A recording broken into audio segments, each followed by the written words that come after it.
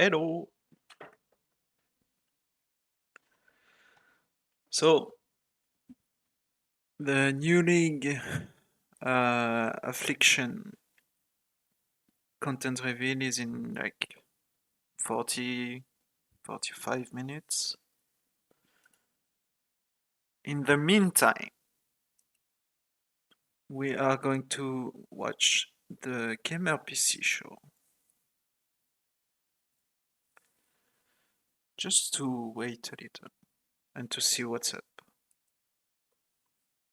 Play of everywhere sits within the biomes, and then you've got these abstracted other areas which we call arcs, and they're pieces of UGC content that we build and our players will build, and they're held separately from the main world. They're connected by virtue of the fact they're all part of this one ever-evolving, ever-changing world called Everywhere, and they're all connected, so using the same character and the same data to kind of traverse these different experiences, but they're not causally related or narratively related. You know, we were intentionally taking a very light touch with the narrative within the game because we want this to be a world where players have agency and they have freedom to infer their own stories and their own world building within this space, and we don't really know what they're going to do with it, and we really want to earnestly kind of move forward with them and help them build this world with us. If you were kind of able to take part in like a shared reality with other players of all different types who had all different types of backgrounds and experiences and wants and needs, but they're all being fulfilled by the creative potential of one particular platform, I think that'd be a really exciting place to be.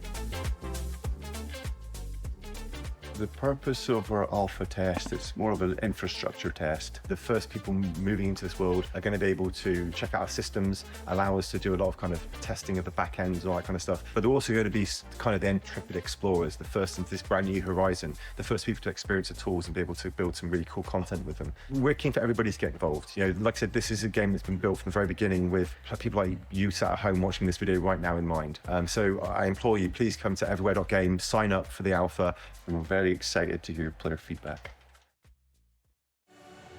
Time for a new world.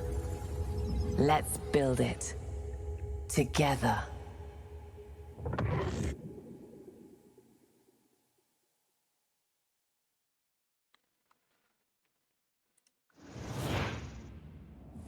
We're closing in on number 1, but first, the follow-up to a roguelike with fittingly mythical acclaim.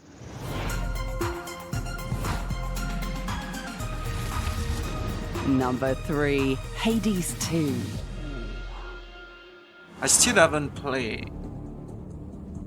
After Hades. 3 years and who knows how many deaths, we still can't get enough Hades. And apparently neither can its developers. In Supergiant's first sequel, Hades is imprisoned and the Titan of Time is loose. You're the witchcraft-wielding princess of the underworld striking out against the forces of Kronos. It's really something to imagine how Hades 2 could build on the slowly unfolding storytelling and elegant design of the first game.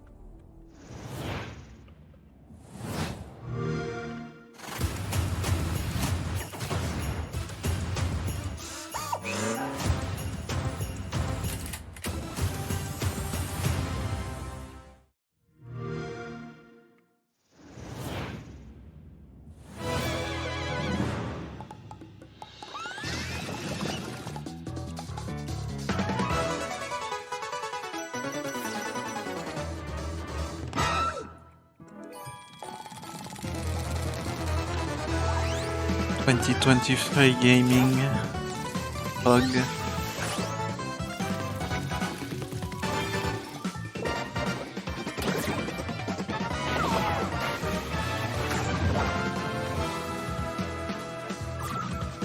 Holy shit, man.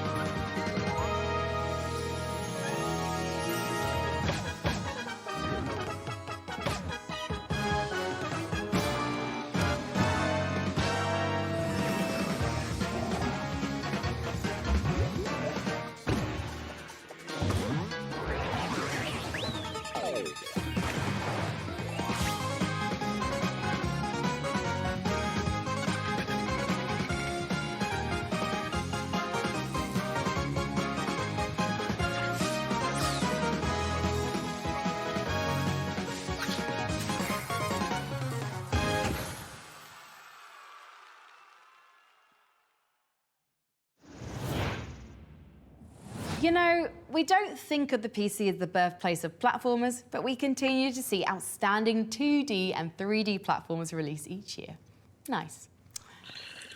Okay, Elden Ringers. However many boss kills you've got under your belt, the greatest test for every tarnished is, well, it's Millennia.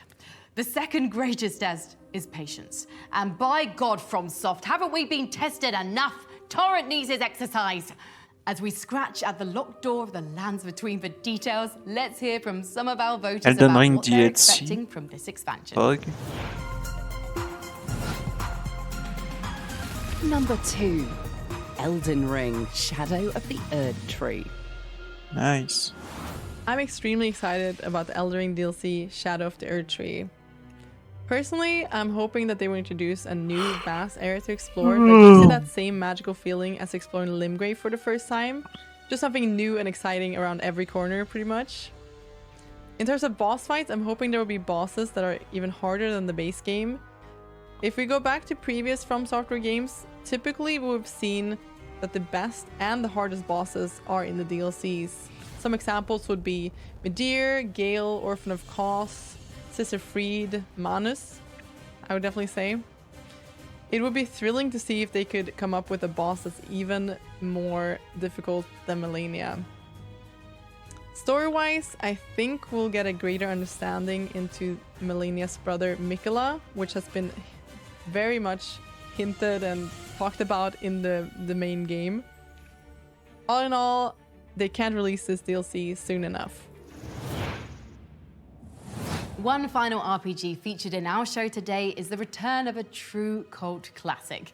We A saw whole this lot of studio right at the nothing. beginning of the show with horror Actually. games Still Wakes the Deep, but they're also working on the second coming of Vampire the Masquerade Bloodlines 2.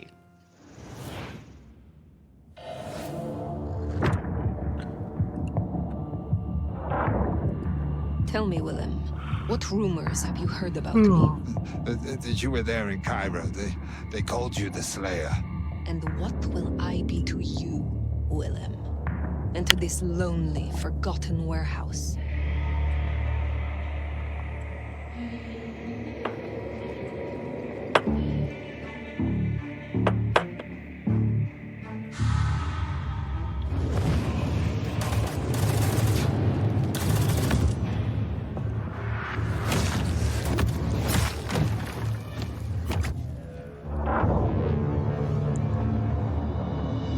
You're exactly what he said you'd be. I guess that makes it easier. Makes what easier? What happens next?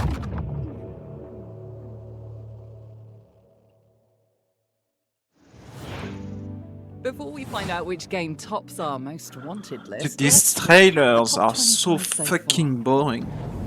Still Wakes the Deep, Sword of the Sea, Like it's always the same Persona 3 fucking Reload, mysterious talk and Private. shit. Like Star Wars Outlaws, Skate Story, Menace, Avowed, Dragon's Dogma 2, Frostpunk 2, Gloomwood, Grand Theft Auto 6, Tekken 8, Hollow Knight Silk Song, Marathon, Path of Exile 2, Homeworld 3, Haunted Chocolatier, Pacific Drive, Helldivers 2, Like a Dragon, Infinite Wealth, Hades 2, Elden Ring, Shadow of the Erd Tree.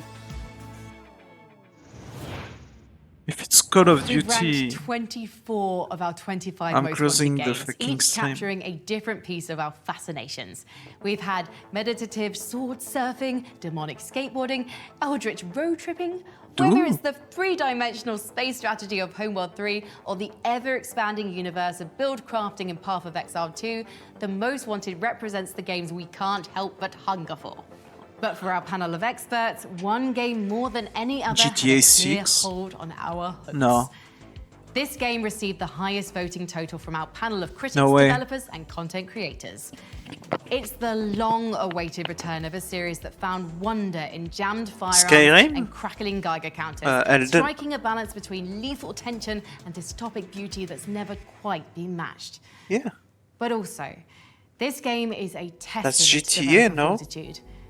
This is a project that's weathered wartime, including office relocations and most recently, a severe Stalker. studio fire. What? Here is our most wanted game.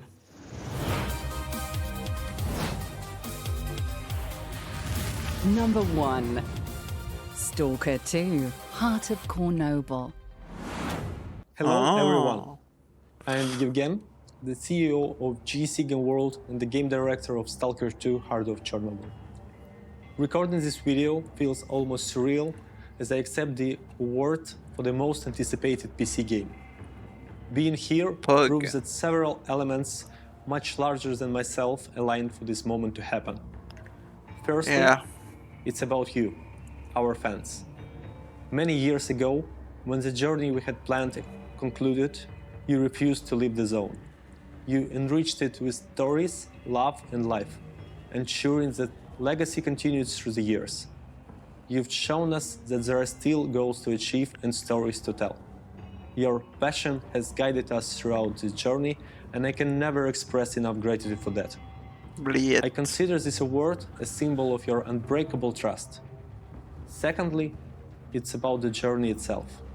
This path was extraordinary, marked by dedication, passion, and commitment from everyone involved to deliver an unforgettable experience. I feel blessed to lead a team like this, and I dedicate this award to those talented individuals. Stalker 2 stands as the biggest and most complex game in our lives. It was ambitious from the beginning, but evolved into an ultimate challenge. It holds extreme significance and a deeply personal connection for us, crafted amidst the most stressful conditions imaginable, including the pandemic, war, relocation, cyber attacks, life threats, and more. Additionally, it's about the legacy. Stalker began as a PC franchise and has always been loyal to the PC community. Receiving this award at the PC Gaming Show feels like a confirmation that we will remain true to our vision and roots. This holds extra significance for me. I understand that discussing somber topics during a gaming show might not be ideal, but I'll take this opportunity to address the situation in my homeland. The war still goes on in Ukraine. Those currently fighting on the front lines, including GC employees, are real heroes. Not all of them were trained for this, they simply couldn't turn away. Stalker 2 was important for us even before the war, but now it stands as a national product, aiming to convey Ukraine's unbreakable spirit to the world. Today, we celebrate our victory here, while simultaneously striving for our homeland's ultimate triumph in the future. I am overwhelmed with the joy to recognize that Stalker 2 entered the final phase of development. Fellow Stalkers will soon reunite in the zone once again. Thank you all for this award. I assure you it holds far more meaning than I can express in a foreign language. Now I want to show you the story trailer we have prepared for this occasion. Please enjoy. Wow. So brave. Made in Ukraine.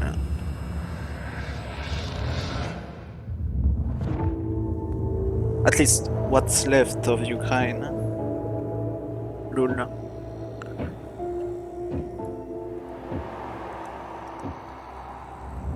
You asked me about my good luck charm. Remember? It's an empty shell. Decided to play soldier with me? Dimitri and I were just discussing a certain puzzle we found in the zone. But we can't quite seem to get all the pieces to fit. Maybe you can figure it out. It reminded me that we used to be puppets. I took just one 30 minutes. awkward step. and my whole world plunged into darkness. I'm sorry, Strider.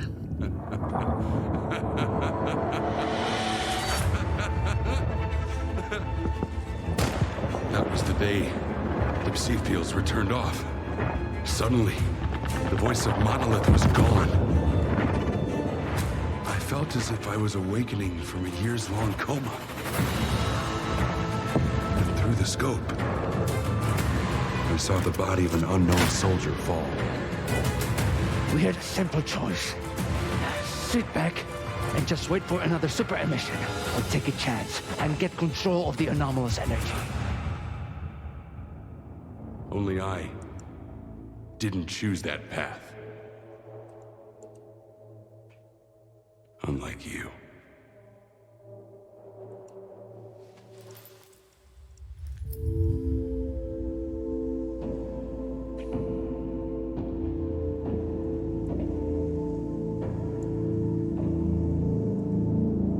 Wow. So badass.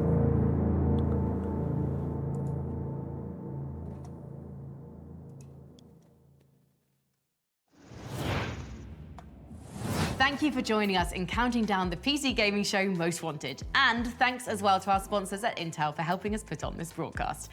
And remember, all the games featured in today's show can be found on the PC Gaming Show Steam page at pcgamer.com/wishlist.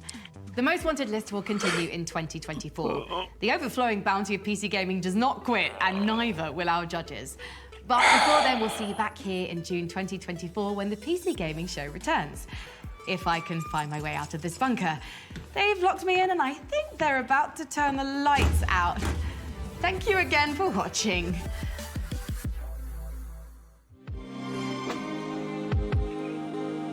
So corky.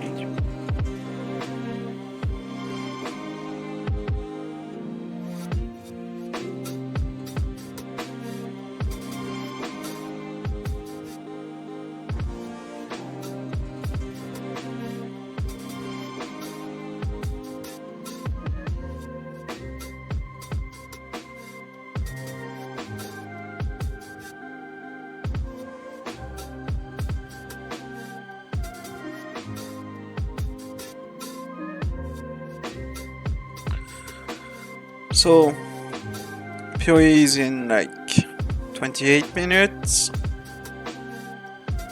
So what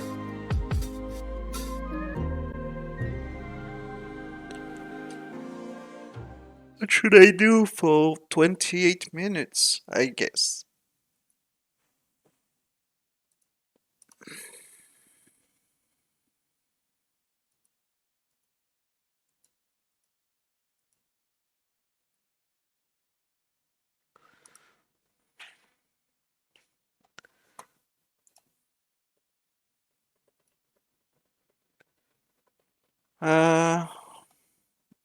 Yeah.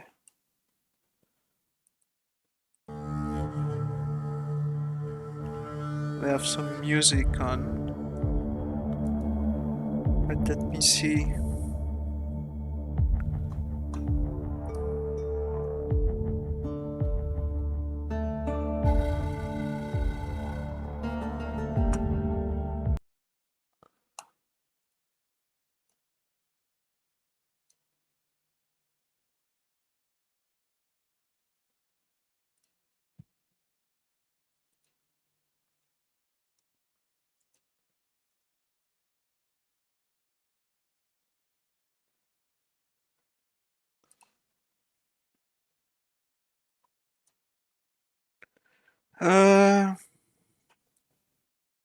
What? Oh, my bad, my bad.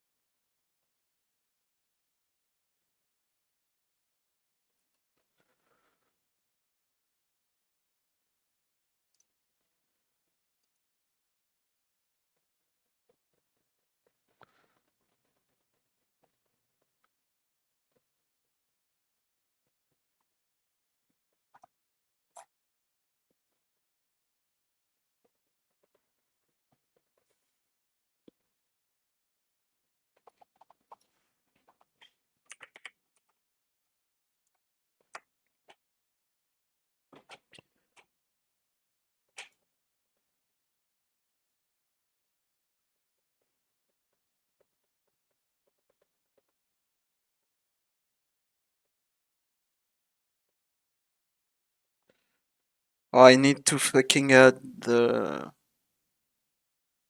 fucking 70V and shit on my bio.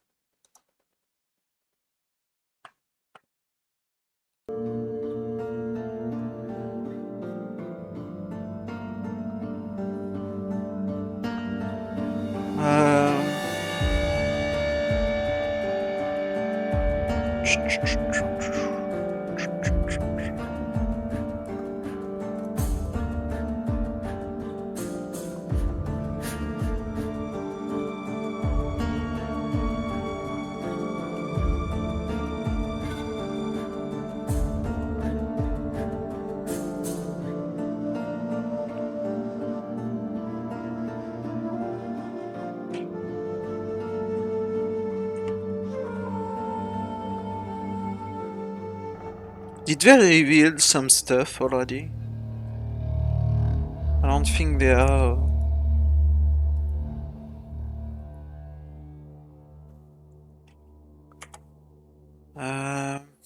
Let me see. Let me see. News. Yeah. They just shown like the fucking teaser.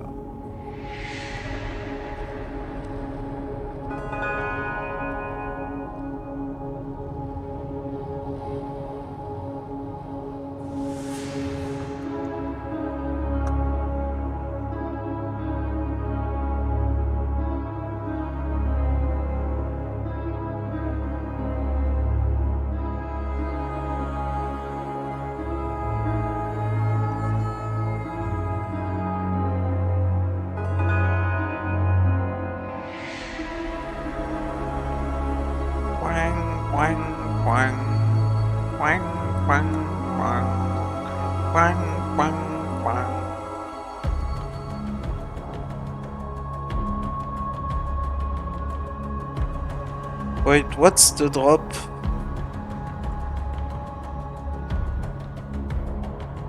I think I can see it on my Twitch.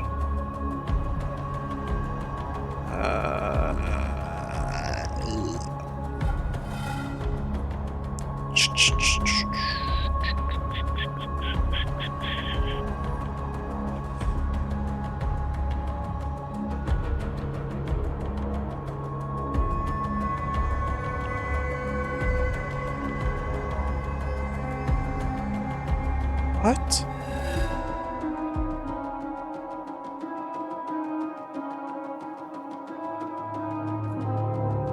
Where is it?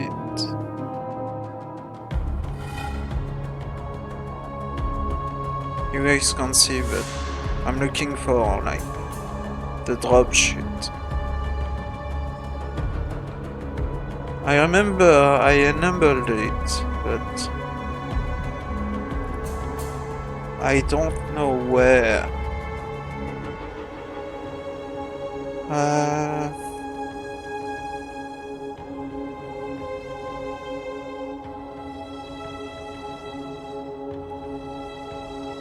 Drops.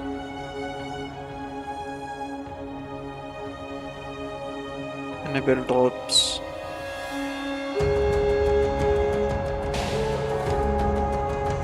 Reward. No.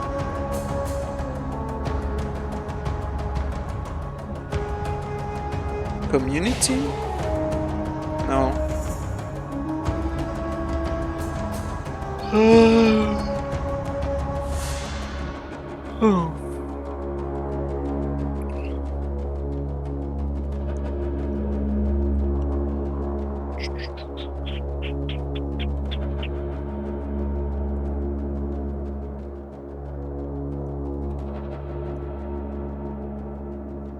Wait, I'm in the fucking wrong section. I'm in Valorant.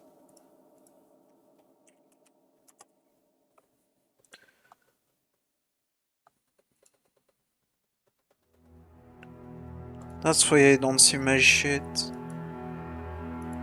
I'm fucking retarded.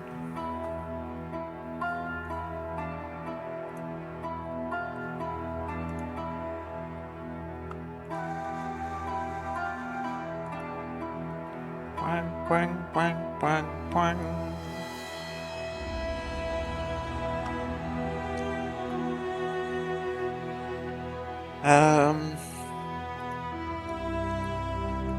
Drops.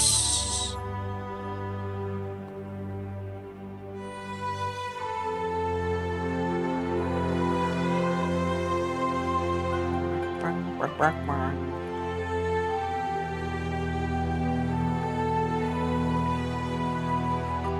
Quang, quang.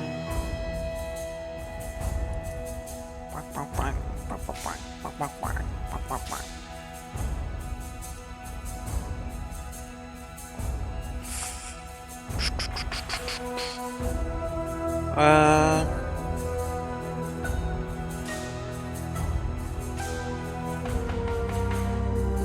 Can see my extensions. Fuck. Okay, let me see. Back to Twitch.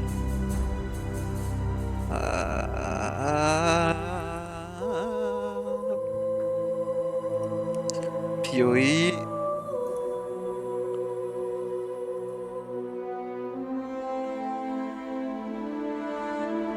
Okay, hold on.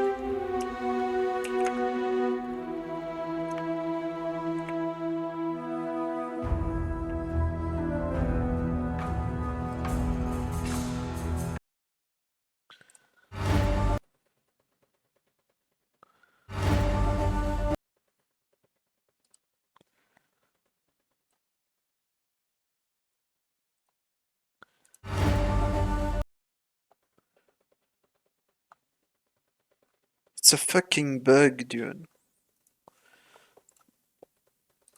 Like, really? Come on, man.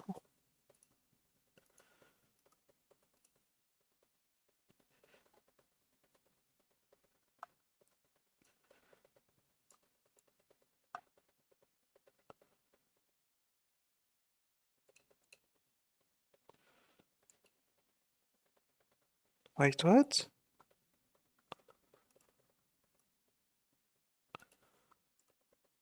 Why is... What?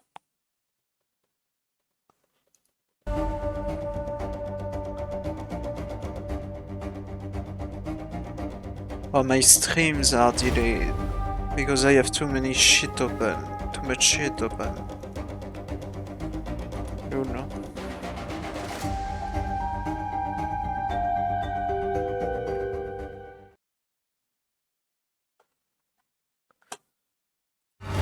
That's it? That's the drop?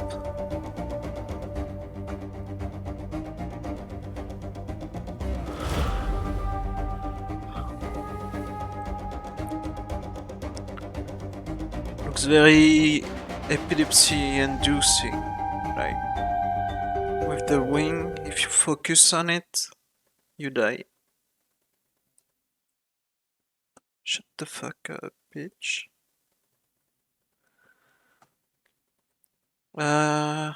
Simply link your PoE account to Twitch and watch the live stream for 45 minutes.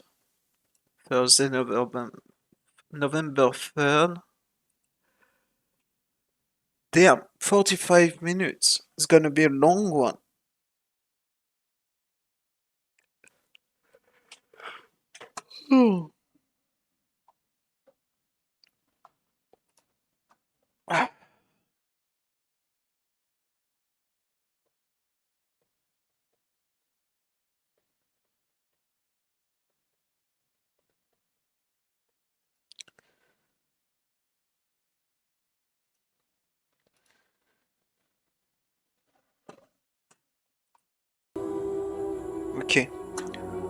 15 minutes. I think I'm gonna take a quick break and come back. Leave you with the chat and shit.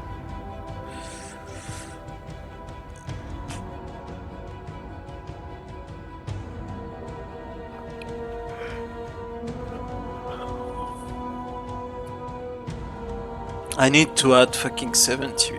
I'll do it later.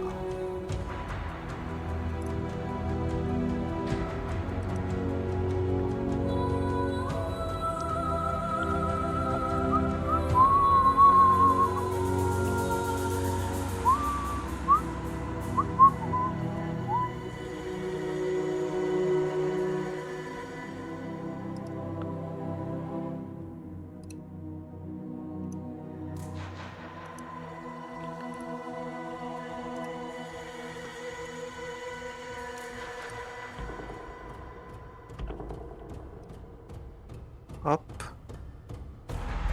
And be right back, guys. See you in like 10 minutes.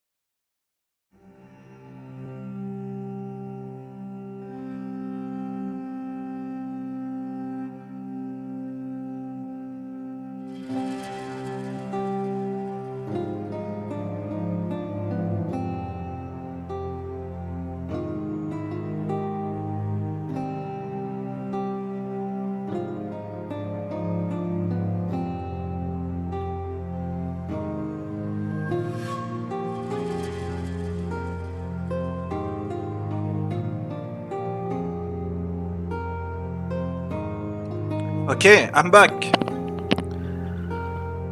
5, 4, 3, 2, 1.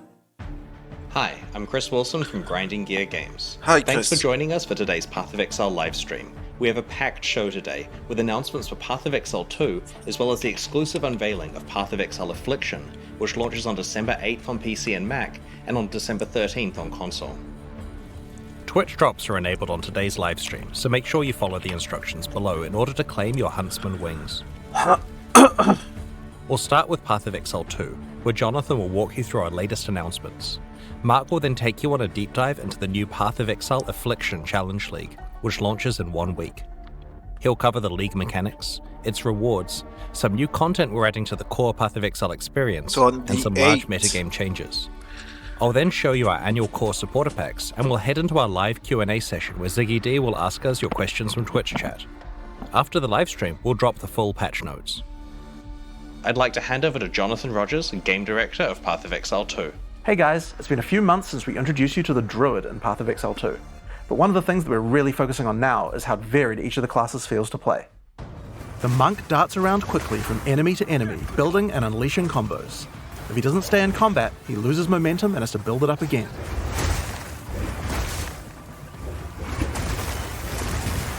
So that's the alternative Templar? Or no, Shadow. That's the The warrior, alternative on the for other Shadow. hand, is like a slow but unstoppable freight train. A warrior commits to big attacks and relies on stunning his enemies to stay safe in the thick of combat.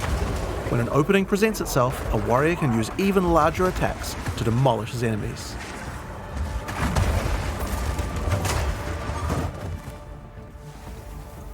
The Huntress seamlessly moves from melee to ranged combat and back. The true damage potential of the Huntress is only unlocked when you learn to combine ranged and melee abilities together.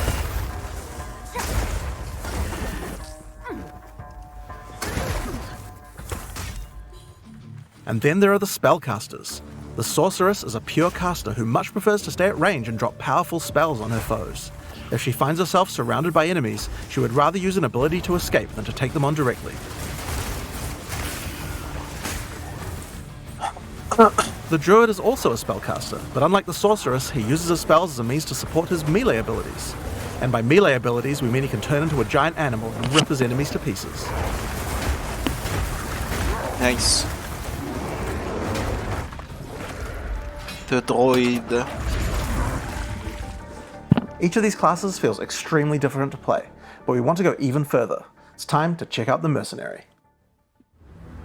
There's not a job out there I won't take, so long as the pay's good and a crossbow can solve it.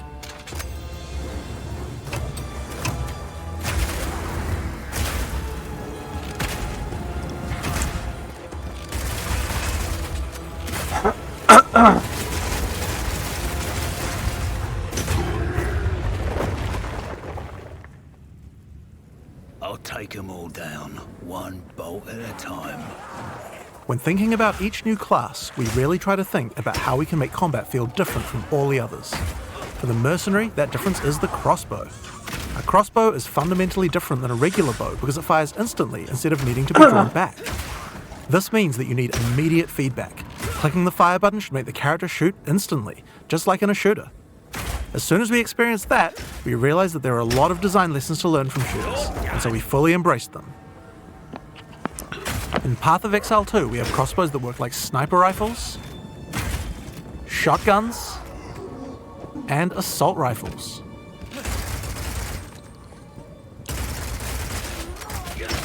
But in order to really get shooter-like gameplay, we wanted to go further. In Path of Exile 2, we now support WASD movement. You can now walk around in any direction independent of aiming. In fact, if this is your preferred method of gameplay, you can use it on any class, regardless of what weapon type you're using. You can change between click to move or WASD at any time. You can only hold 2 crossbows at a time, but Path of Exile 2 is all about interesting combinations of abilities, and this is where ammo skills come in. This is a burst shot crossbow, and right now I have armor-piercing ammo equipped, which makes it very effective when facing a group of enemies, since it pierces right through them. Bloody horrors! But there are other ammos too. For a bigger, single target, it might be a good idea to switch to Incendiary. The more projectiles hit the target, the stronger the ignite, so you'll want to get up nice, close and personal with this one. Ah, interesting. If you have a bunch of targets running at you, you might want to slow them down. In this case, you could switch to Permafrost Burst Shot. Shooting a bunch of smaller enemies at range will chill them, and potentially even freeze them in place. Once you have some frozen enemies though, you can switch back to Armor Piercing. Shooting a frozen enemy with Armor Piercing Burst Shot will explode the ice, doing a huge amount of damage to all nearby enemies.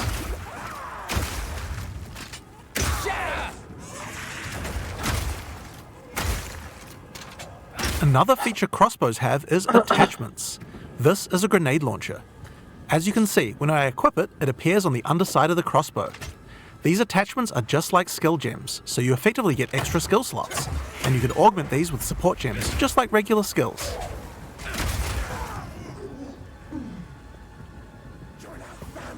Fire in the hole! These grenades take a while to explode, so it's a good idea to pair them with some kind of crowd control, like Permafrost Burst Shot. Yeah. I don't know, dude. Doesn't look fun to me though. Like... We have other grenades too though. This attachment is a flash grenade. It does barely any damage, but it does a huge amount of stun. It can be a great opener before you run into combat. Surprise! Looks boring as fuck. Now, here's another attachment, an oil grenade. Firing one of these grenades coats the ground and nearby enemies in oil. Oil slows enemies down, so it's another useful crowd control mechanic.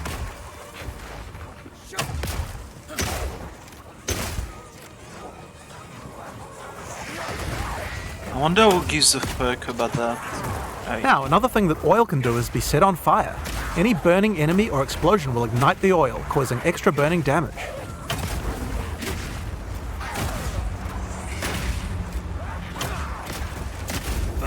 One of the problems with burst shot crossbows is that each pellet doesn't do much damage individually. This means that if enemies have armor, then it will be very effective preventing that damage. But thankfully, you can equip an additional crossbow in your second weapon set to deal with the weaknesses of your primary weapon. This is a rapid shot crossbow. Rapid shot is great for closing on enemies because you can shoot while running. In Path of Exile 2, we now have the ability to allow you to use some skills while moving. Being able to create skills like this opens up a lot of new design space and allows us to really increase the pace of combat. I hope they add it to PoE 1.2 one day.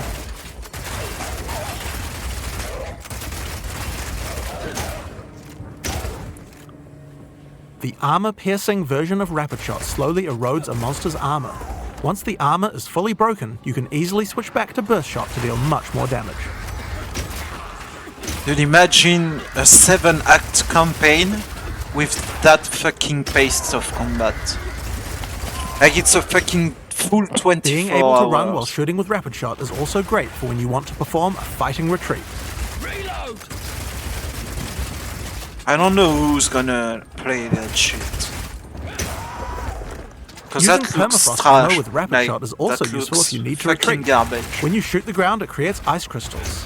If you draw monsters back over these crystals, they explode, chilling the monsters. It's great if you want to set up a safe zone before pulling the next pack.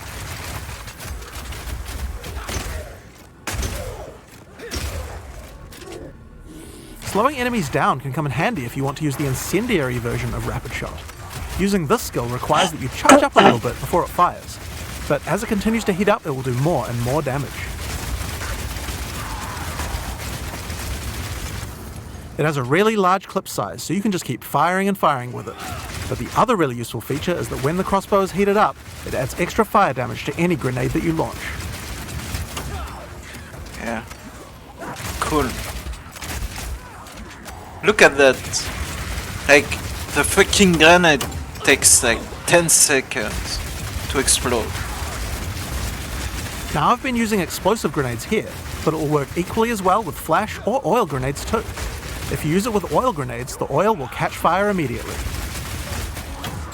The pace of the combat, man. Nobody wants to play that shit.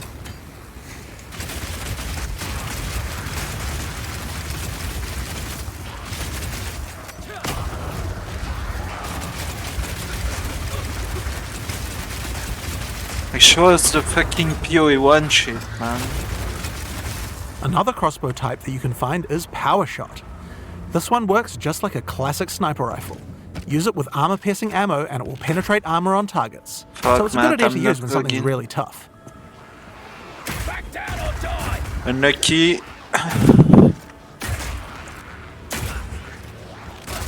Now this skill has another interesting interaction with armor break. If an enemy has its armor broken, then your Power Shot hits a weak spot and does a huge amount of single target damage, with a bunch of extra stun for good measure. Oh, he's still in the same fucking corner 5 minutes later, like... Nobody the gives a incendiary version fuck, of Power man. Shot is more like a rocket launcher. It does a big explosive blast at a distance. Like, you worked hard on it and shit, but nobody cares. Move on. Like, show us PoE 1 shit. One of the really useful features of this version is that you can explode any grenades that happen to be on the ground. Wow. I didn't ask.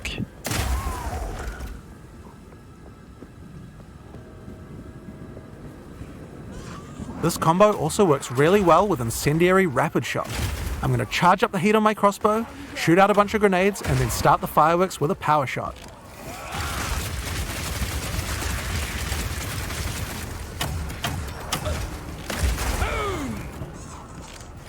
Holy fucking sleeper. The ice version of Power Shot creates frost walls at a distance.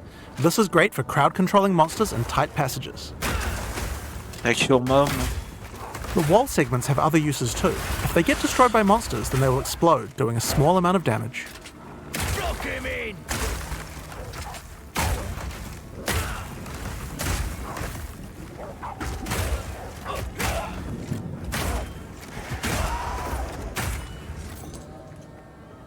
Now, remember that burst shot combo with frozen enemies we did earlier?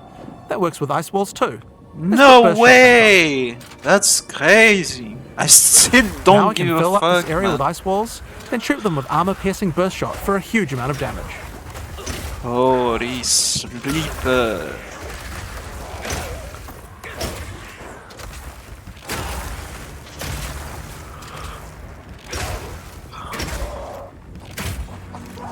Look at that. All right, 10 it's hits time on a to face the fucking boss blue. for this area. Let's see how we fare against What her a with all the great skills game. I've shown you so far. Can't wait to not play it. Not letting you anywhere near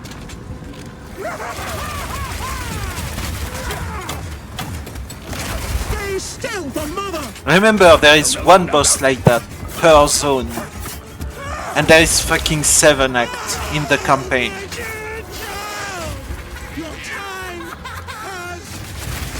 By the gods!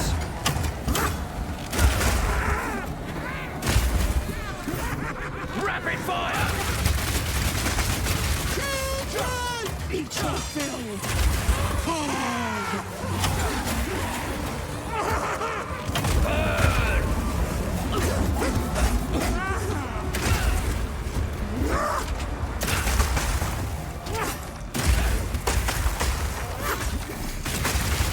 Like, the boss design is good, but... Eat this! like, playing it is gonna be so fucking boring. It's so fucking slow, man. Piercing shot!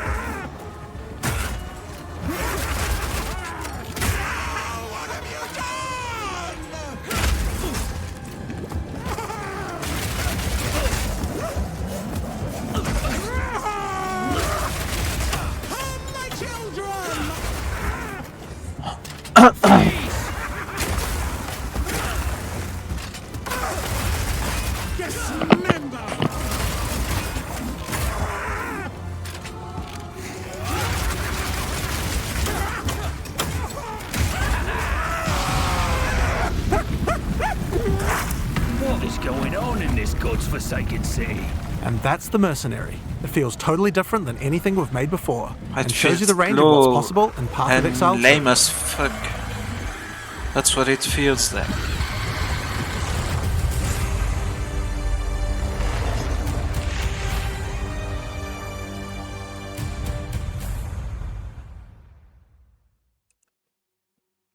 We're going to be showing off a lot more about Path of Exile 2 as we approach its beta, but in the meantime we've got a Path of Exile 1 expansion coming out next week.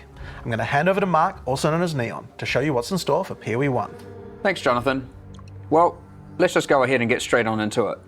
Here's the trailer for Path of Exile Affliction. Finally! Something moves in the mists. Something sinister. Thorn. Rot. Plague. And claw. The affliction spreads. It hungers for more.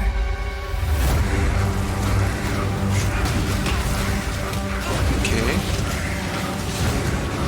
Tread lightly in the wildwood, which shifts and bites. Accept our help, the ancient power of the Asmiri. Beware the spirits that yearn for freedom. And the heart of evil that waits in the dark.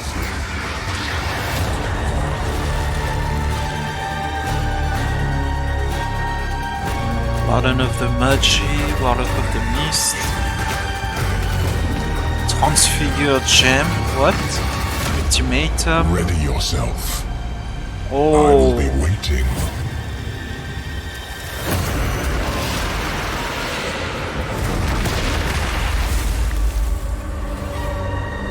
Okay. A lot of new stuff. And reworked. Like. Ultimatum is nice.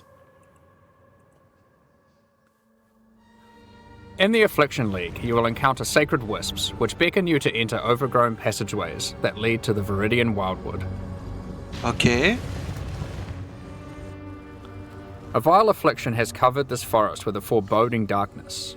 You'll need to uncover the forest mysteries to put a stop to the source of the affliction. As you approach the darkness, the wisps burn away its affliction. Make sure you tread carefully, because they only have a limited amount of power. But be warned, the darkness is full of cursed monsters that emerge to kill you. So it's kinda like Delve. As you explore, you might see other types of wisps trapped inside the darkness. The Wildwood is trying to guide you towards clues about its affliction. Ah. Follow the trails of wisps by collecting them, and you may uncover many different secrets. New characters to find, shrines, boss battles, and all kinds of new encounters are lurking in the forest just waiting for you to discover them. There are many rewards to earn for those brave enough to seek them.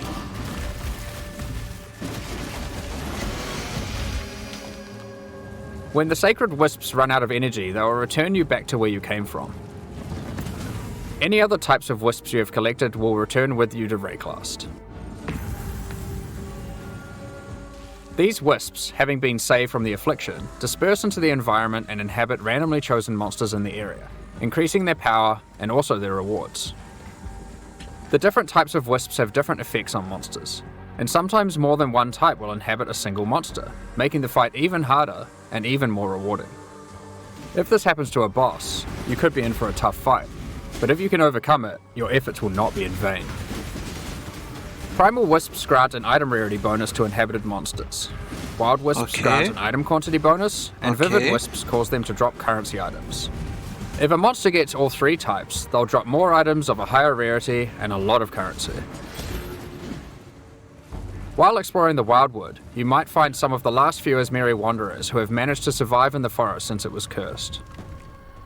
Each of them have different survival specializations, and they are willing to teach you if you agree to help them defeat the source of the affliction, the King in the Mists. Choose which of the Asmiri that you will complete quests for to unlock one of 3 new Ascendancy classes, which you can have in addition to your regular Ascendancy class. What? Up to 8 points for these classes are unlocked as you complete more quests for the Asmiri you are training under. The Warden of Eves can teach you to become a Warden of the Magi, a powerful class that takes advantage of wilderness knowledge. A Warden of the Magi can learn to use tinctures which coat their weapon, granting various powerful effects. You can equip tinctures in your flask slots and toggle them on and off at will. You can only have one enabled at a time, but the effects are quite conditional, so you may want to have more than one equipped and swap between them during combat. Oh, interesting.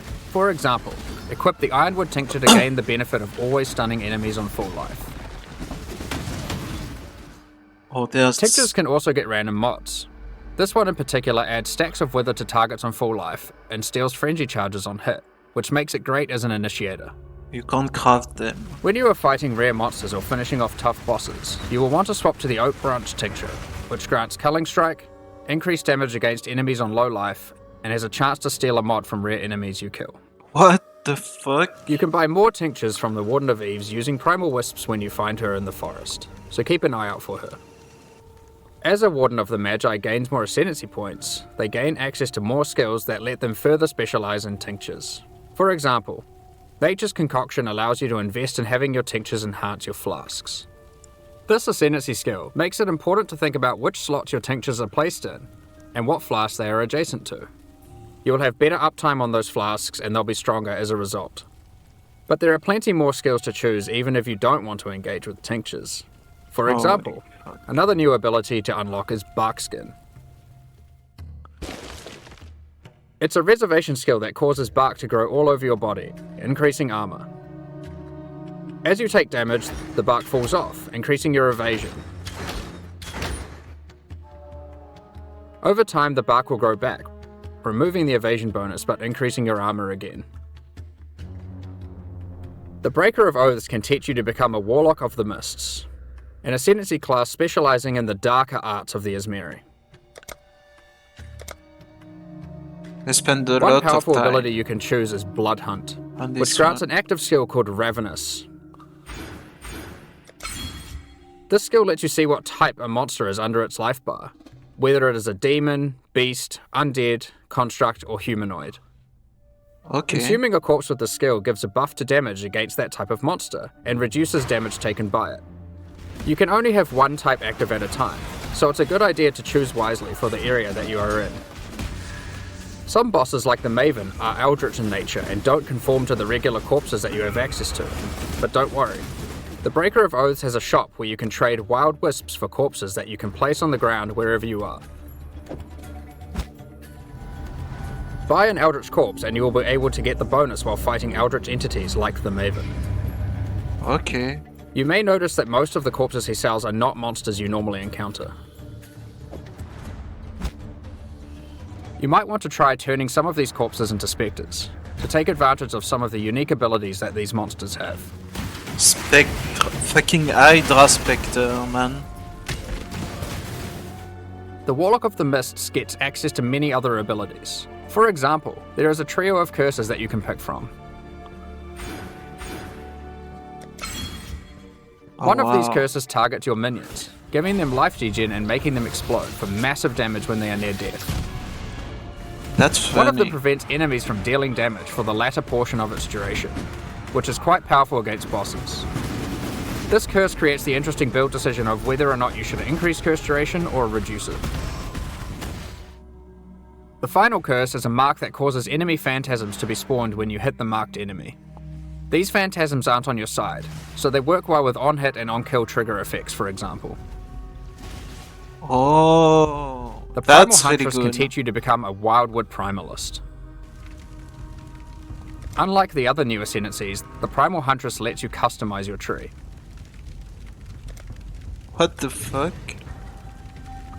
You do this with charms that you can buy from the Primal Huntress for Vivid Wisps. Charms have randomly generated mods which give stats from regular Ascendancy classes, allowing you to create your own hybrid Ascendancy class. Holy shit. Charms are magic items that are aligned with different attributes. So for example, this Ursine charm is strength aligned and has gotten the melee hits have a chance to fortify stat from the champion, and the ability to stop your movement speed going below base from the Juggernaut. This interline Corvine charm lets you get the stat that makes your consecrated ground effects linger from the Inquisitor, and the effect that makes cursed enemies explode from the Occultist. Some of the combination of mods that you might find for sale on charms can be extremely powerful, so keep a lookout for the Primal Huntress's shop even if you are not playing as a Primalist. As a Primalist, you also get access to a few other interesting abilities. Use war cries next to corpses and they have a chance to drop an extra item. It opens That's nearby really- chests too. Oh my god! That's The really Primalist cool. also gets access to a small extra backpack, just in case you find yourself needing to cart more items to town during your map runs. If you are unhappy with the class you picked, or you just happen to find a really great item for another one of the classes, you are able to change which class you are using next time you find one of the Asmeri Wanderers. Just remember that you will have to do their quests in order to gain the Ascendancy points for that class. These quests will lead you towards the ultimate goal of the Asmeri. So you can finding swap? the King in the Mists, defeating him, and cleansing the forest of its affliction, once and for all. There are new uniques to find, rewards to claim, and new Ascendancy classes to master in the Affliction League. Damn. Now that we've covered what's in the League, let's talk about some of the changes you can expect to the core game in 3.23. For a start, Ultimatum is finally going core. When talking to players at ExileCon, it was the #1 feature that people requested. True. When playing through in-game maps, you may sometimes encounter the Trial Master, who offers you a choice to undertake a Deadly Val trial in exchange for great rewards. If you defeat the trial, he offers to go double or nothing with you. Do you take the risk and go for an even better reward? Or do you take the winnings you have already earned off the table and go home?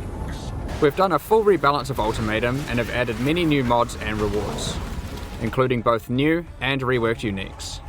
The base number of rounds for an Ultimatum trial is now always 10, with a chance to spawn the Trial Master boss fight on the 10th round, if you are able to make it that far. As part of 3.23, we have also removed Metamorph from the game.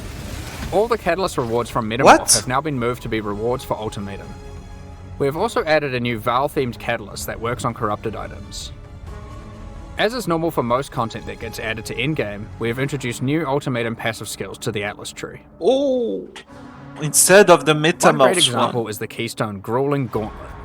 It makes Ultimatums last 3 extra rounds, but you cannot choose the modifiers, and it prevents the final Trial Master boss fight from spawning. The level of challenge becomes extreme during the last 3 rounds, and not being able to choose the modifiers makes it even harder. But the rewards are insane, and for those with very high-end characters, it might be a bet worth making. There are lots of other Atlas passive skills you can pick from for Ultimatum, so choose wisely. Now, it's time to talk about one of the largest metagame changes we've ever made. There were 3 systems in Path of Exile that were all trying to subtly modify the behavior of skills. These were alternate quality gems, Labyrinth Helmet enchants, and unique threshold jewels. We've combined all of these together to create a new system called Transfigured Gems that allows us to fully achieve the goal of these 3 systems and then some. Transfigured Gems are alternative versions of existing skill gems that have different functionality and balance from their regular versions. We have added a huge number of these with interesting variations that drastically change how existing skills play. For example, Frostbomb of Instability. It changes it from a cooldown skill that you can cast occasionally for a large explosion into a skill that you can cast continuously but deals less damage and doesn't apply cold exposure. It changes the role of Frostbomb from a utility skill into a main damaging skill. Another example is Detonate Dead of Scavenging. You can't use it on corpses that were created by Desecrate or Unearth, but in exchange it does a whole lot more damage. You won't be able to use it as your main reliable source of damage, but it's a great skill to use as a 4-link utility to get some extreme burst damage. Raise Zombie of Falling. Instead of raising a zombie from a corpse, you summon them from mid-air. They fall to their death, dealing AoE damage where they land. While this sounds like a physical damage version of Firestorm, you should consider that it scales with minion damage and also triggers on-death minion effects. Blight of Contagion. This version of Blight is now spread by Contagion, so you can use it as part of your Essence Drain build. We have a huge number of these. Transfigure Firestorm into Firestorm with Meteors, Transfigure Blade Trap into Blade Trap of Greatswords, Transfigure Barrage into Barrage of Volley Fire, and so on. There is a lot to experiment with, and we look forward to seeing what builds you can come up with. But how do you get Transfigured Gems? Yeah, how? The Divine Font at the end of the Eternal Labyrinth has been changed to a gem crafting device that can modify your skill and support gems in a lot of new ways. One of the options you can now choose is to turn a skill gem into one of 3 Transfigured Gems. But that isn't all the Divine Font can do. It has a lot of other gem crafting options you can use. For example, you can add quality to gems, add experience to gems, sacrifice a gem for one or more treasure keys to open Azaro's chests, and you can even exchange support gems for exceptional support gems like Empower or Enlighten. These are just some of the options you'll find the Divine Font is now capable of. In order to replace the rewards in Heist that previously gave alternate quality gems, we have done a rebalance of the rewards of Heist as well. Experimented base types have been rebalanced, new replica uniques have been added and old ones changed, and we have increased the amount of currency from display cases as well. On top of this, we have gone through and buffed the quality stats on most damage dealing skills. In most cases, they will be significantly more powerful than before, and also more interesting. Overall, this is one of the largest metagame shifts that we've ever done. There are so many crazy new skill combinations to plan around, so we expect to see some really interesting new builds. Okay. Next up, I'd like to hand back over to Chris to talk about the new supporter packs. At this point, we'd usually talk about the League supporter packs. We're doing things a bit differently this year. Rather than releasing League supporter packs today and then our annual core packs 2 weeks later, we have combined it all together into a strong set of core supporter packs that will be released alongside Path of Exile Affliction next week. The series contains 5 packs, each with its full value in points and a collection of exclusive cosmetic microtransactions. The higher packs contain physical merchandise. We'll unveil the full details of each of the packs at release next week, but in the meantime, here's a sneak peek of some of their exclusive cosmetic microtransactions. These packs will be available for purchase when Path of Exile Affliction launches on the 8th of December. Thank you so much for your ongoing support. So in 1 week, the 8th, that's a big end. We're just about to start the Q&A with Ziggy D. Afterwards, we'll post Path of Exile Affliction's full patch notes. With the release at the end of next week, our community team will be posting crucial information you'll need for Affliction's release. Keep an eye on the news. On release weekend, we expect to launch the new mystery box and this season's Kerrick's Vault Pass. Thanks for joining us today and checking out our latest developments. We're looking forward to exploring the Viridian Wildwood with you next week. We'll begin the Q&A shortly, so please get your questions ready. You hear that? Get the questions ready.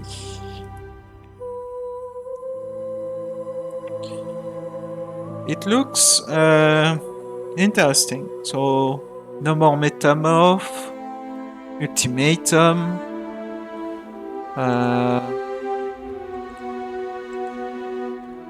rebalance of Heist,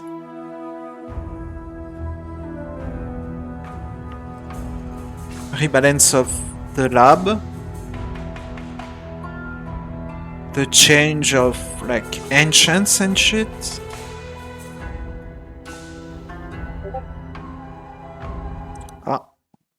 Doo-doo. G'day, Ziggy D here, folks. Exiles, welcome for a giant jam-packed Q&A after a huge reveal session. We have here today Chris, Jonathan, and Mark. 3 for the price of 1 this time around, not just Chris. Welcome, folks. Thank you very much. Yeah. Cheers.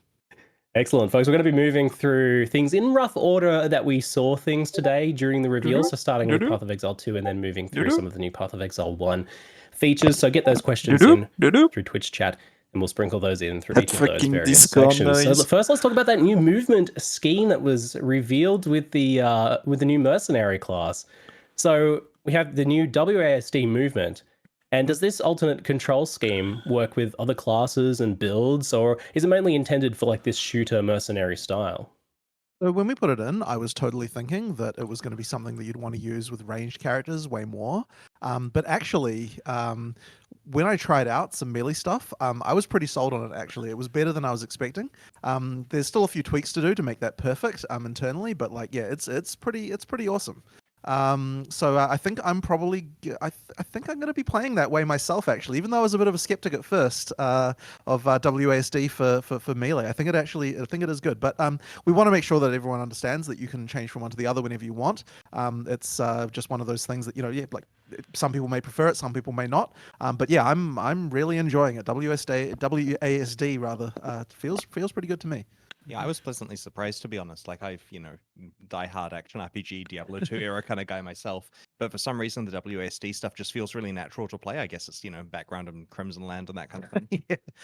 That first moment you use it, it's a little bit jarring because W is now not a skill, but once you can get beyond that, it is like very, very fun to play. It is actually funny going I went loaded up the PoE 1 client again recently, and like I was immediately pressing WSD like, oh shit. Yeah. You Keep know? doing the exact same thing. Yeah, exactly. But I also keep trying to dodge roll as well. Yeah, so yeah. That's no problem. I was going to ask it then, can WASD movement be added to Path of Exile 1, or is it exclusively a PoE 2 feature?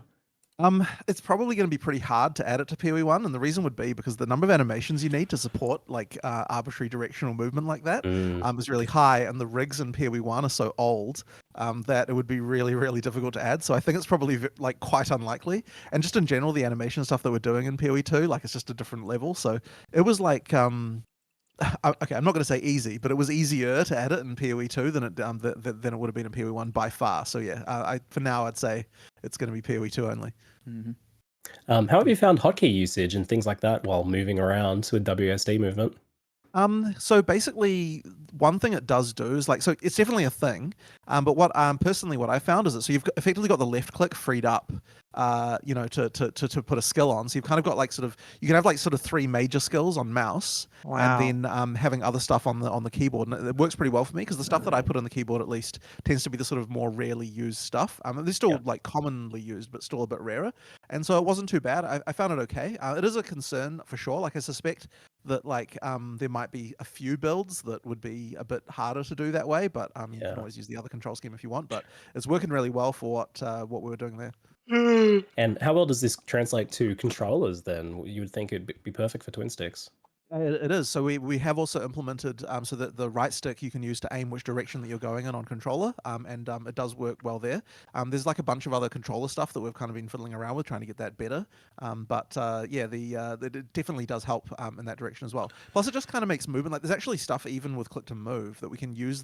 We can utilize the fact that we've got the ability for the character to face a different way than they're walking. That actually makes there's some cases where we can make the click to move stuff look more natural as well. It's kind of minor stuff, but the animation does look actually better for click to move too due to that. And what sort of skills can you use while moving? That was mentioned that some will be kind of functional in that way. Yeah, so we're still going through and thinking exactly what we want to do there. But the basic thing is that you definitely want to have, I think, for each build, a few skills that you can use in that way, because it does make combat feel faster when you can kind of be doing stuff on the way to the next monster, this kind of thing. It just kind of improves it in a way that once we tried it, we were just like, wow, that's actually really cool. It won't be like everything, or a lot of the time, I think what we're doing is getting the we can shorten the windows because we've got this ability now. We can kind of shorten the windows where you're not allowed to move, where there's movement locked out in skills as well. So only right near the contact point do you actually have to stop. And then for other skills, we can do them completely while you're moving. So some of the skills that you might want to spam in some cases, things like that, it can be okay. So I'm not going to give you a list or anything, but yeah, we definitely want to making sure that each build has skills that you can do while moving available, so that you can kind of utilize the time when moving between packs to be skills that incorporate more movement or even play with the lack of movement, like planting your feet. Hello? What's that, sorry? What? Oh, sorry, I didn't hear what you said. I think Discord kind of lagged out for a second there. Oh, okay. The other thing as well is that is another question people have asked is how does it work when you what is this fucking game about? And the answer is honestly pretty simple. You click where you want to move, and then you move the mouse and use the skill in the other direction, and then your character will just not be interrupted the move. They'll just keep moving while you shoot in the other direction. That does work. It is technically it takes a bit more mouse movement to be able to do it if you want to be able to move while you're doing it, but it does work. So there's no technical disadvantage there other than just effectively what you're doing is it's like what the same exact motion you do if you're stutter stepping, except that you're able to actually move at the same time while you're doing it basically. Yeah, you effectively queue up feeling and so move fucking command and then sleepy, fire in the man. opposite direction or something. Exactly, yeah. Do you find that this is... What's that? I was saying it's like lower APM stutter stepping. Yeah.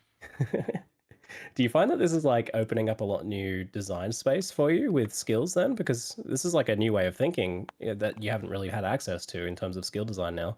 For sure. There's definitely a lot of stuff we haven't even really yet explored all the repercussions on other builds as much as we would like to yet. Like, there's a lot of stuff to change here and kind of and utilize that stuff for. But yeah, as I said, once we tried it, it's just like, yeah, we need to be exploring this all throughout what we're doing and making sure that we can take advantage of it so it feels as natural as possible when you've got like direct character control like that. What we're finding here is the overarching goal with the new characters in Path of Exile 2 is that each one plays entirely differently. We're releasing 12 games in one, where you can play an entirely different style with each character and feel compelled. Now that you've tried a mercenary, you want to try another one, for example, because you're going to get a different experience. And this means that Jonathan's team is pioneering these new things like the WSD controls, using a class as an example. Like the mercenary is the canonical WSD control one because of the crossbow stuff feeling like a gun. And then the fallout from that, of course, is then it benefits all the other 11 classes and millions of different playstyles. Yeah. Kind of falls through afterwards, and we get time to experiment with how it actually works on those classes. Yeah. At the risk of going like off topic a little bit, I already noticed in previous reveals that like the melee stuff is getting a lot more fluid with a lot more movement and stuff like that. But a lot of that was a kind of pre-scripted but modifiable movement after the fact, where you could like whirl and then change direction a little bit like that. But it seems like now even you might even be able to have things like where your character's able to do a cleave while taking a couple extra steps, just little things like that. So it seems like it's going to change gameplay a lot from Path of Exile 1 to 2. But we do have to be careful. Like, I don't want the feeling of just complete floatiness. Like we don't want, like I wouldn't want it so that every skill you can just do without while like moving. Nobody arbitrarily. gives like, a fuck about PoE 2. That's like, crazy, some man. amount of the animation where you're kind of PoE like, 1 when So something my like cleave, god. for example, what I do is you can kind of step into it, and then you can move really quickly after the slash. But the actual slash itself, you need a bit of that sort of like locked in, just so that you got something going on there. Because otherwise, it'll People just want to go fast. fast. They don't want to fucking shoot a crossbow I retarded want to avoid the kind of shit. feeling where where you don't feel like you're a real character in the world, which you can get if you just allow full unrestricted. Like if you do absolutely everything while moving and there was no slowdowns or anything, then it would feel real floaty, and I don't That's like crazy, man. So it can be a little bit of an interesting one. We have to Don't really wait for you have to like really look at the PoE feel of every single mobile. skill and kind of Oh wait, get the timing that's windows already exactly a right for thing. everything to be able to make it actually feel really solid and good. Fucking But, PoE if we're doing our VR, job man. right, then every class should have quite a distinct feel as far as all that stuff goes. Like I get what you mean. Like once you have more movement, that's when you can start playing with like, okay, in what situations do we stop movement? Like I noticed with the crossbow, for example, the character planted their feet for the shotgun shots especially, and that made that look and feel a lot more impactful. So that seemed by design there. Exactly. Perfect. I'll do On that the note, patch then let's talk note about the after, crossbow. I think. It seems that they've changed quite a bit since the original reveal with the armor-piercing bolts and whatnot. Yep, they have. I mean, it's 10 p.m. It's no longer applicable, I am. hopefully. But yeah, absolutely. So- I mean, so the split to all of the classes happened after that last the last reveal, and so then we were kind of like, we need to make sure that we're making like I didn't. Even like there were like the mechanical ideas of like having ammos and stuff like that for the crossbows before, but I don't think we'd quite yet nailed the kind of like how is a crossbow actually going to feel really different to play than a bow. And it wasn't until I sort of made the observation that hey, like if we're like a crossbow, like if you pull the trigger on a crossbow, it needs to fire instantly. We should be putting the contact point literally at 0 on the animation. So this is a bit of a technical term. Like contact point just means point where the damage happens, et cetera, et cetera. We need to move that right to the start. And if we do that, like what kind of things, would need to change? And we actually found there was like a grab bag, like as soon as we did that, there's like a grab bag of issues that we off topic, but it's like the amount of engine Fucking Discord trolling, man. mercenary brought to the front was so high. Like the amount of things like that we had to fix in order to make the mercenary work in the engine was just ridiculous. Like I found so many bugs. I mean, these are all going to be fixed, by the way, in PoE 1 as well because the engine is shared. But it's like I found out cool. that projectiles like disappear a frame before they arrive at the destination, and they appear 1 frame late after they leave your character as well. And that it turns out all objects when they're created appear 33 milliseconds late from when they actually render.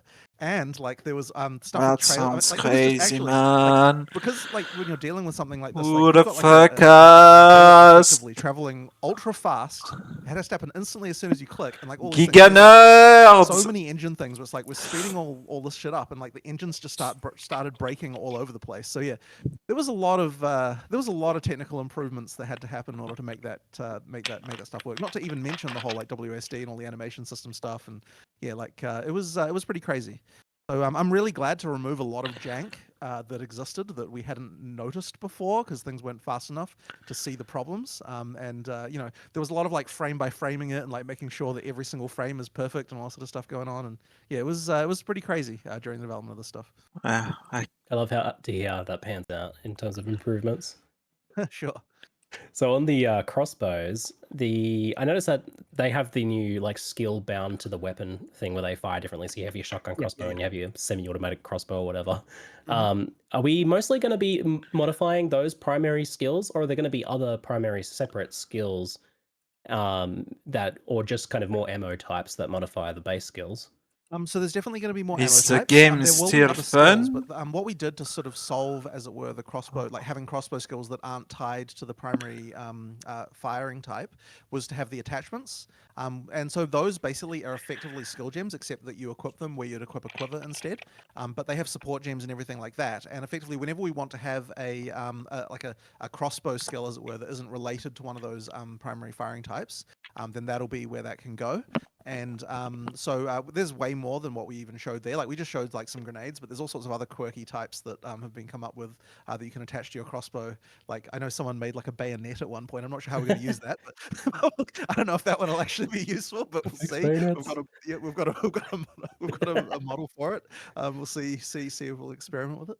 But there's those. But I mean, there's also other things, of course. Like there's stuff that we didn't show here. Like there's still the what do you call them? The oh god, the crossbows that pop up when you summon the totems. Ballista totems. There's still ballista totems and other things like that, and like various other skills. So there's definitely other skills that we expect this class to use, but we kind of ran out of like time to be able to show like all the different things that you can do, and we'll show more of those later. But yeah, there's going to be other stuff that you can fill your skill slots with for sure as well. So don't worry about that.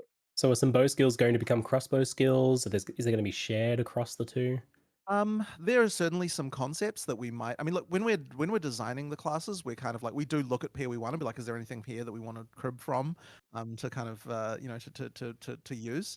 And there might have been a couple of things that we've like sort of used as concepts, but overall, it is supposed to feel like this is distinct. And I'm sure maybe there'll be a time where like this is better suited as a crossbow skill than a bow skill. But in general, I guess like we're looking at designing things like this is a full new game. Like we're designing skills again. Like there will be cases where we go back and Holy like, hey, fuck, this man, move let's on. put it over. But in almost all cases, the skills get changed a lot. Like I mean, when you saw the sorceress when we announced all the stuff there, it's like there were skills from PoE 1, but like the changes to them were such that like they don't really feel the same at all. So it's they kind of end up quite different.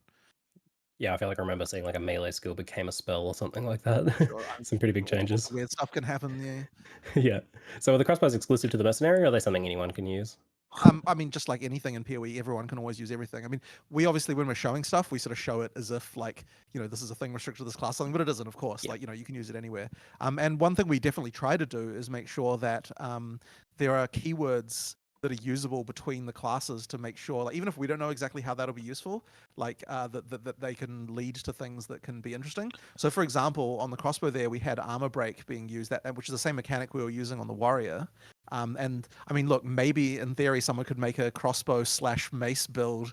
I don't know how that would work, but what I'm saying is like by having the shared keywords across different classes, it just means that if someone wants to come up with something weird, they can do that. So yeah, absolutely, you can use stuff. I'm definitely going to do armor piercing bolt crossbow, and then cool. He froze. It's going to happen. Yeah, I mean that's probably pretty broken actually as the ballot stands right now. I bet that sounds like a nice build, man. With it seems like Discord died for the stream a little bit there. Sorry, Jonathan. What did you say? Mark, what did you say you were going to do? Oh, it's using armor piercing bolts to get armor break from a distance, and then using sunder which is a skill we showed on the warrior. Sunder, boy. Because sunder gets always crit and higher crit damage if the target's armor broken. So when we show the warrior, you have to use armor break, which is I guess kind of heavy strike-esque. Right in the face to break the armor. But now I'll just do it from a distance and then sunder from a distance. And right. So yeah, there's a potential build there. For sure. We've got the weapons swapping and the tree swapping and stuff. I hope we see some hybrid melee ranged. It's a great play style. It can happen.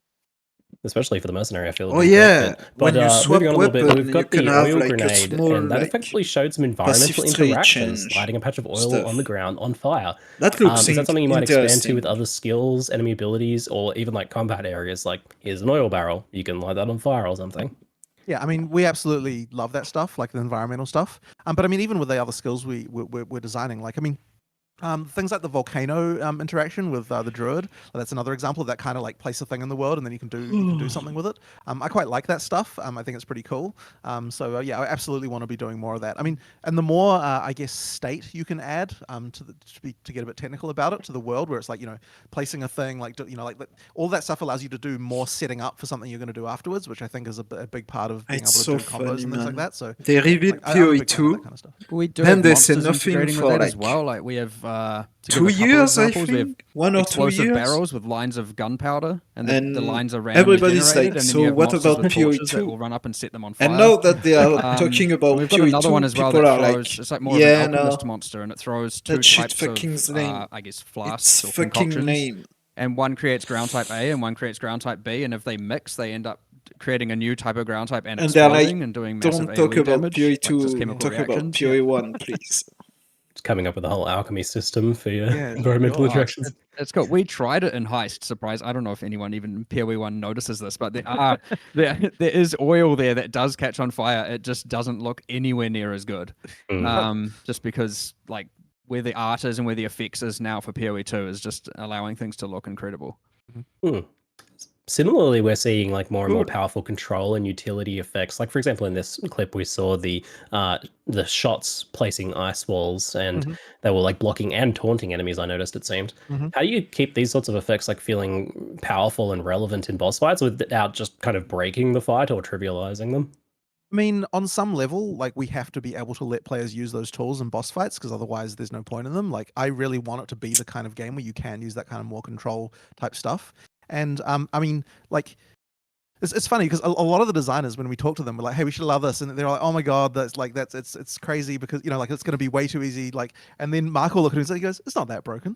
It's not that broken." It's like you look at some of the stuff you can do in PoE 1, and I'm like, the ability to like freeze people in place with walls is like nothing compared to like the ridiculousness that your character can get to. So yeah, like when you actually think about it, like it's not that broken really. I mean, and we want players to have fun at the end of the day, right? We want them to be able to use those tools, and I quite enjoy it. But in particular, though, with the ice, though, those walls, once a monster gets above a certain size, they no longer get blocked by them, and they run through them. They still get they explode. So Ursia, you might have noticed, like the baby wasn't able to get through the walls, but Ursia can run through them, and then they just get that little detonation. So the skill actually changes a bit. Like against small monsters, they have to like stop and attack. It completely blocks them in, and they can't get through.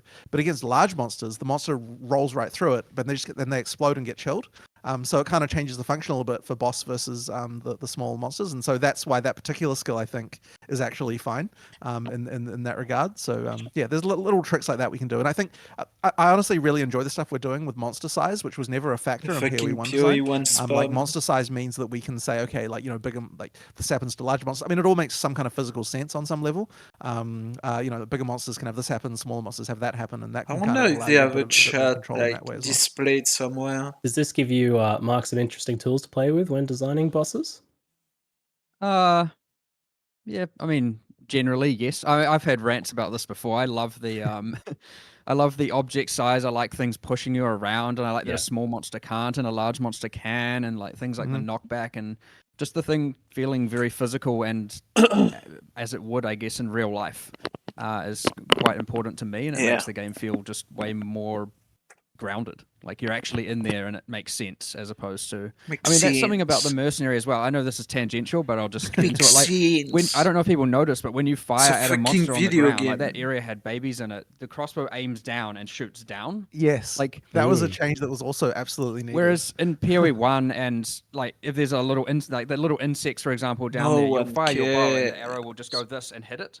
And it just it's like it doesn't feel right. Yeah. Now you may wonder, okay, well, how can it It's pierce a if it aims down? And the answer is fucking it can't. game, But I mean, you it know. does a bit because like you still Well, yeah, get sure. if you want well, it something goes through and then hits realistic, the ground. But like, go outside. it does change the gameplay in an interesting way, but it also Holy makes it feel way fuck. more realistic, and you're not just like shooting the air. Yeah. One thing you didn't see in the demo, but actually like now the collision geometry for everything is actually modeled correctly to the to everything, even the stuff outside the gameplay space. So you can fire a grenade out over the buildings and like it'll hit the roofs and like bounce down on the roofs and like go down to the lower story and that sort of stuff. Like it actually has like all of that physics all working and There's everything. even those problems in PoE 1 with like leap slam, where you leap slam off like over a ravine, your character will go down, up, down. Yeah.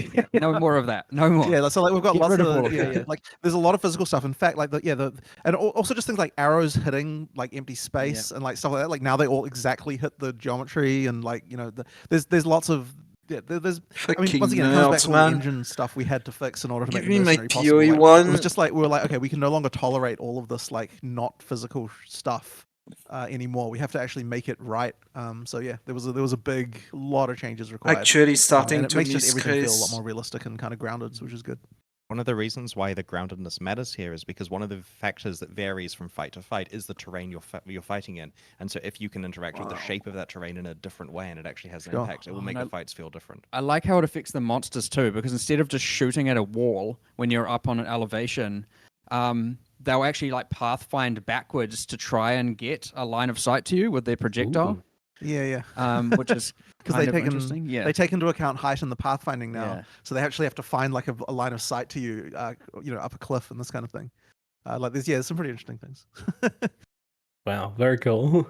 So for demonstrations and things like demos and stuff, you're obviously going to be showing off as many different abilities and combos and stuff like that as possible, like more than you typically have on an actual character.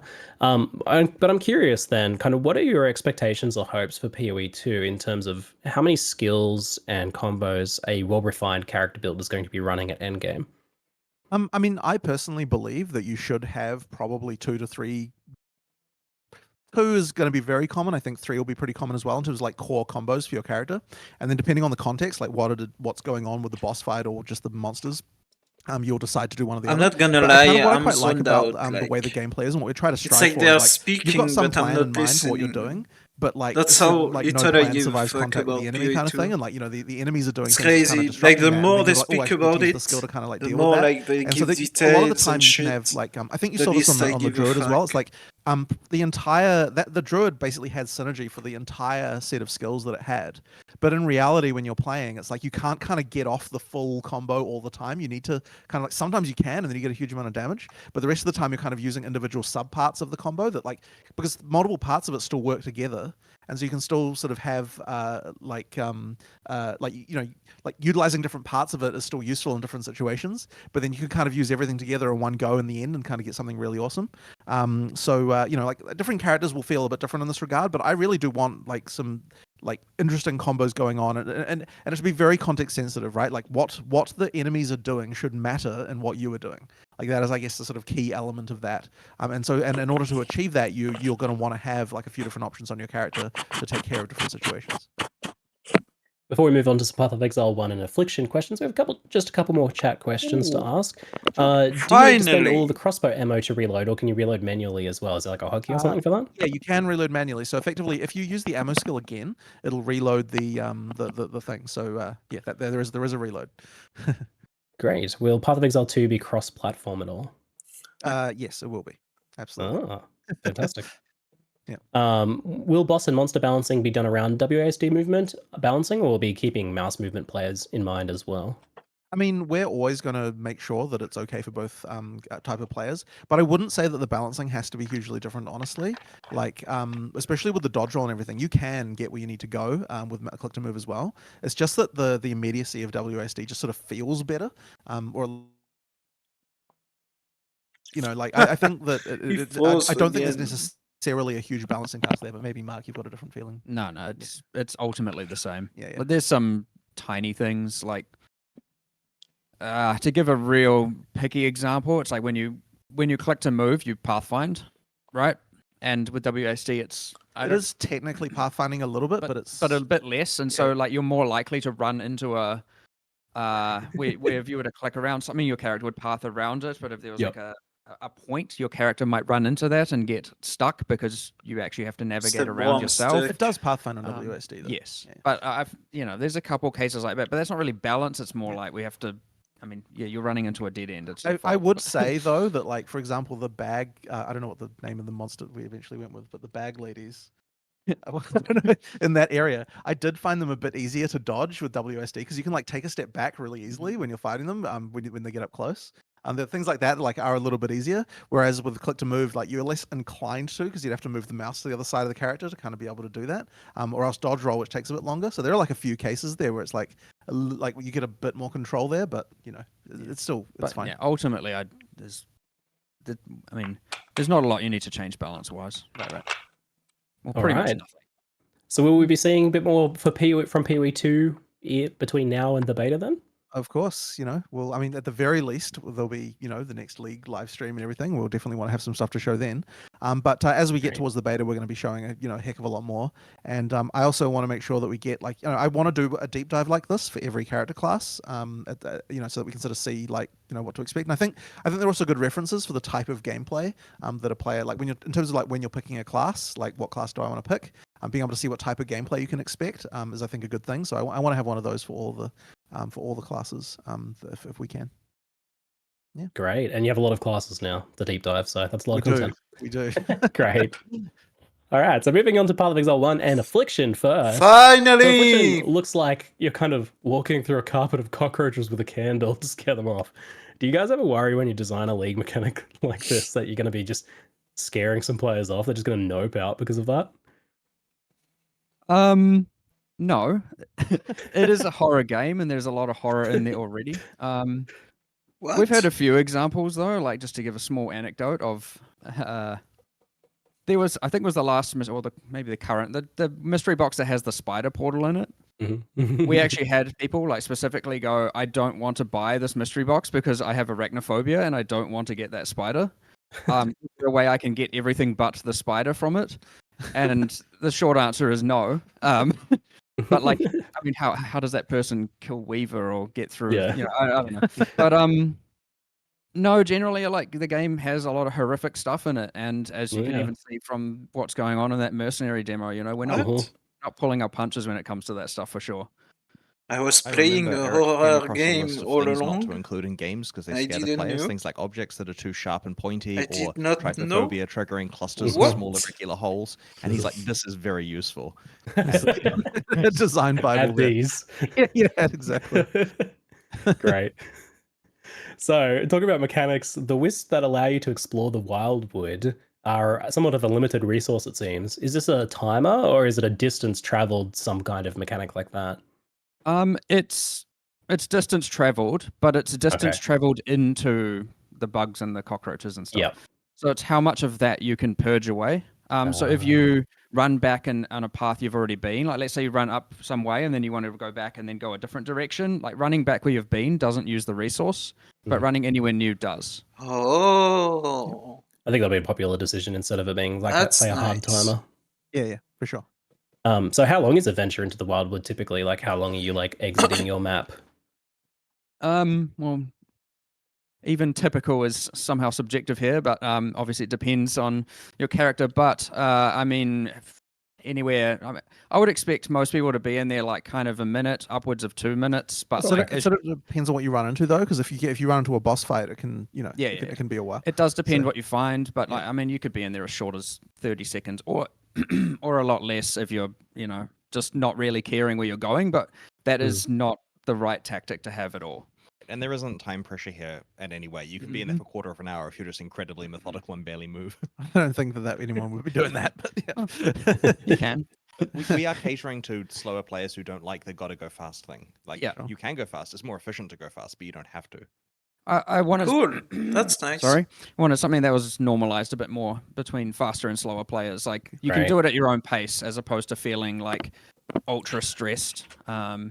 And a faster player can do it as fast as they want, and that's still fine. Excellent. So you get these wisps and you free them. They go into your map and they infect monsters and you make them drop more loot.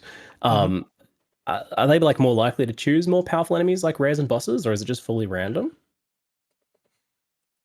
They are more likely to pick, bosses and rares or higher rarity monsters going down. Yes. And otherwise there would have been like no chance for multiple wisp types to go into one monster, right? So Yeah. we had to make it so that it was relatively Ah. likely for that to occur, but it doesn't always happen. It's kind of it's variable. As a typical Path of Exile player, I immediately thought of abuse cases for this. Can you like kill all the monsters in a map except the boss, and then just go in and come out, and then free the wisp into the boss only, stacking it Well, up? Thankfully, as we're also PoE players, we have also thought of this. No.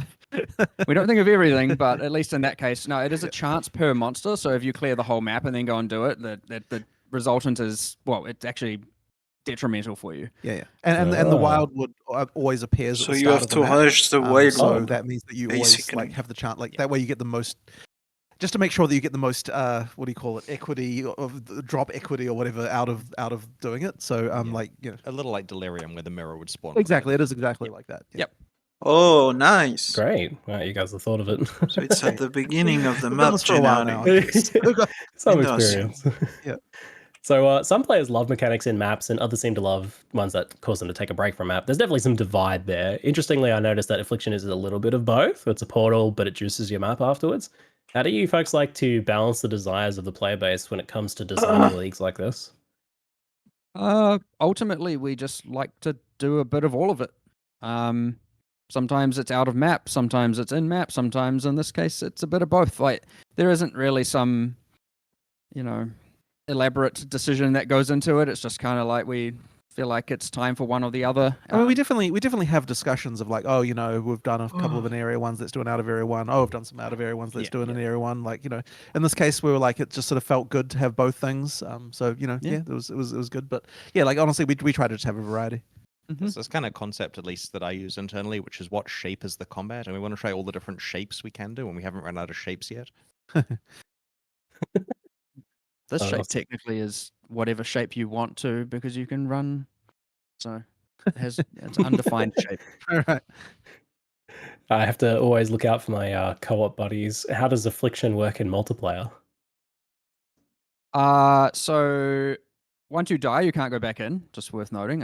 Technically, that's multiplayer or single player, but only the map owner can, or if they're not present, I believe it nominates someone else, but I'll make sure that's the case if not. Can actually reveal fog or the mist, whatever the bugs. And when you collect, so the expectation is That's the gonna party be members kind interesting. of follow them around, and the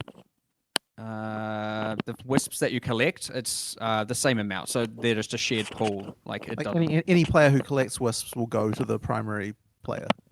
So like they're all so there's effectively the map So owner they is all the one go in to charge the of map. of exploring basically. Yeah. But anyone can pick them up if you want to spread out a little bit like that. So it works in multiplayer. Due to the nature of the rewards, just being based on the monster's drops, they will scale with like party drops like normal. So there's no like. It's gonna be broken. They just work as standard multiplayer drops would. Yeah. Right. It's gonna be And we broken get for multiplayer. this new ascendancy system as a reward for this, which seems quite significant, especially seeing some of the specific bonuses there. How challenging is it to actually unlock these Wildwood ascendancies and gain all of their points? Just have to find the So you get dude. 8 points per class. You get your first 2 points when you meet the NPCs, which occurs relatively early. I think we have and it is slightly RNG based, and it's whether or not you find them. And but you can increase the chance of finding them by following the trails of wisps. They will lead to them. So the different colors have different things at the end of the trails, so you can kind of pick which direction you want to go. And each color associates to an NPC. So I think that if you can start appearing around Act 2, and then the expectation is by end of Act 5, you've probably found each of them once. And when you meet them, you get your first 2 points, and then they'll give you a quest if you spec into that class to find more wisps or kill some monsters, like real basic quests.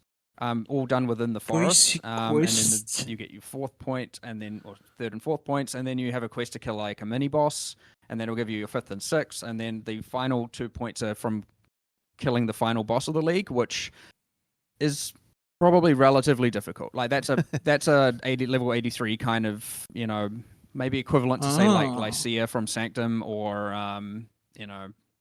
not quite pinnacle boss, but like just below it kind of thing. So that will be hard. Okay. So you could argue the first 6 points, the first 2 points are very easy. First 6 easier than probably say Labyrinth or the normal Ascendancy equivalent, but the last 2 points will be quite a lot harder than the regular Ascendancy 8 last 2 points. And this is in parallel / addition to your existing Ascendancy class and its progress. You have 2 classes here to clarify. Yeah. Yeah, and that last one that was revealed was like a little bit of everything. Multi-class. pretty cool. Those charms. So the unique specters from the Breaker of Oaths, including bosses like the Hydra, was certainly a surprise. Can you have more than one Hydra Spectre or like an army of bosses? You can have up to your Spectre limit of Hydras, but they cannot be desecrated.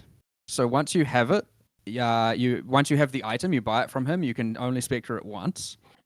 Once it dies, then you have to buy more of them. But yes, it will be hard to find them. You can trade. You can trade them. Yes, you can trade for them. So you I can, really like, wanted this whole I wanted you to be able to find the buy NPC them and then and be then able sell to them. effectively buy something from them that could be worth multiple divines. And I'm like, if you're not a a minion Hydra cuck. could be worth multiple divines. Like let's see if we can do that. Note, you can buy these and trade them even if you aren't that class. Yeah, yeah. Yeah, of course, of course. So effectively, so there's a reason to look at the shop for all of the NPCs, regardless of whether or not you're that Ascendancy class, because other people can use them. Talk about the fragility of the Hydra. Yes, well, it is worth noting the Hydra's health in particular is relatively low, so you do have to keep it alive. The Spectres in general they're pretty interesting. There's a lot I've tried to go for where we've gone and tried to give stats that other builds wouldn't use. Like there's one, for example, where one of its properties just says your owner, as in the player, has 5% more attack damage. Or melee attack damage. I can't remember which of those two. And then if you get all your Spectres, you can get like, 40% more attack damage. But now you're a melee build that's investing in plus Spectre limit. And, there's some interesting weird things you might be doing there. And then, of course, that means you need minion life. Otherwise, they're all just going to die. And, there's hopefully some kind of weird, interesting builds that come out of this where you have unorthodox builds using Spectres that you normally wouldn't. And you had that interesting one with Fire Fury and... Oh, yeah, there's a kind of... I don't know what they're called, but it's effectively Fire Fury and Hailrake, and they specifically the Fire Fury one says becomes empowered if there is if you also have a Hailrake Spectre, and the Hailrake Spectre says the same thing. So then you want to run 2 different ones, which again is also kind of abnormal because normally when you do Spectre play a chests Spectre build, are you gonna stack be a like lot of the same thing. So really promoting a bit of just different gameplay around that. So there's something going on between the Fire Fury and the Hellrack. Then they have some backstory together. I guess They're empowering each other, yeah, for sure. They are. Fanfic authors take notice. Yeah, here we go. New fanfic in progress. The charms for the Wildwood Primalist, they capture random parts of other Ascendancy nodes and allow you to create a new one in kind of like a build your own Ascendancy fashion. What sort of limitations are there? Can you just get like any power from any node? You can't get anything. I can't remember exactly what you can and can't get, but there are some stuff that is like it's binary and ultra powerful, and like that's just too much power to give from a single node like that can have 2 modifiers on it. So you can't get everything, but you can get most things, and even in some cases where they are binary, we've made non-binary versions of that property where it's like can either be chance-based or percentage-based, like a portion of it. But they do stack as well. So like, for example, you can get the 3 sockets, and obviously you can get like, we showed, say the Occultist Curse Explosion. Like if you just want to go all in on the chance of that, you could try and get that on all 3 of them. But again, it's going to be pretty rare. They're unmodifiable, but again, tradable. And I'm expecting, again, going under the philosophy of I want you to be able to find these NPCs and occasionally find something worth a lot. I do want it to be that occasionally you find one and you get multiple divines worth of a trade because you find just the perfect charm. And again, you don't have to be that class to find the charm. Yes, we'll keep reiterating that. Yes. Yeah, there's some shops. Yeah, the shops there's some wealth to be had. Should be valuable. Hopefully. Yeah, no, it sounds like it. Are there any limitations to this Primalist shouting items at corpses thing? It's like, are people just going to be going around shouting at every corpse for extra loot?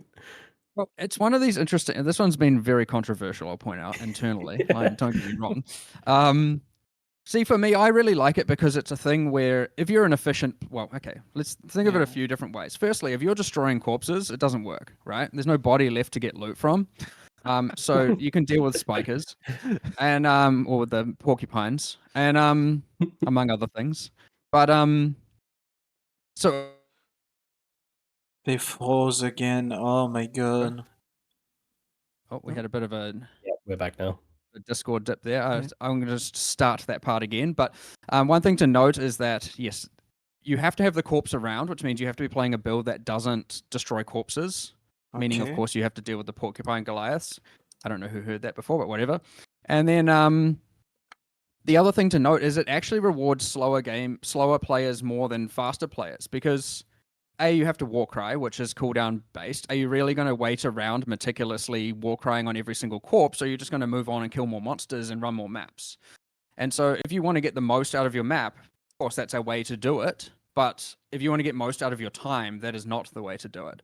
So yes, you could like war cry, bind it to your left click and then just war cry whenever it's available and get whatever loot you can get. I reckon opening the chests is the opening that's time efficient. Opening chests is a big time. That's the main use of that skill, I would say. But it is worth noting, just to get into some specifics of how that works as well. It doesn't care about the monster's quantity and rarity. It does care about map quant and rarity. So a boss is just going to occasionally drop like an item, if that. It doesn't like re-drop all its drops. So it's not like ultra powerful. Due to that, it's probably honestly going to yield a little bit more. Like it's more for like getting a little bit of extra currency than it is getting like unique items and rare items and stuff like that. It's for the memes. I'll ask the obvious question that you knew you'd get when you added a backpack inventory expansion. Do you think you'll give this to people outside of the Primalist? Short answer, no. But I mean, look, we chuck these in, we experiment for 3 months, and we see. This was also the node of the second highest level of controversy internally. We'll give it a go. We'll see what happens. But like, I do not see that thing returning outside of the Primalists after the league, even if the league happens to go core. Yeah. Controversial league design, it sounds like internally. Oof. Well, they're 3 month experiments essentially. Yeah, we like to try things. I say controversy, it's fun. It's not like there's a shouting match or anything going on, right? Like it's just Well, one of us isn't shouting. No. We've got some more chat questions on Affliction before we move on to some of the other features. When you went to the Wildwood, do you start at the last place you're at? Is it like a continual exploration, or is it a new area each time? It's not continuous, no. It is effectively an infinite forest, but you're put in a random place every single time. It's new exploration. It isn't continuous from the previous areas, no. It feels slightly like the idea of Delve without the actual specific. It isn't really like Delve because it doesn't have the whole like big map or anything like that. Are the wisps tradable or collected as currency items at all? No, I mean they're tradable to the vendors, but that's not really trading. They're usable as currency for the vendors, but aside from that, no, they are. And between instants, they don't carry over at all. So they are because like once you leave the fight Wildwood, they're dispersed, so you don't get to keep them at all. No. And just clarifying for people that missed this detail, you'll be able to use the regular Ascendancy class alongside the Wildwood Ascendancy class. It's extra on top. Yep. You will eventually get 8 points in both. Yes. Sweet. Can monsters attack from the Fog of War in Affliction, or only once they're fully revealed? Ooh, good question. You will not get you're both not going to be like given an advantage as a ranged character to shoot into it, and you will not be attacked from it. They will not do similar to Delve Darkness. They will come out of the darkness before they engage with you. And generally, only things you reveal will actually engage I with don't know, you. man. Do map modifiers from the area you entered the Wildwood from affect the Wildwood? So or you is need it completely phasing, separate zone in that basically. The map mods do affect it, yes. And Oh, wow. where it doesn't increase the amount of wisps you get, it does increase the loot you get in general, which multiplicatively applies with the bonuses the wisps give monsters afterwards. So you are obviously, to get the max rewards like normal, you're incentivized But to pack size works on the monsters in the Wildwood. Oh, yes. And because pack size works on them, that means you do get more wisps if you increase pack size, because they're part of the drops of those monsters. There are monsters that have wisps already in them in the forest, and they will give wisps. So yes, pack size will increase the amount of wisps you can get. Which actually means that pack size can increase the duration that you can stay in the Wildwood. if The I understand distance, correctly. not the duration. Different wisps. Oh, different. All right, because that's Yes. the right. Okay, so it doesn't. It's just increase the rewards then. Yeah. Yeah. Okay. Just more rewards. Yeah. Yeah, And- between this and Okay, the okay. wisps you're freeing, it sounds like a bit of a map juicing league then. People That get excited was, about. I mean, that was what I was going for. I really like things like Delirium where they overlap with all the other leagues. Yep. It's worth noting on that point. You might think, okay, the wisps disperse into the air and affect monsters once you exit. It will also affect monsters that are then spawned afterwards. So if you then go and activate a breach, there is like a portion of the breach monsters will be dusted as well, and thus their rewards and difficulty will also be increased. Oh, very cool. It overlaps with any in-area league, I believe, as long as the monster gives loot and experience. Which obviously, if it doesn't, you don't really care about it. So. This league sounds cracked. I like it. All right. Talking a bit about Ultimatum, the long-awaited return. It has been a long time in the returning. Did you face some specific challenges with its re-implementation or something? Activated now. Main challenge, I guess, was finding time to actually do the rebalance and reassess it. But like once we found the time, which we did, we got through all that, and I mean, now it's finally coming back. But yeah, it just comes down to time. We've got so much we always want to do, and just finding the resources to be able to get someone to fully reassess it and make the changes that we want it can be challenging for sure. So it's not just something you wanted to just slap back in as it was. Then it sounds like it's changed a fair bit. It's had a substantial amount of work done to it. Like, it is quite a lot there. There's a lot there. Yeah. And obviously, it's going to be very different to how it was given the Atlas passives as well, and how you can modify it and change it, which will be relatively fun. But taking that into consideration as well is something that we didn't have to deal with before that we do now. Mm-hmm. Why do you think that Ultimatum was so popular and so requested to return that it was like the number one thing asked about at ExileCon? Is there anything to like learn from that for future league designs? The risk reward well, I think about it, structure and is also why do cool. I think I like it? I mean, the mod selection is fun. I like how it works in parties as well, and I like, for people who know my Aurabot addiction, I love playing in parties where you get to vote on the mods and you go and pick the mod that no one wants just because you want to. Or you're an Aurabot and you pick that mod that causes your auras to apply to the enemies, and you just then hopefully your teammate, yeah. And the double or nothing Chaos. stuff is also very. I don't want to use the word addictive because that's a bad word these days, but definitely addictive. Oh, I love that, and I think a lot of people resonate with that as well. Where you when you've got the divine orbs on the line, or the headhunter on the line, or like just whatever items on the line, it's like the thrill is just The line on it gives the you that line. adrenaline rush that like I almost used to Oh. get in hardcore league. You know, when I actually played that a lot more. Rest in It's peace. it's risk reward to put it another way, right? It's good risk Sure. reward stuff. Yeah. Sure. Yes. I think it had like a unique pacing too, with like intense action break, intense action break. That, Oh yeah, for sure. I like that as well a lot. But yeah, I don't know. It's hard to say too many lessons learned aside from just like, or like, you know, how we can use things in the future. But I guess, yeah, ultimately the risk reward and the pacing are probably the two biggest ones. Do you want to talk about what happened with the combat changes to do with rare monsters and stuff in Ultimatum? Yeah, I think it was around the time there was a lot of there was a bit of like, how do we make this harder that went on, and it ended up just cranking the rare monsters up. Like there was just points where there were like 9 rare of those blood chieftains on your screen, and the problem with that, especially with like obviously now looking at rare modifiers, like the level of visual pollution that adds. And like you can't even tell what's happening. Like there was a lot of going on in that league where there's just a massive crossfire of projectiles and just like a whole bunch of rare monsters, and like so we've gone with almost a more what we call expedition style balance, which is just like tone that down but make each monster individually more difficult and more meaningful. So it should be that it is less like more comprehensible in the moment as to what you're actually fighting and what you're actually doing, and still difficult, as opposed to just like spam everything, like crank up the rare monster number to infinity. But that's mostly, I think, of what's going on. It's just, which is honestly been working pretty well with respect to our monster balance lately. Right. So Metamorph is getting removed as a part of this coming back of Ultimatum, with its unique rewards going to Ultimatum. Can you tell me a little bit about that decision, like to remove Metamorph? There's a few things going on there, but the first is just the visual clarity of it again, going back to that. Like, you put these monsters together and then it just does this kind of like morphing thing. I mean, look, I've played this a lot and it transforms into something and then I'm dead. I'm like, I don't even know what just happened. Like, what killed me here? I actually don't know.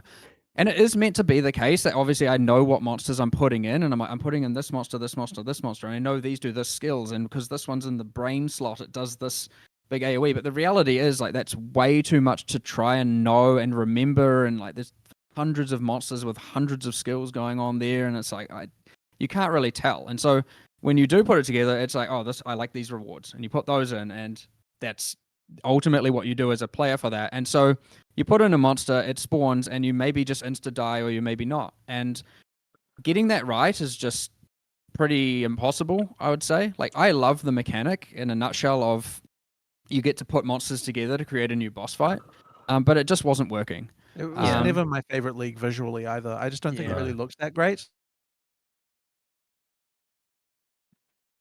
Oh no, we dropped. Oh. I'm sure we'll get things back in just a second here, folks. Until then, enjoy the sliver of the side of my head while we get things repaired. We'll be back in just a moment.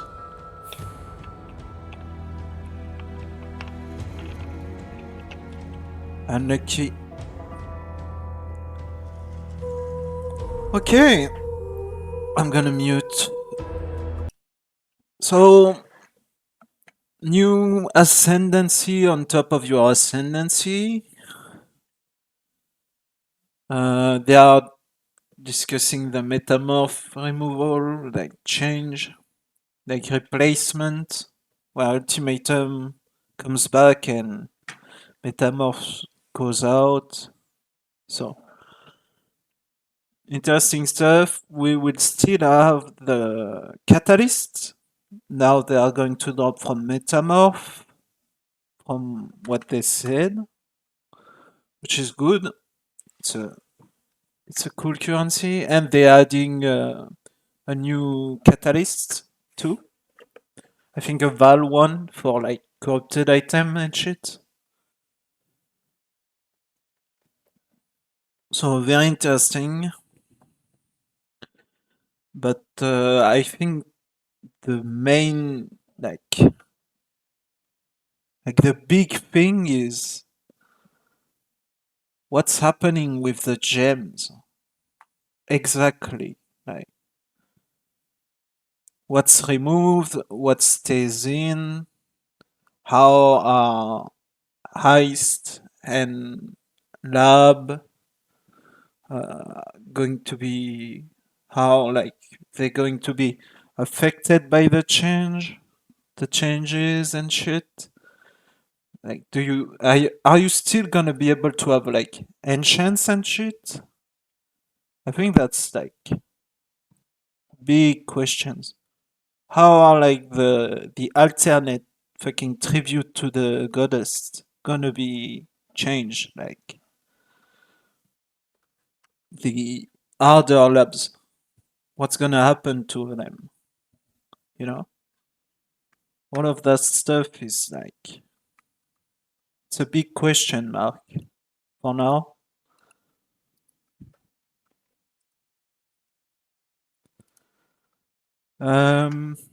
Yeah, technical difficulties, man. But good reveal. Like the PoE stuff, the PoE 2 stuff is a little bit boring and repetitive. But the Affliction, oh, they are back. Folks, apologies for the technical difficulties. We are back. Discord just decided to self-destruct for some reason and then required a computer reboot to get back in action again. I think you guys might have made Tane a little mad. Yeah, Metamorph was a little bit unhappy about being removed, apparently. So that brings us back to what we were talking about, just about Metamorph's removal, and basically it was a bit of a visual mess and a bit of like a gameplay feedback mess in terms of players not really knowing why they were killed and things like that as well. Yeah. And there was actually one other one. I don't know if you want to talk about it or I can, but I think Sure. it actually was surprisingly Metamorph was like quite annoying from a maintenance perspective. Like there was quite a lot. Like every time we added a monster, we had to do stuff relating to Metamorph, and like also the way it was originally made was just like a bit annoying. So there was certainly certainly there were a lot of designers who were happy to see it gone as well with regard to just maintenance stuff as well. So And we're careful before we remove content, right? Oh, That's sure, a sure. considered decision. Yeah, I mean for sure, but it's like there was certainly a lot of factors there. One other thing about it, I guess the meta endgame thing where you put together 5 boss parts and do it in his lab, like there was that sad thing where because that area was a standalone area, it never got map mods. Like it felt like often the rewards and the difficulty were just underwhelming relative to doing them in the area. I mean, you're less likely to just get insta-killed in there at least. So in some ways it did it better in that it was more controlled and telegraphed, but in the other sense it was just too easy. Like the thing spawned and then just died within 3 seconds often. The life wasn't high enough, there's no map mod damage, like yeah. So it was just due for its removal, honestly. Yeah, I certainly agree with a lot of issues that Metamorph had and experienced a lot of myself, but I do think there was a good idea there. And like you said, with the boss parts going together, that actually felt like it worked a little bit more. But like you said, it wasn't quite there. So something to play with in the future, maybe. Yeah, oh, for sure. The idea is, there is a sound idea there for sure that I'd like to see if we can play around with later and re-envision in some way, hopefully. Yeah, you get the situation where in order to keep it, you kind of want to do all the work to rework it, and if you're doing all that work, you may as well just bring Ultimatum back. Cool. So this does raise a question you haven't had to deal with before, where you've removed a mechanic now that has a premium tab that people have purchased. What is the plan for that? So that tab, so due to Catalyst moving to Ultimatum and there being the inscribed ultimatums, that tab is just immediately converted to an Ultimatum tab. So it'll have the Catalyst will now store there, and your inscribed ultimatums will also. I think there's 60 slots for inscribed ultimatums in there as well. So you don't need to buy a new one; it'll automatically transfer over. Perfect. Sounds great. All right. Let me just see if there's any other ultimatum questions. With Metamorph out of the game, will there be another master hideout NPC to replace Tane? Not currently, no. All right. So bye Tane. Can ultimatum be blocked on the Atlas passive tree so that it doesn't appear? Yes, it can. The same node that blocked Metamorph has been changed to a new node that blocks Ultimatum. All right. Okay. Cool. We have a bunch of questions about transfigured gems. This is a big one, and chat also has a bunch of questions about it too, I can tell. So this new transfigured gem system's kind of a big deal. Is this replacing labyrinth enchantments, alternate qualities, and threshold jewels entirely? Short answer, yes. It is replacing it. Belt enchants are gone, boot enchants are gone, etc. Which I like in the sense that it reopens, because those were very old designs. I mean, sure, the belt enchants came newer, but it does free up a lot of design space to use in the future. And with a lot of the changes to quality and what the gems are doing themselves, like the loss is ultimately inconsequential. So yeah, they're gone. Deal with Interesting. it. All right. Are there multiple different transfigurations for each skill, or is there one for each? It seems like so many new gems, effectively. So, I mean, we're still cranking them out. Like, we're not going to stop until there's a cutoff, effectively, and then we'll probably add them later if we still feel like we have to. But we're aiming for 1 per primary damaging skill minimum, but 2 maximum. So it's 1 to 2 per skill, but auras don't get them, heralds don't get them, utility stuff don't. We're really focusing on your main skills that you would primarily normally 6-link and whatnot. I mean, I know you can do higher link herald builds, but you know. That limit of 2 maximum is just in the context of this particular expansion. If it's a popular system, we can make many in the future. Yeah. Okay. It allows us to, like, so there's this thing where, like, cleave is cleave, and you could change cleave to something. You could change cleave, but now you're ruining the kind of like simple thing it is at level 2. You get it at the game. You just want to cleave stuff. So overcomplicating that to try and make it more interesting and new is honestly not the right answer, and it's kind of a thing that's happened to a lot of skills. So now with this alternate gem system, we get to take those ideas that people have of like how we can be transformative with something like cleave, and we get to just add that skill gem without having to compromise that early game experience. And that I think is very, very valuable. And it's, I mean, the possibilities are endless, as I guess I could say, right? Like, So, how do you be transformative with something like cleave? I'm curious. How do you approach that? well, I don't know. Like, I Give can it more either talk range. about what we've actually done or talk about what we could do. Both. I mean, something is you could. Well, actually, okay. Let's go with what we have done. I think what we've done with it, and there's some details here I might be wrong on, or something that might have changed, but we'll just get into it. I think right now you have to be using a sword and an axe, so 2 different weapons, which is interesting. I believe it also scales. I think it generates rage and scales AOE based on rage, so it's kind of like pushing you to be a rage build. So it's worth noting, like, that might sound more niche, and that is the point. That the alternate gems, the transfigured gems, are generally more niche. Okay. But the power opportunity is much higher as a resultant of that. So they will scale way better into endgame, and it will save us the problem of just having this extreme like power curve of damage on cleave just to try and make it do an absurd amount of AoE again. So Are there any other cleave? I think we've just got the one right now. We experimented with a few others. I think there's one with Impale, but I think we've gone with that on Double Strike now, and like some stuff with Bleeding, but that's gone on something I did. So many. There's the hundreds of these things, and we've gone through so many hundreds of iterations that forgive my memory a little bit. But yeah, there's a lot going on there for sure. How does this affect Val gems? Do these new versions have Val versions or only the originals? These new version. Well, technically, the way it is worked now is just you can have a Val alternate cleave, and that just grants Val cleave, but it doesn't. It doesn't have the same mechanics, so it won't have the rage thing. It like. Technically, the Val skill is a separate ability, and so yes, it can be corrupted to grant that extra ability, but it doesn't have the same properties. No. Gotcha. Yeah. So are they always going to be just strictly better? Because that's just that cleave version sounds better than regular cleave, or is it sometimes going to be they're just quite different? It's strictly better if you embrace the niche. Yes. Right. Okay. If you are investing in rage and specking into and using the sword and axe, then yes, of course, it's better. I mean, you can't exactly say that the one that has zombies falling from the sky is strictly better, right? It's just a totally different. It's just a totally different thing. So, yeah. It looked pretty awesome. It does depend on your definition of better, of course, but I'm talking about just like raw clear speed or raw, boss killing speed. Yes, from that measure, like especially with respect to the low level skills, that is often going to be the case if you embrace that build and that kind of more niche build. But yes, again, there are plenty that are like hard to compare. Like the Frostbomb is a good example. Like, oh my god, they've paused again. Clearing skill as opposed to a more utility focused skill, not having the cooldown, for example. So a lot of them fill different roles, and so they can't really be compared one to one. Compared. I mean, it's definitely going to shift the meta a lot. Like just because there's going to be there's a lot of new stuff to try there. So it's shifting it enough that if people were to ask me what I'm going to play, I actually genuinely have no idea. I honestly am.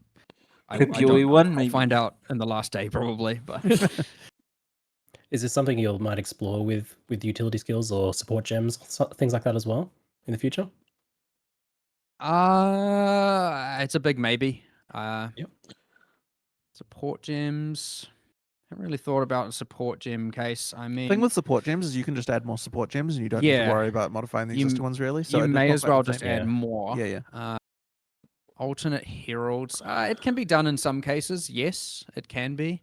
But we'll see whether or not it finds need for it. It's just in those cases, it's like it goes from giving buff A to buff B. Like doing it with an aura, like you'd have to do something very wildly different to make it really transformative. Otherwise, you're going from just giving a certain stat to giving another stat, and that's not really what it's about. What does this mean for Heist in terms of it losing one of its big rewards, but also like specific heists that were gem type heists and whatnot? So the way, how that works now is that every single tile set just can. So the rewards are no longer bound to I should say the rewards from the display cases at the end. Yeah. At the end of the blueprints are no longer bound to the tile set of the base item type of the blueprint. So, that's interesting. Yeah. So you can get kind of any of the rewards. You can get replicas from any of them. You can get alternate base types from any of them, or experimented base types, and you can get now currency. One thing we did do is buff the currency. Like we did certainly obviously acknowledge losing the gems removes some of the value from running heist, quite a lot of it. So we did do, we buffed the currency just to make it better. So when you do get to the end, you have less like miss cases where you just get like 2 chance orbs. It's like, that from completing a blueprint, that's just like completely insufficient. We have added new focusing, trying to make chase ones, but as it's pretty hard to reliably make chase uniques because the meta and the players kind of ultimately control what that is. But we've tried to add more powerful ones. We have rebalanced a number of replica uniques, and we've rebalanced a lot of experimented base types, including trying to emphasize that the jewelry, the amulets and the rings have some very, very powerful alternatives. Oh my god. Honestly, they're probably Freaking probably the best amulet you can get now is an experimented base type amulet. But obviously, they're pretty hard to find, and you'd have to craft it, of course. It's 5 new replica uniques, I believe. Yes, I believe there's 5 new replica uniques. Yeah, and 10 other uniques in this expansion, so 15 new uniques total. Yeah, I don't think we mentioned that in the. Yeah. Nice. So safe to say, heist will be something you'll be keeping a close eye on then to make sure that the rewards are up to par now after this removal. I hope so for sure. I mean, me personally, I'm just excited about those experimented base type amulets and rings. Like before, we had the -1 prefix, +1 suffix, and now you've got like -3 prefix, +3 suffix, and -3 suffix, +3. You know, the invert of that, and like it's like, what kind of ring can you make when you've got 6 prefixes? Is that better? Is that worse? Or like 6 suffixes, and then there's like ones that reduce the amount of. There's ones that reduce the amount of prefixes but increase the potency of suffixes and stuff like that. And so, stop hearing about this, Mark. Yeah, I'm like, geez. Get that facial expression as well when I'm. It's like, you sure about this? Yeah. Jonathan and I have seen the code to handle this stuff, and we're both like, "Ooh, how does?" No, it's just it's good. Interesting. Nice. Cool. I like when seeing devs learn about these things for the first time. So good. There's always so much going on that it is nearly impossible for everyone to know everything. For sure. Yeah. That makes sense. So people are obviously pretty excited about the transfigured gems. Like they look quite exciting, and that's a lot of effectively new skills for us to play with. But it does kind of raise the question about one of the more controversial decisions with this change is that, the Labyrinth, it has fairly different gameplay than most of Path of Exile. It's got like a lot of environmental hazards and traps and puzzles and a labyrinthian layout. And naturally, that's not exactly super wildly popular content for people to run. Not everyone wants to play that. So can you tell me about the decision to make Transfigured Gems specifically a reward for Labyrinth, especially since it looks like something that you'll want to run a lot to get more of them? Mm-hmm. Well, a few things to talk about here. I mean, the Labyrinth is, I understand. I understand how some people feel about it and people don't. But one thing is, it is core content that you do run through the campaign and you do to Ascend.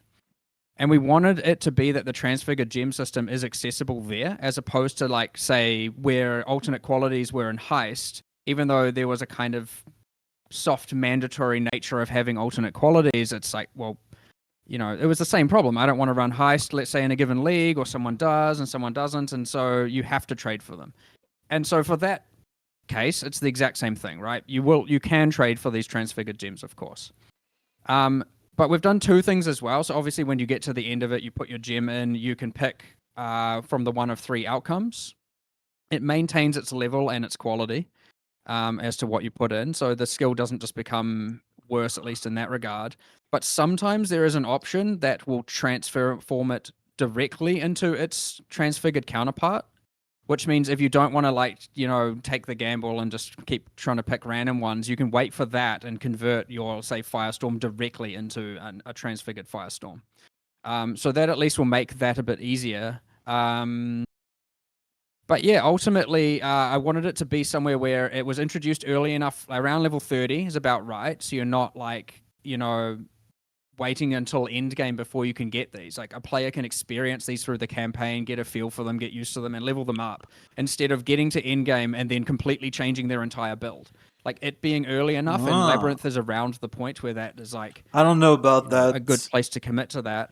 In the game and where also you you're need already a doing it leveling for your skill ascendancy, for so the it's a good way to leveling skill introduce of the your leveling mechanic skill. to those players, as opposed to just kind of Like- putting it somewhere a little bit random and a little bit hidden.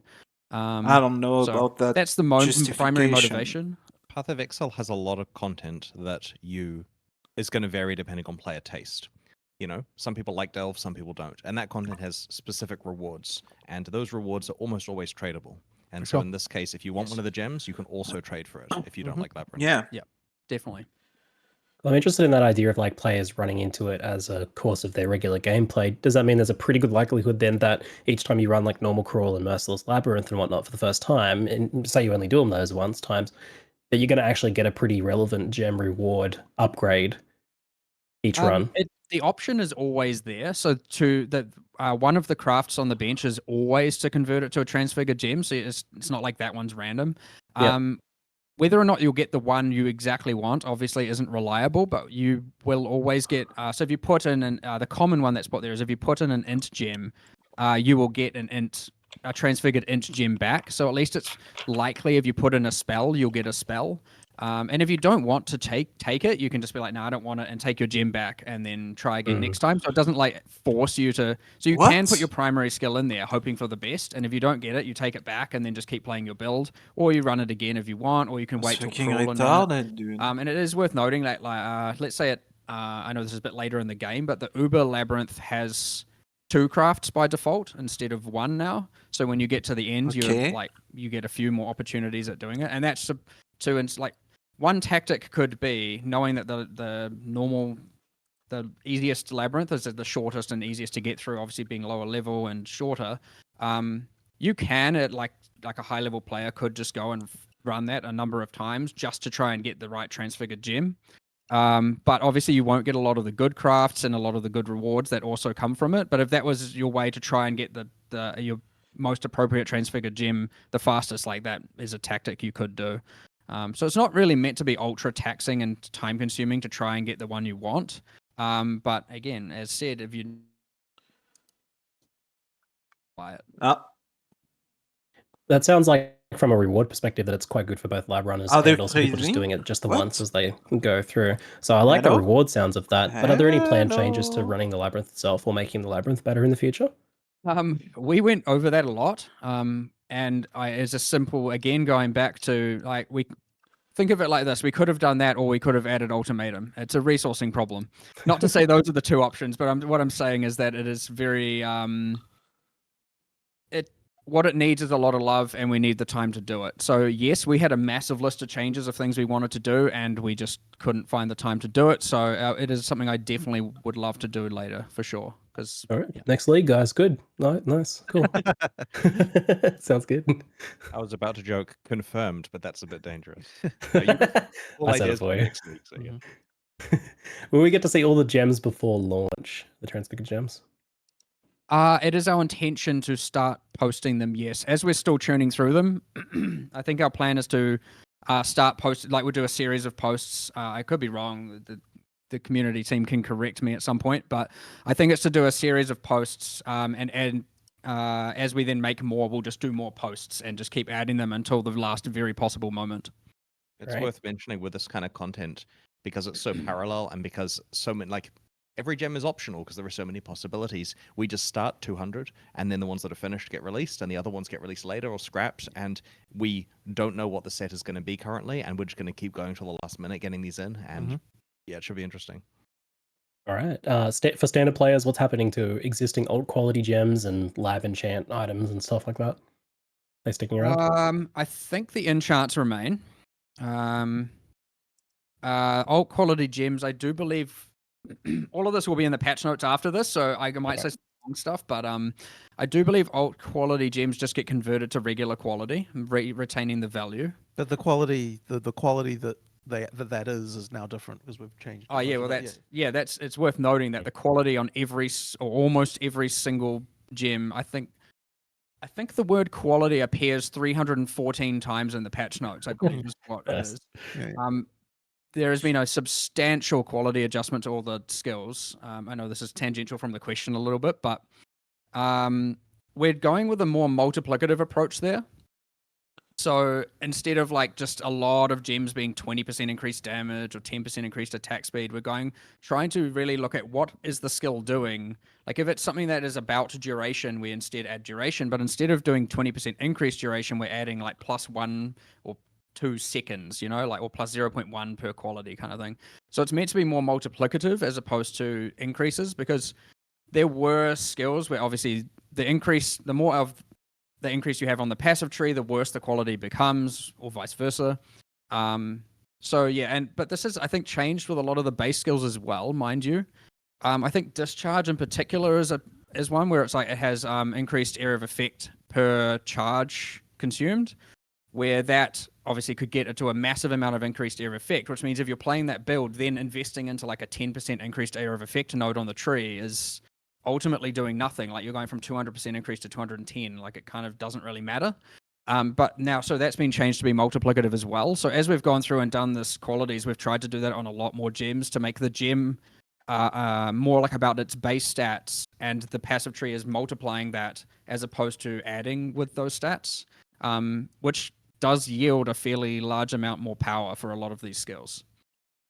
That sounds like a quality change. I love it. Sorry, couldn't help. We've run over time, but just a couple more questions before we finish up today. So in the past, it was pretty typical for expansions to come packaged with some pretty substantial changes to skill balance. Obviously, we're getting like a ton of new skills. That's obviously affecting like skill meta and whatnot. But the last few leagues haven't really had much in the way of skill balance, and we're finding like, you know, player expectations there. And is that something that you're continuing to like not do, or any thoughts about that? Again, a lot of it comes down to honestly time, but for this one, I really wanted to do something that wasn't just playing that almost cat and mouse game of like upskill A and then next league upskill B to be comparable, and then maybe it goes too fast, so then you upskill A again, and if you don't do that, it's just nerf central, right? So where we do that for some extreme cases where we bring them down, I wanted to do something that really wasn't just, you know, let's up cleave by 10% and something else by 10%. And again, noting I don't want to add mechanical complexity to a lot of skills, especially early, because it just makes them more convoluted and confusing. So this was a system that allowed us to not play that game, but yet add thousands and thousands or millions of possible permutations. And we're going to be less hesitant, given time resources, less hesitant to change the balance and change alternate gems or add new ones. So it's given us a system that allows us to do future balance a lot without compromising kind of that core game and that new player experience at all.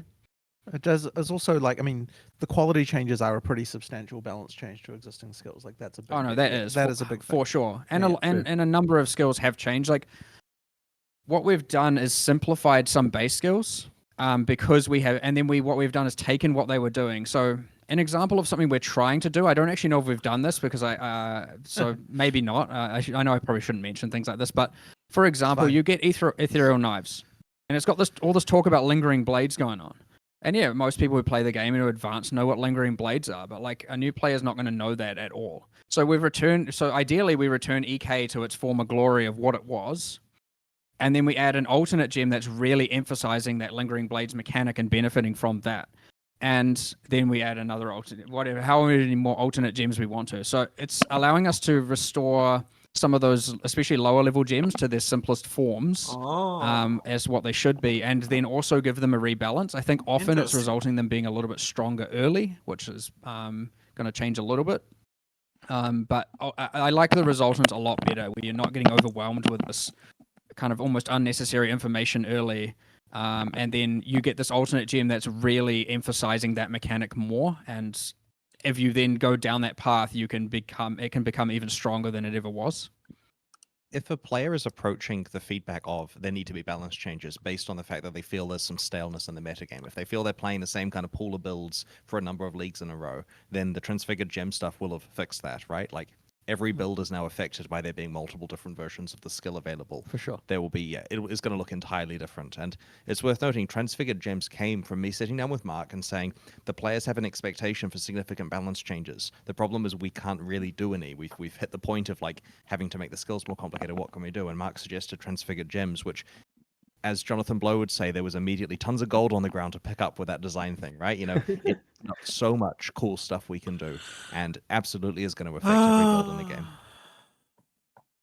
Great. So conversely, talking about ascendancy changes, last league Chieftain underwent a pretty big overhaul, but its rework seemed to have few fans in the end. It's at around 2% pick rate for most of the league in softcore, although it did gain some fans in hardcore, it seemed at least. What sort of goals do you have, like larger ascendancy changes like that, and do you feel like the Chieftain hit the mark? 2%'s not bad, to be honest. It's still 10 times higher, 20 times higher than what it was. Or maybe even infinitely higher, because I think it was 0.0% for a while. Obviously rounding. But honestly, I would say it didn't quite hit the mark. But like, there's a fine line to tread when it comes to ascendancy balance. Like, 2% is probably less of a failure than 25%. Because if everyone's playing it, it's ridiculous. Or we go back to like Slayer Cyclone era where there's 51% or something. I'm going off PoE Ninja numbers, obviously, so high level players. But that's within a kind of like realm of acceptability. But yes, I would say like in an ideal world, it would have been a little bit better than what it was. So, but geez, it's hard to get that perfectly right, like for sure. But yeah, and obviously if something does get used in hardcore and sees more use there, that is something we like to see, and that's cool. Whether or not it's intentional or accidental, generally it's just the players discovering what's best. Like, we don't plan around that kind of thing, but yeah. Is it something you're gonna continue working on then? Like not Chieftain specifically, but also just in general, trying to get something right with those pre-existing ascendancies? It'll every so often it's going to come up where we rebalance a given set of them, or maybe we do a like wide sweeping numerical changes, or maybe we take 2 and completely redesign them, or take 1 and redesign it. But again, it's all at the expense of something else, and we just have to weigh those decisions. Like, again, there's no time to do that when you have 100 to 200 between there of transfigured gems to make. It's the same people doing those things, so we just have to make those choices as to what we want to do. And maybe there is a better metagame thing we could be doing, but eventually we're going to circle back to them and we're going to rebalance them or remake them. Yeah. And you did add 3 new ascendancies in this expansion. Yeah, technically, yes, there are 3 new ascendancies, yes. Awesome stuff. Thank you very much for spending so much time with us for the Q&A today. We did run a bit over time. I appreciate that. And it was a pleasure to talk to you all. Thank you, Chris, Jonathan, and Mark. Thank you very much. It's appreciated. Thank you. To talk to you. And I hope to see some epically crazy builds on release day. Yeah, awesome stuff. Hardwood. Thanks very much for watching, folks. All right, awesome. Thanks.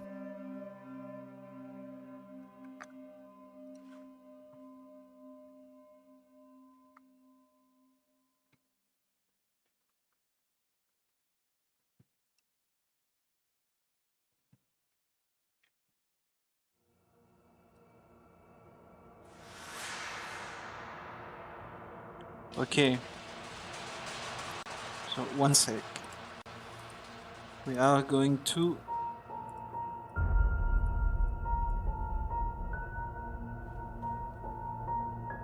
Oh.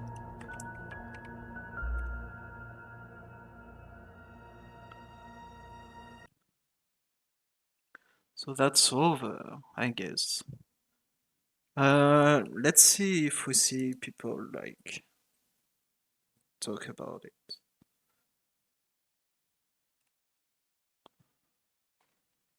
By the way, patch notes. But I would say that the number one problem was stale meta.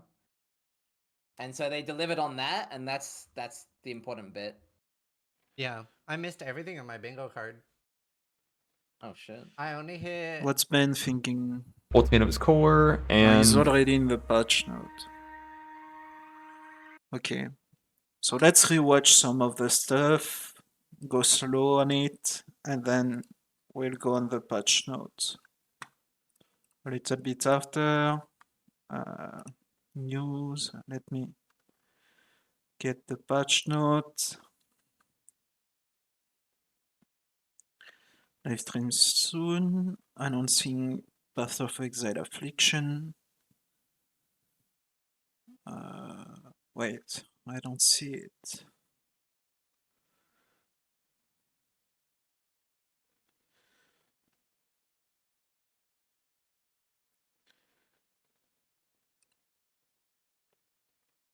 Oh, it's there.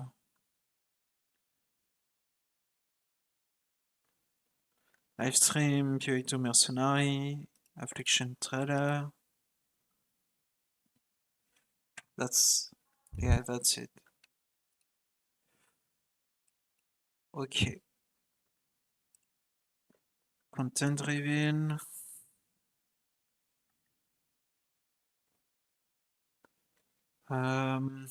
I guess.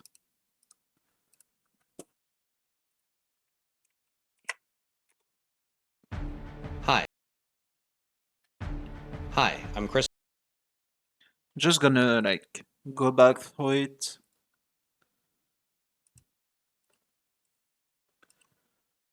What else?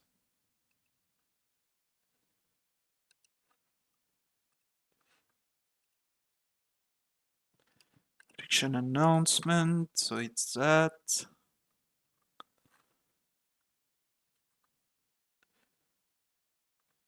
I don't see the patch note though.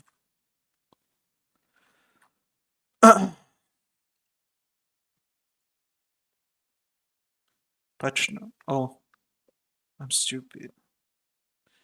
Patch note Affliction. It's here.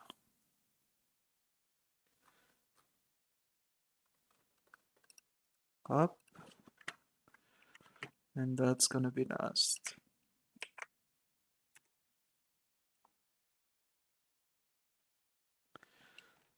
Okay. So we're gonna watch the quick trailer. Something moves in the mists. Something sinister. Thorn. Rot. Plague. And claw. The affliction spreads. It hungers for more. Looks right. Tread lightly in the wildwood, which shifts and bites. Accept our help, the ancient power of the Asmiri. Asmiri shit Beware looks the good. spirits that yearn for freedom. And the heart of evil that waits in the dark.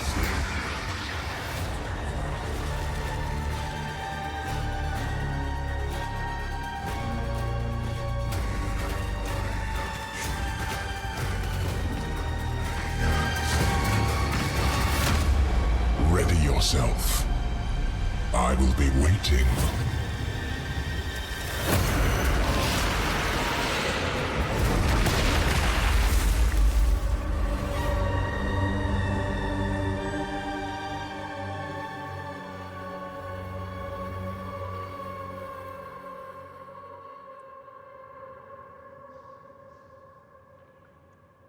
Okay, so that's the small trailer. Very cool stuff. Now we have the 32-minute one to go over again, I guess. But I'm gonna pause more.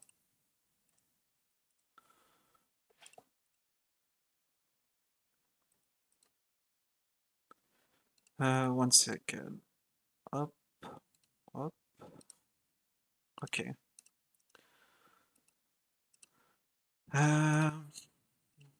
Okay, let's go. Hi, I'm Chris Wilson from Grinding Gear Games. Thanks for joining us for today's Path of Exile livestream. We have a packed show today, with announcements for Path of Exile 2, as well as the exclusive unveiling of Path of Exile Affliction, which launches on December 8th on PC and Mac, and on December 13th I'm gonna on skip console. the PoE 2 stuff. Twitch drops are enabled on today's livestream, so make sure you follow the instructions below in order to claim your Huntsman wings. Okay. Thanks, Jonathan. Well, let's just go ahead and get straight on into it. Here's the trailer for Path of Exile Affliction. So it's the same trailer. Something moves in the mists. Nice. Okay, so I'm gonna skip that too. So the content reveal is what we're going to In the watch. Affliction League, you will encounter sacred wisps, which beckon you to enter overgrown passageways that lead to the Viridian Wildwood. Okay. A vile affliction has covered this forest with a foreboding darkness. You'll need to uncover the forest mysteries to put a stop to the source of the affliction.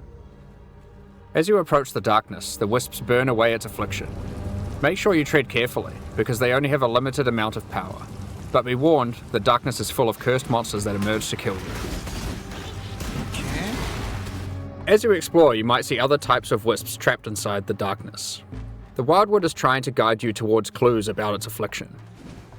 Follow the trails of wisps by collecting them, and you may uncover many different secrets.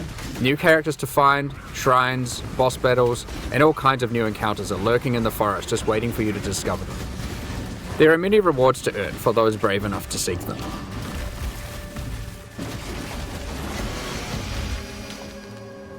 When the sacred wisps run out of energy, they will return you back to where you came from. Any other types of wisps you have collected will... So you can see your amount of like H wisps.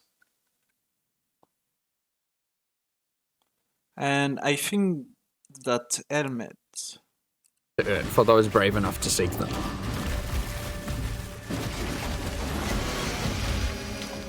I think it's like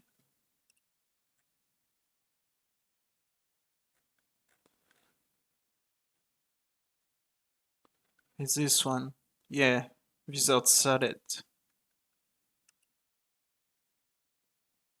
So increase armor and evasion, reflects 100 cold, 100 fire, 100 lightning to melee attackers. When an enemy deals elemental damage to you, the resistance to those elements becomes 0 for 4 seconds.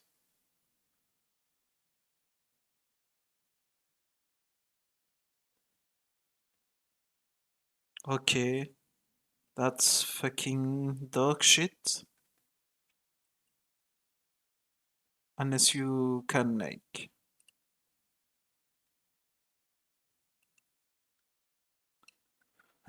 like find a use, but it's gonna be mostly one alk. It's also a level 23 fucking helmet, so maybe it's good for leveling.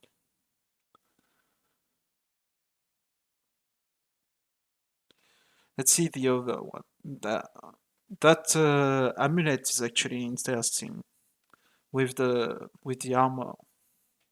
Plus 12 level of socketed skill gem, increase armor, max mana, minus 2 level of socketed skill per gem, per socketed gem. Of socketed skill gem per socketed gem. Sorry. My English is questionable. And then this amulet gives you life, accuracy rating, maximum mana or elemental resistances for each empty socket. On gear, based on its color, so life is red, green is accuracy, mana is blue, and elemental resistance is white.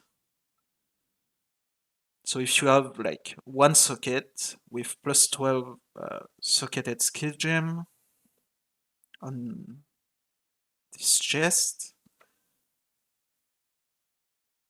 you are using one socket of the 6, so you have a minus 2, so your skill has plus 10, but then you have 5 empty red socket. Your amulet now gives you 200 flat maximum life, which can be interesting. Like it can be an interesting combo for some skill, maybe. I don't have an idea of how to make it work, but maybe. And the amulet is not just the chase piece. It's like any equipped item. So even like unset rings and shit. Or like the quiver that gives you three sockets. You could have a quiver with 3 empty sockets for 120 flat maximum life. So that amulet is gonna be interesting for like build makers and shit.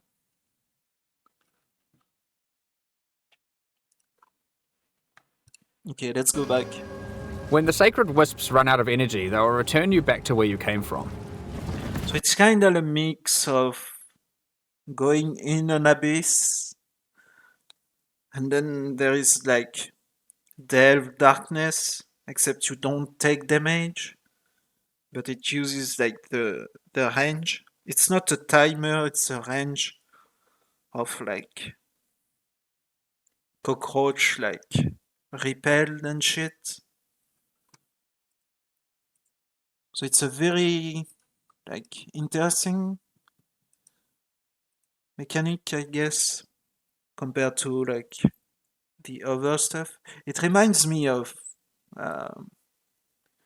synthesis in a way. Like when you were in the map would like close on you and shit. But here it's kind of like the opposite. It's like instead of the affliction closing on you and it being like a time thing, it's you like pushing the affliction away based on like a distance and shit. Which is good. Like I think that's a good way for both like fast player and slow player to have like an interesting mechanic. Any other types of wisps you have collected will return with you to Rayclast. These wisps, having been saved from the Affliction, will return with you to Rayclast. Like the explosion is like very pretty. These wisps, having been saved from the Affliction, disperse into the environment and inhabit randomly chosen monsters in the area, increasing their power and also their rewards. The different types of wisps have different effects on monsters, and sometimes more than one type will inhabit a single monster, making the fight even harder and even more rewarding. If this happens to a boss, you could be in for a tough fight, but if you can overcome it, your efforts will not be in vain. Primal Wisps grant an item rarity bonus to inhabited monsters. Wild Wisps grant an item quantity bonus, and Vivid Wisps cause them to drop currency items. If a monster gets all 3 types, they'll drop more items of a higher rarity and a lot of currency. While exploring the Wildwood, you might find some of the last few Asmeri wanderers who have managed to survive in the forest since it was cursed.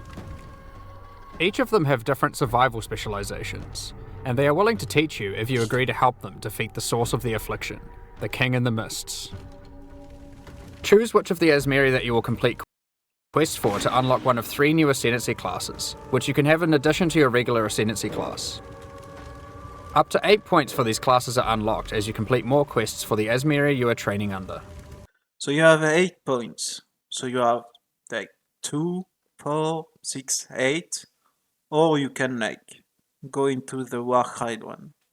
So my guess is that the Warcry one is the one you take early, and then you always spec into the fucking charms shit. For this one, for the Wildwood Primalist. The Warden has like 2, 4, 8, 12, 14. So you almost have like double the amount of option. Which is gonna make like for a lot of diversity. And it's like the same for the Warlock of the Mist. So a lot of replayability, I guess. Especially like the mark that allows you to spawn mobs on enemies and then to have like cast on death effect or cast on kill and shit. That shit is gonna be really interesting to make build around and shit.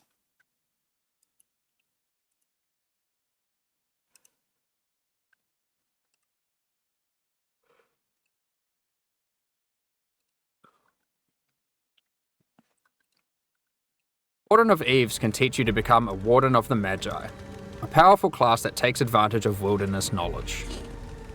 A Warden of the Magi can learn to use tinctures which coat their weapon, granting various powerful effects. You can equip tinctures in your flask slots and toggle them on and off at will. You can only have one enabled at a time, but the effects are quite conditional, so you may want to have more than one equipped and swap between them during combat.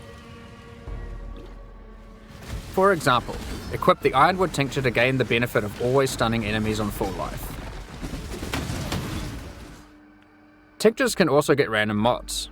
This one in particular. The fact that you can't modify them when they are basically flasks,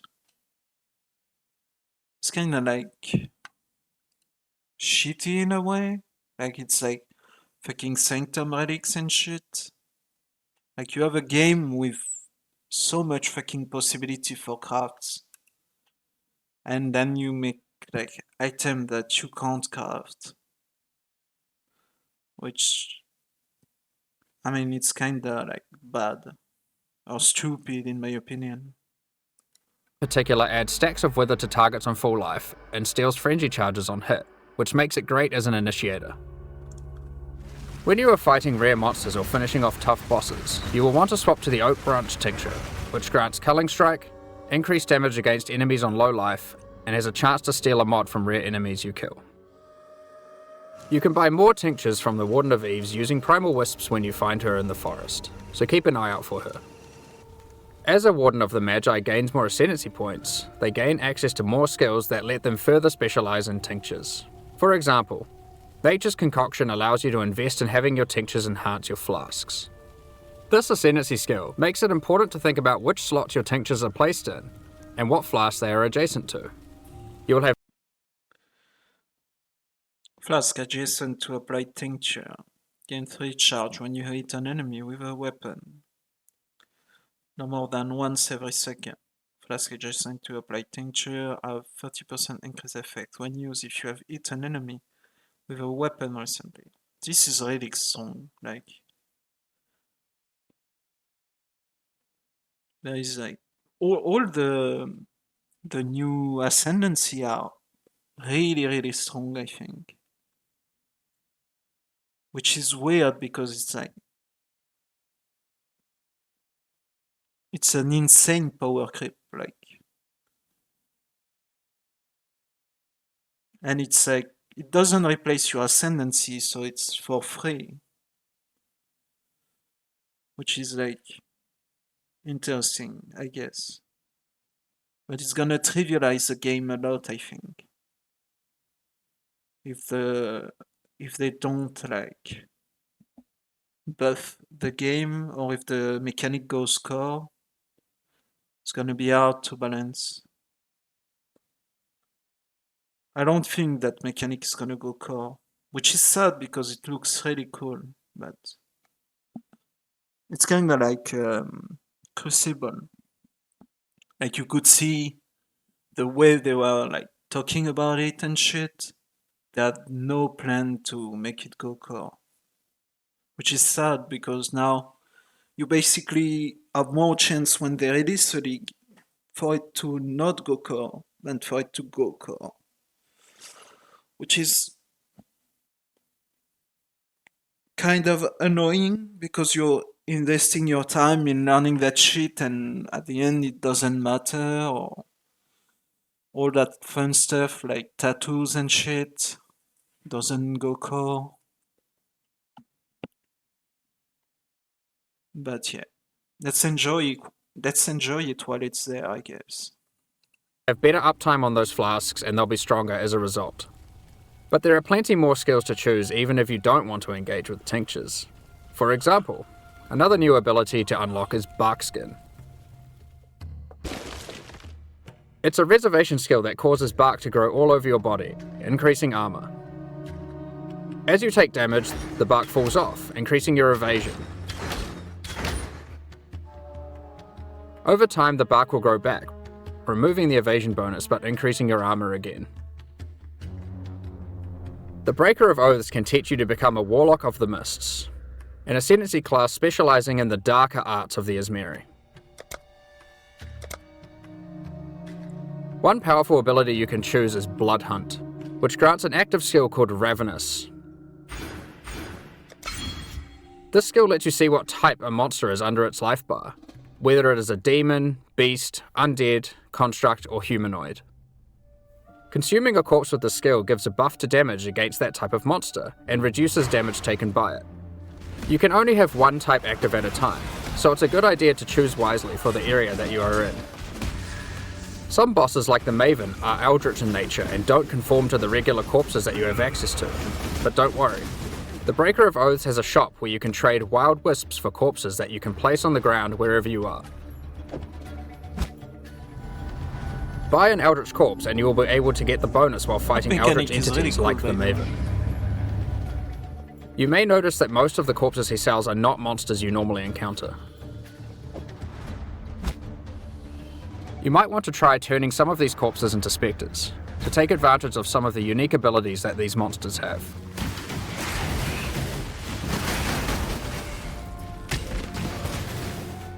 The Warlock of the Mists gets access to many other abilities. For example, there is a trio of curses that you can pick from. One of these curses targets your minions, giving them life degen and making them explode for massive damage when they are near death. One of them prevents enemies from dealing damage for the latter portion of its duration, which is quite powerful against bosses. This curse creates the interesting build decision of whether or not you should increase curse duration or reduce it. The final curse is a mark that causes enemy phantasms to be spawned when you hit the marked enemy. These phantasms aren't on your side, so they work well with on-hit and on-kill trigger effects, for example. The Primal Huntress can teach you to become a Wildwood Primalist. I'm gonna review, Unlike the other new ascendancies, because we have the full Ravine on here. So I'm gonna review that just after. Primal Huntress lets you customize your tree.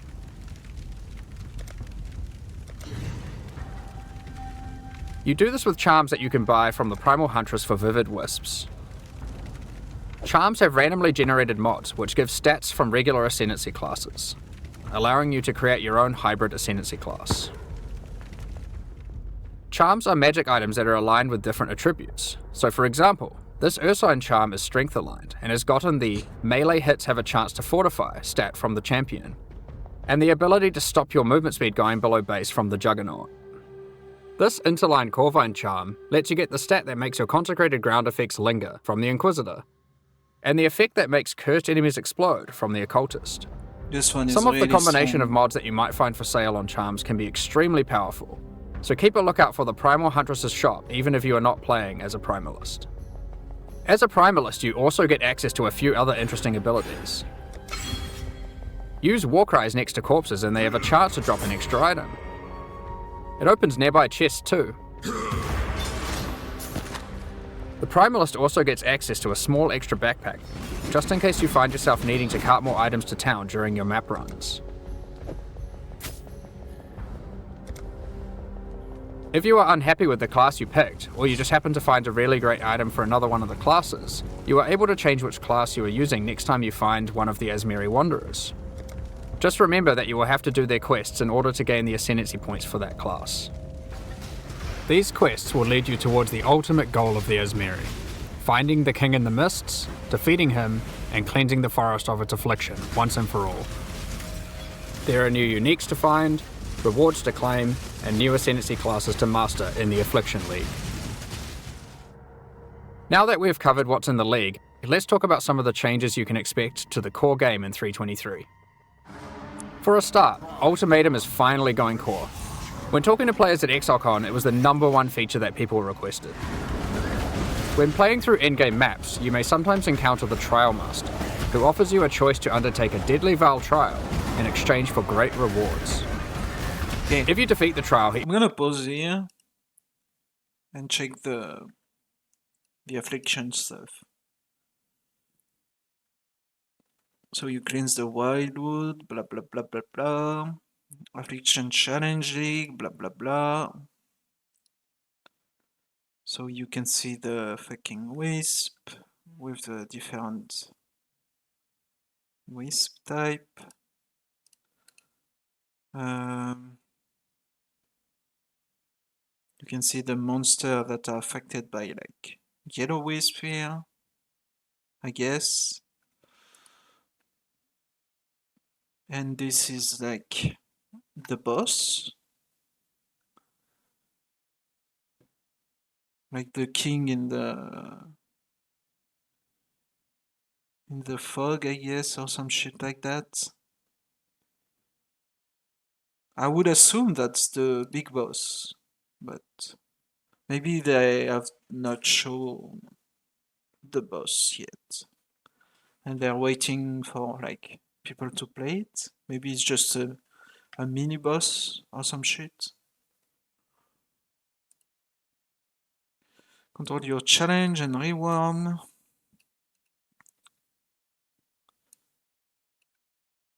So that's a boss affected by like wisps and shit for more reward.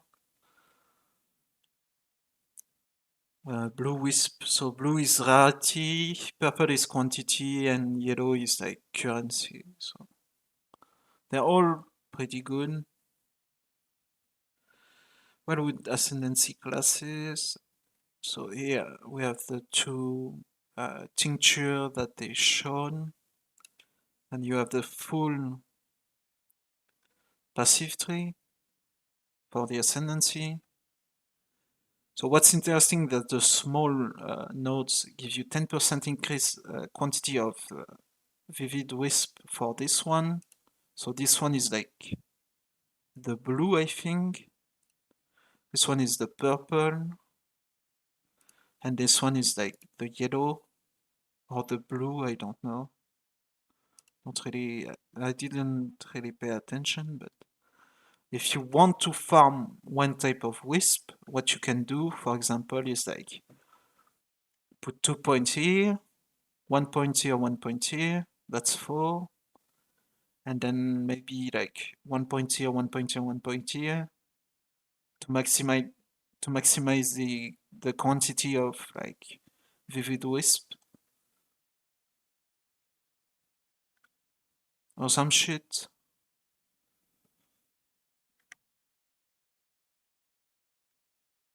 So these two, we've seen them.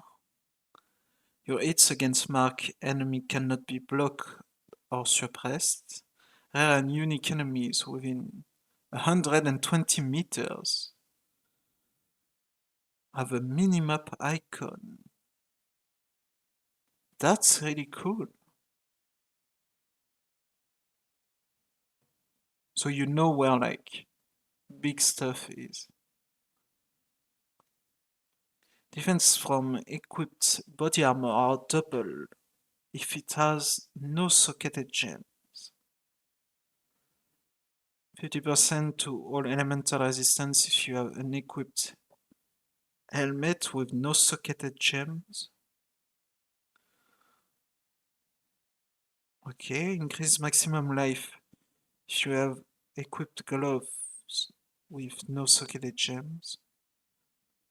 That's big on gloves. Increase movement speed if you have equipped boots with no socketed gems.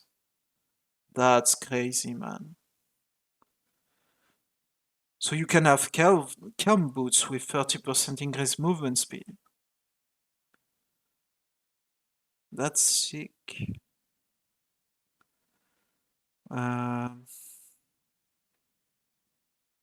So you can make like giga fast boosts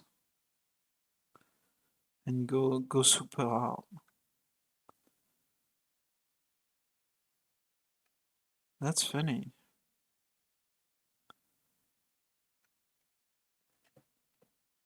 So bark skin, so gives you armor, and then when you lose the bark skin, it gives you evasion, and then you get armor back and shit.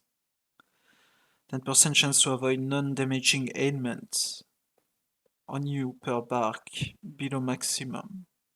10% reduce duration of damaging ailments on you per bark, sorry. So not the best in my opinion. Like bark skin is gonna be probably a hardcore choice, but I don't see it like being very interesting on softcore. This one can be crazy,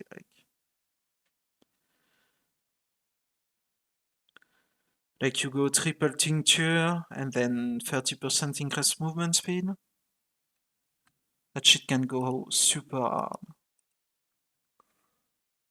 Tincture applied to you have 70%, 75 increased effects per empty flask slot.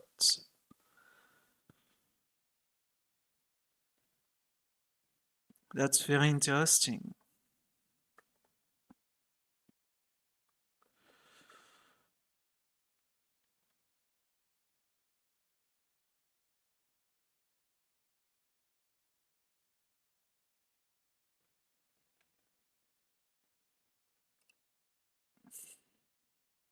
Okay, so the Warlock of the Mist now.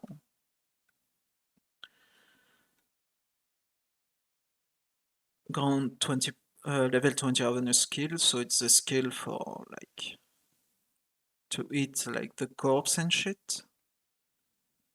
20 level 27 dark effigy.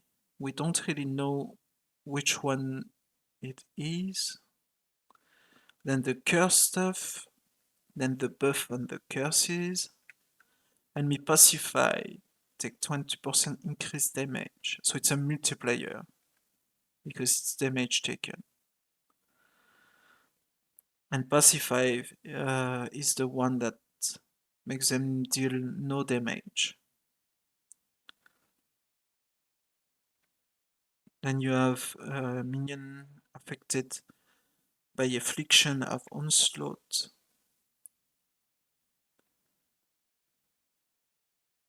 And the affliction one is the one that like degen your minions and make them explode. And then the mark one. So phantasm from penance mark have 50% chance to grant a virtue on death. Phantasm from penance mark count 50% increase flash charge. So this one is really good, I think. Like both the mark to enable some breed choices and then the foul pack to buff it. I think it's a really solid choice depending on your build. Skill costs life instead of mana. Skill reserve life instead of mana. Remove all mana. Increase life reservation. Efficiency of skill. Which is good. It's very good. You can get that from your tree, from some jewels, some corruption and stuff. You can also get it from I think it's delve rings that have like 10% increased life reservation efficiency of skills. So there is a world where you can like have a full like life reserve build, which can be interesting. Spells you cast yourself gain added physical damage equal to 75% of life cost. If life cost is not higher than the maximum you could spend.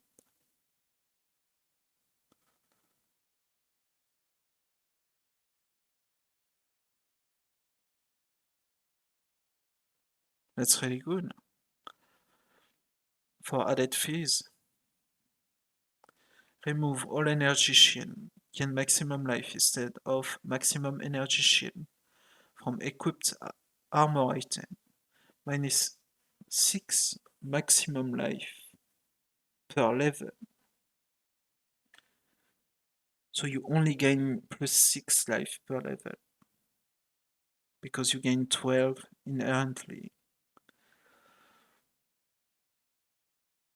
That can be is interesting like pick to have like big maximum life.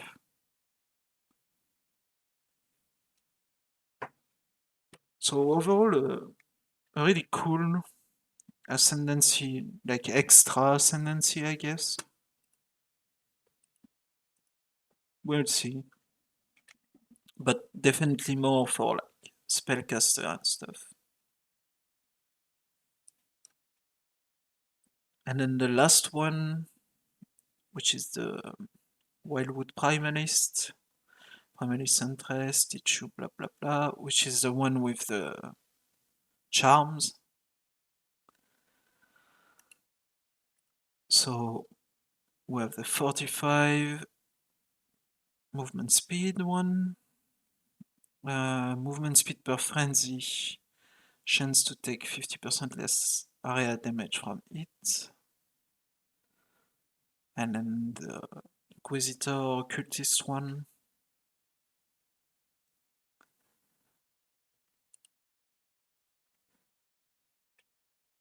So basically you have like 3 charm sockets. You have the Warcry thing, and then the increase character size, and equip a Wildwood rucksack, which has 20 inventory slots. I really think they should have like tied the two, you know, like make it a circle almost, you know, because what if you don't want the backpack and you want the Warcry stuff? Like going for the Warcry stuff without charm is gonna be like a no-no, I think. So I don't know what's the thought process. I really think they should like link the two nodes. So you can like go one or the other. But let me think. Let me tell me what you think, I guess. So the Unix, we've seen them. Ultimatum. So we have inscribed ultimatums that are back. So the gamble stuff. And then the tainted catalyst, which apply a random quality type and amount of quality to a corrupted ring, amulet, or belt, and replaces other quality type. So it's a full random stuff. But I guess you only need one, no matter like the quality, the rarity of your item, which is good, really good. Really excited to see what's up with that. And then you have some transfigure gems, but let's see, transfigure gems.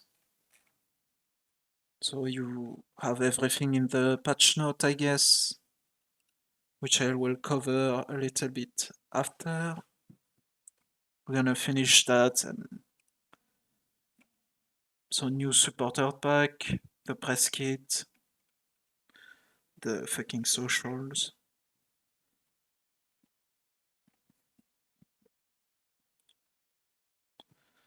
So Frozen Legion,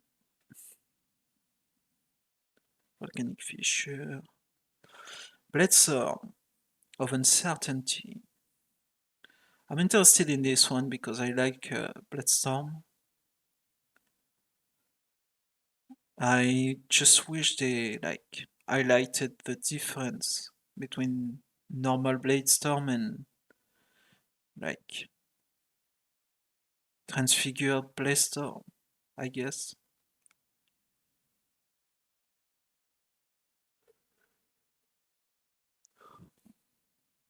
Maximum of 4 blade storm at a time, which is the old upgrade from the helm, which is really nice.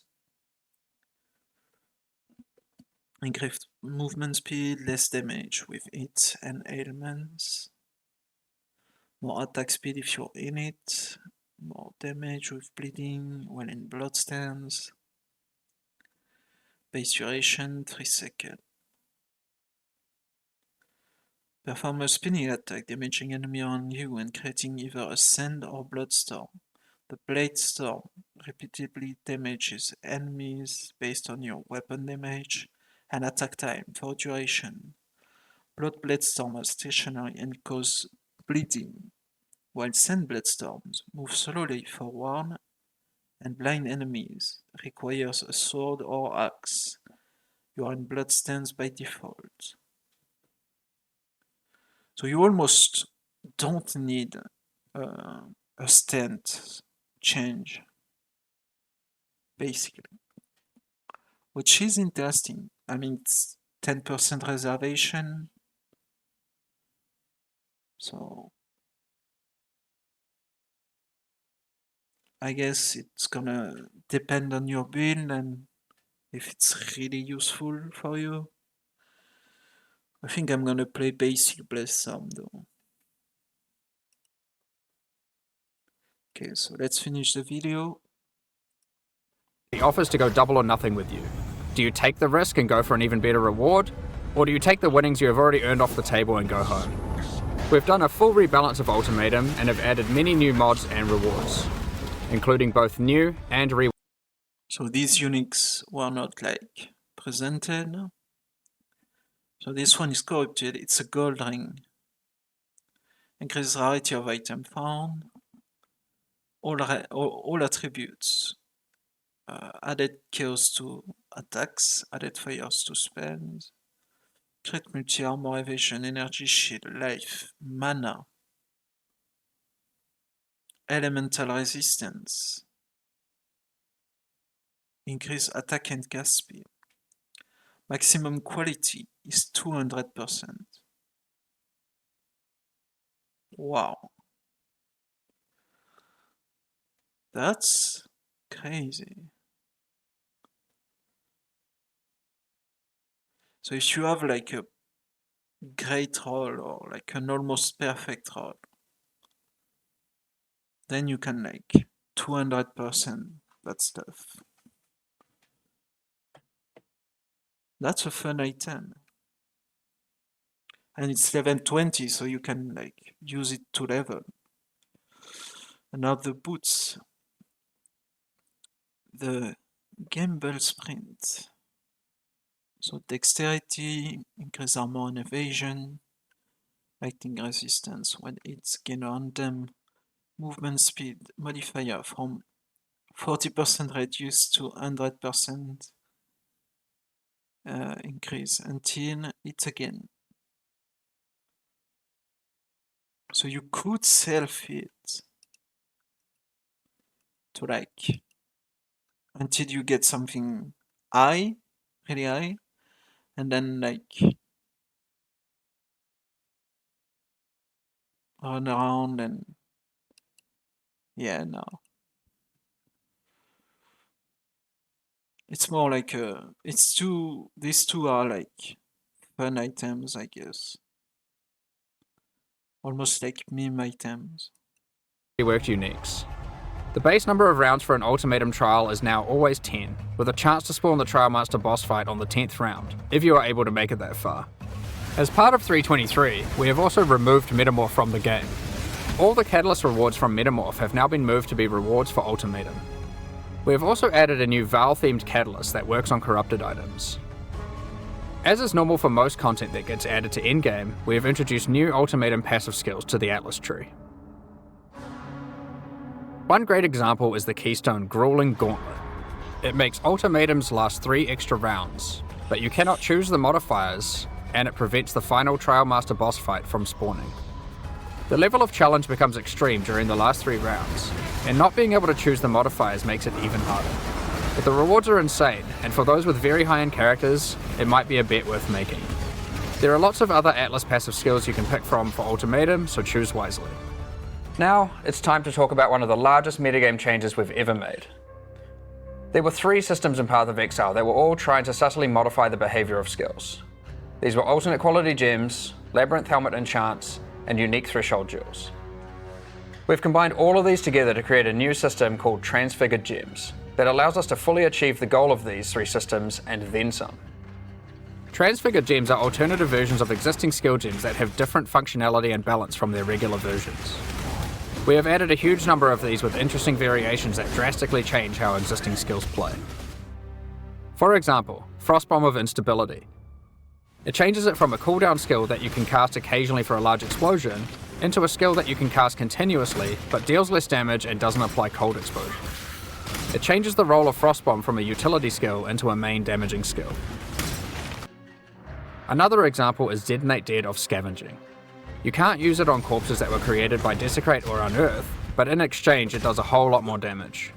You won't be able to use it as your main reliable source of damage, but it's a great skill to use as a Falling utility to get some extreme burst damage. Raise Zombie of Falling. Instead of raising a zombie from a corpse, you summon them from mid-air. They fall to their death, dealing AoE damage where they land. While this sounds like a physical damage version of Firestorm, you should consider that it scales with minion damage and also triggers on-death minion effects. Blight of Contagion. This one is funny. This version of Blight is now spread by Contagion, so you can use it as part of your Essence Drain build. We have a huge number of these. Transfigure Firestorm into Firestorm with Meteors, Transfigure Blade Trap into Blade Trap of Greatswords, Transfigure Barrage into Barrage of Volley Fire, and so on. There is a lot to experiment with, and we look forward to seeing what builds you can come up with. But how do you get Transfigured Gems? The Divine Font at the end of the Eternal Labyrinth has been So, transform a skill gem to be a random transfigure skill gem of the same color. Transform a skill gem to be a random transfigured version.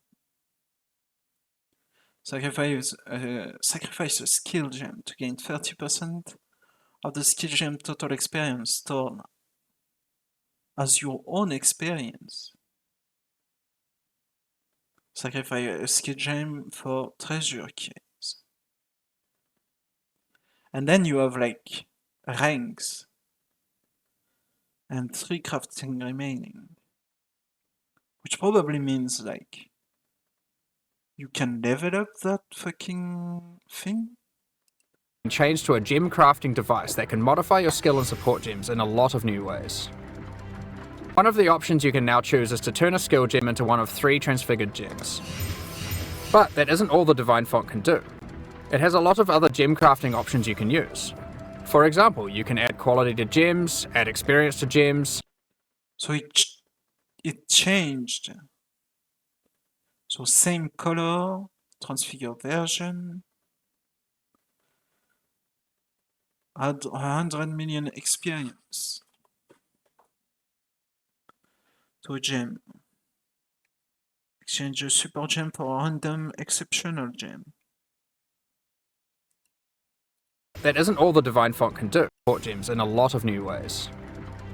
One of the options you can now choose is to turn a skill gem into one of 3 transfigured gems. So it but changed. that isn't all the Divine Font can do. It has a lot of other gem crafting options you can use. For example, you can add quality to gems, add experience to gems, sacrifice a gem for 1 or more treasure. So it went from 5 to 4. So I guess it's de-leveling, I guess. Keys to open Azara's chests, and because it went from like 100 million to 60 million. You can even exchange support gems for exceptional support gems like Empower or Enlighten.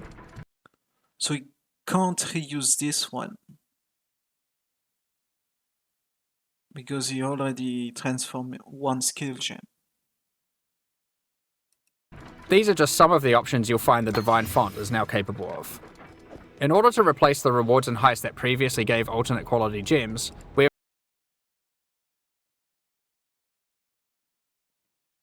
done a rebalance of the rewards of heist as well. Which is weird because it's like 19 Valorbs, 5 stack decks, a fucking replica unique.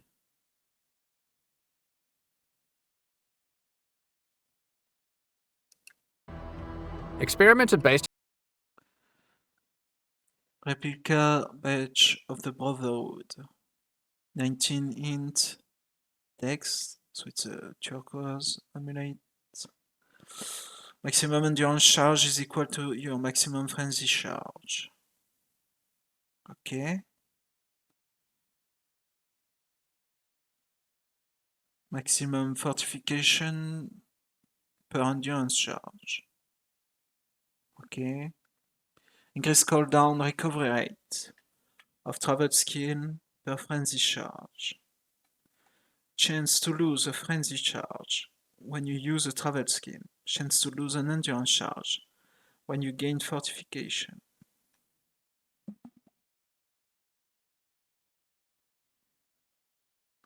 Interesting.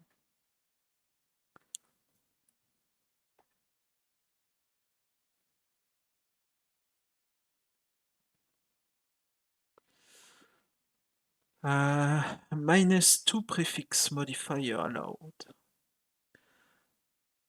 -1 suffix modifier allowed.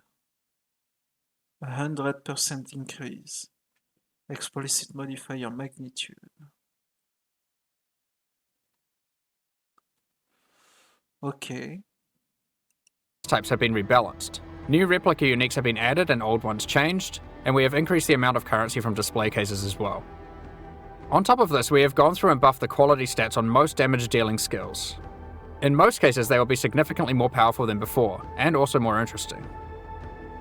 Overall, this is one of the largest metagame shifts that we've ever done. There are so many crazy new skill combinations to plan around, so we expect to see some really interesting new builds. Next up, I'd like to hand back over to Chris to talk about the new supporter packs. So, and then it's At this supporter point, we'd packs. usually talk about the League supporter packs. We're doing things a bit differently this year. So I guess we can go on the patch note. Content update. So Affliction Challenge League, new content and feature, Ultimatum, Metamorph, Other League, Atlas, Transfigure Gems, Skill Gems, Val Gems, Support Gems, Miscellaneous Gems, Ascendancy Passive Tree, Atlas Passive Tree, Unix, Item Reflex, Monster Balance, Kirak Mods, User Interface, Item Filter and Bugs. So this is the Affliction stuff. I think we've seen pretty much everything. 40 challenges and 8 new challenges in Reflex. New content and feature. Added Ultimatum, Rebalance. Added 4 new diff cards. 2 designed by supporters. 2 designed by event winners. The following units have been added: Awana's Bite, Akoya's Gaze, Found Fate, Dead Reckoning, Defiance of Destiny, Ikiao's Promise, Kauturo's Certainty, Calm's Binding. So these are like the units from Trial of the Ancestor, mostly. 16 new Unix items, 7 of these being new replica, 5 new experimented base types, 63 more full unique item options. Ranger and Science have received audio dialogue for part 2 of Path of Exile. Continue to incrementally improve the sound, art, effects, and environments. Ultimatum changes. 10 round by default.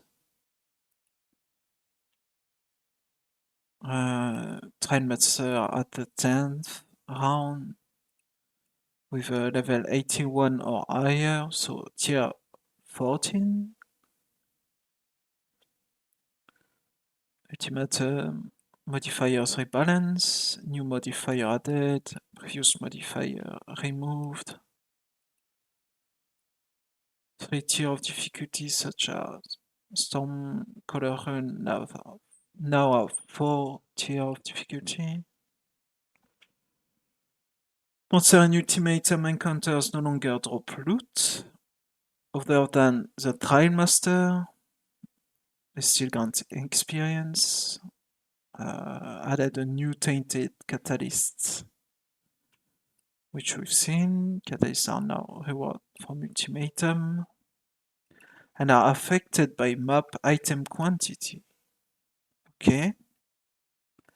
All aspects, previously known as Ultimatum aspect, combined into a new unique jewel instead of the Tower of Orders map.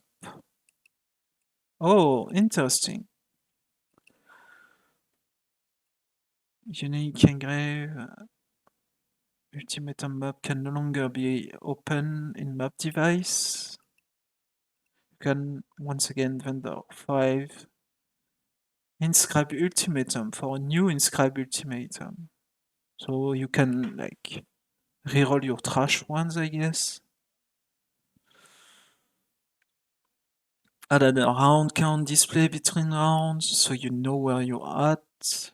Kirak offer a map mission to complete an ultimatum instead of the metamorph. Ultimatum encounter. No longer offered as ritual rewards or type rewards in Delirium. So it's really an ultimatum thing now for Catalyst. No longer drop Catalyst from Mysterious Incubators. Metamorph rewards in Heist, Expedition Betrayal, Delirium Legion, Eldritch Altars have been replaced with Ultimatum rewards.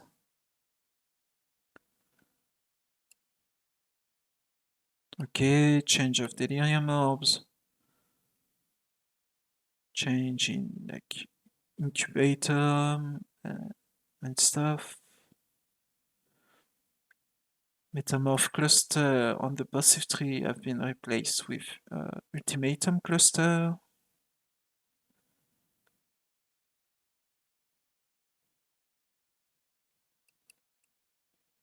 Contain phase the Ultimatum notable passive.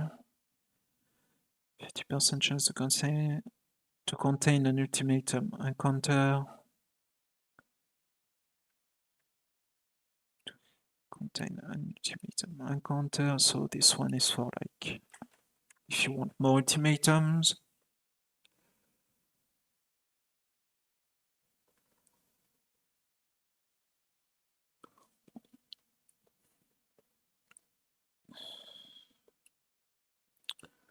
%10% more experience, increasing experience, sorry. Prove yourself. Because it's ultimatum modifier in your maps to start a tier higher if possible. Ultimatum rewards in your maps to have 25% chance to be duplicated. Stand your ground, notable passive. Causes ultimatum encounters in your maps to get 3% reduced radius each round, which also causes them to grant reward as though you completed an additional round. That's funny. That's interesting. What if you can like have a big cyclone and then have everything in your cyclone or in your AoE?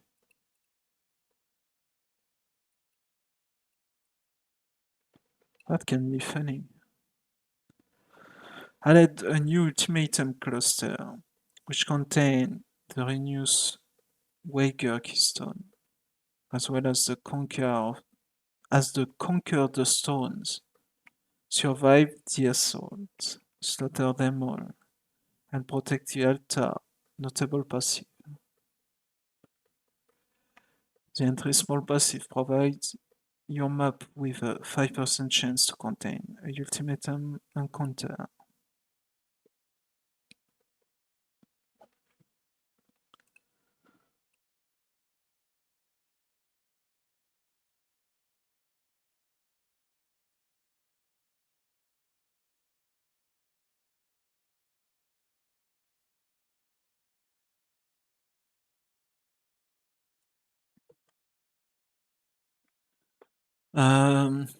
Yeah, okay.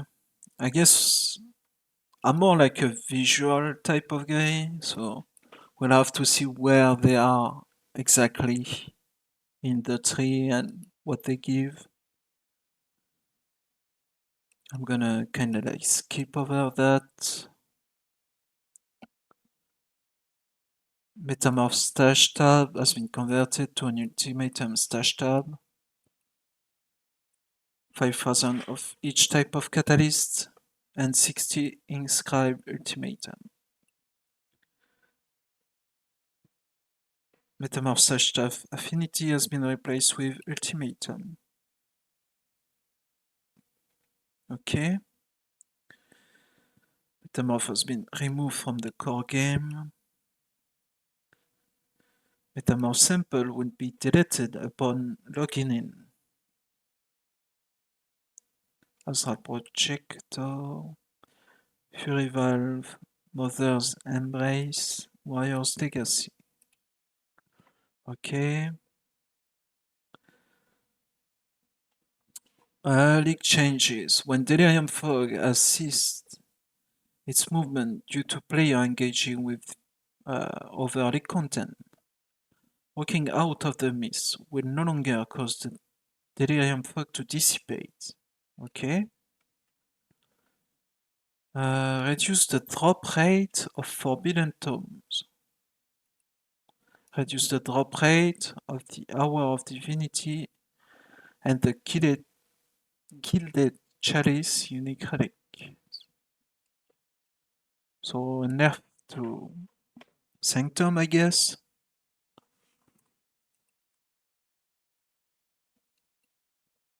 I don't really like Sanctum anyway, so I don't really give a fuck.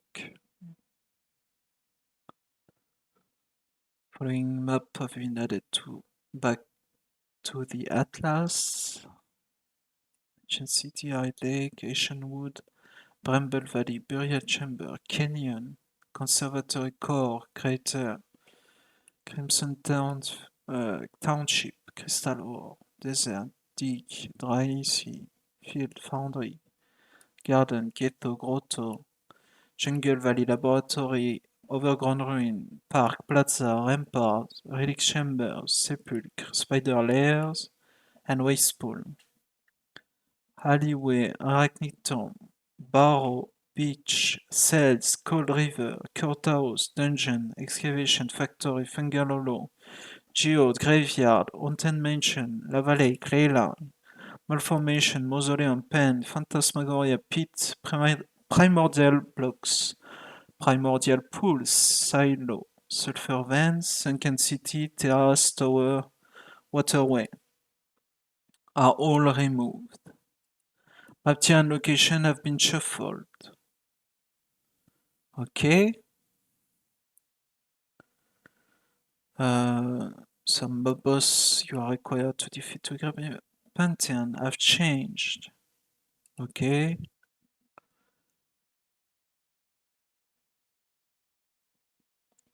Crafting recipes have changed. Places. Divination cards have found new homes. Azure Rage, Rats, the Tireless Extractor, the Return of the Rats, and Three Faces in the Dark can now be found in the port map. The Demon and the Wrath can now be found in crater map. The master can now be found in the field map. Transfigure gem. Okay. The big fucking... Holy shit.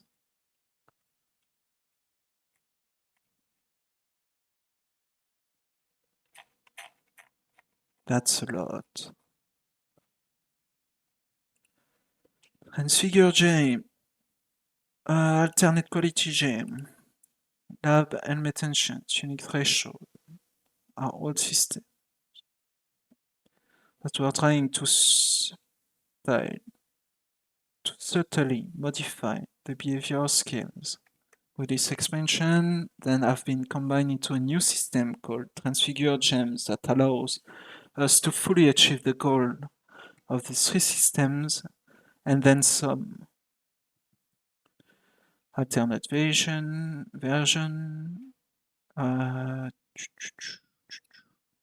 existing skill gem at start and interaction removed.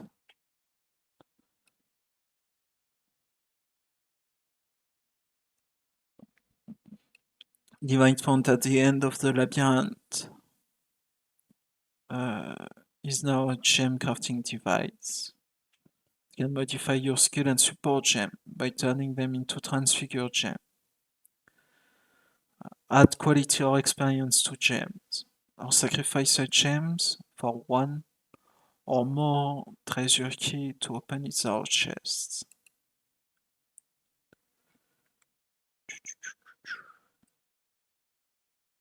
Quality stat buff for damage dealing skills.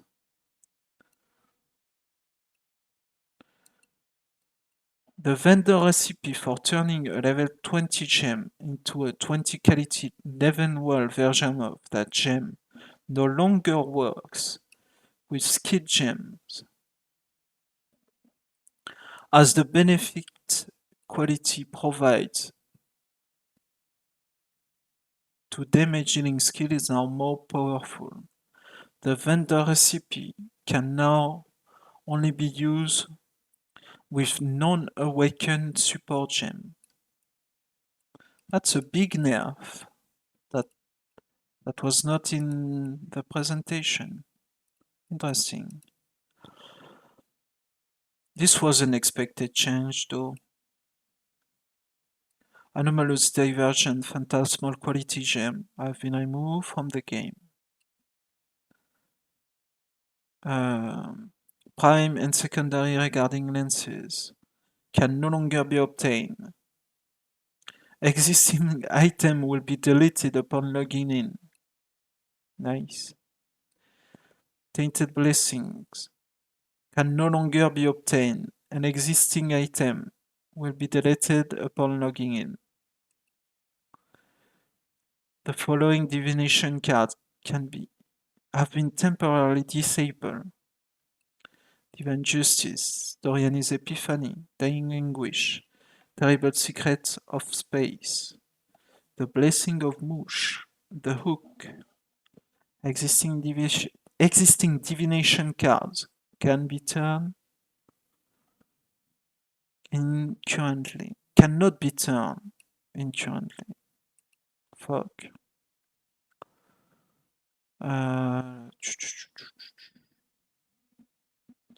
Imperial Delirium orbs can no longer be obtained.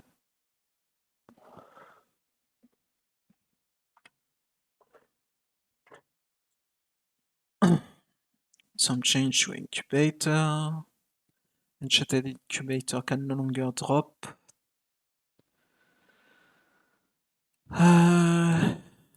Logbook remnant. That goes runic monster or chest to have a chance to drop an enchanted item. Now provide a chance to drop ritual splinter instead. Torah's betrayal fortification safe house reward. On a chest of quality gems and our transportation reward is now a trapped stash of gems. Transportation safe house reward. Now reforge the color of number of or links between socket of an item 50 times, using the outcome with the greatest number of less common socket colors, sockets or link sockets respectively. Leo's Betrayal Research Safe House reward is now a trap stash. In Heist, previously gave alternate quality. We have done a rebalance of reward of Heist. Grand Heist no longer differ based on type of blueprint area.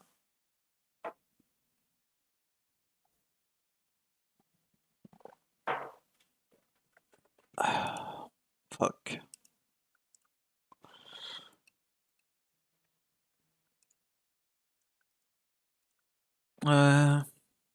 Reward from chest. In Grand Heist, jobs required and required job level are still influenced by blueprint area. Okay. Thief Trinket slot is now unlocked when you first pick up a Thief's Trinket on a character rather than in Underbelly or Smuggler's Den blueprint. So if you get a trinket, the slot opens up on its own. So you can just buy a trinket to open up your slot. That's interesting. Increase the stack size of currency offered as reward at the end of Grand Heist. Endless Misery, Soul's Weak, and Soul's Guardian unique jewel can no longer be obtained. Okay. Anima Stone. +1 to maximum number of summon golem. Existing version of this item are unaffected by this change. Golem build should now be less dependent on this jewel to be effective, and instead of transfigure skill gem available that serve a similar purpose. Okay. Many experimented base types and some Reliquia unique have also received changes. This can be found in the item balance and unique balance section. Okay. While transfigure gems are not detailed here, changes made to basic gem as a result of transfigured gems being added are detailed below. Okay. Absolution. Alchemist Mark. Increase effect of marks. Ambush. Ancestral Cry. Ancestral Protector. Ancestral. Increases range. Increase activation range. Animated Guardian.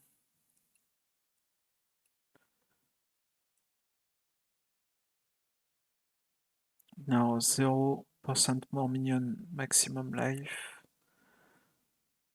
Level 1, but both scaling up to 38%.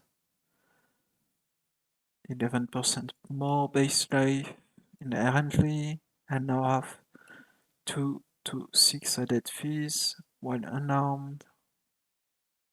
Unlimited weapon, arc, has a base crit chance of 6, previously 5. No longer has chance to shock enemy, provides increased effect of lightning ailments for each remaining chain. Okay. Like causes the skill to chain 0 to 1 time. That's really good for arc.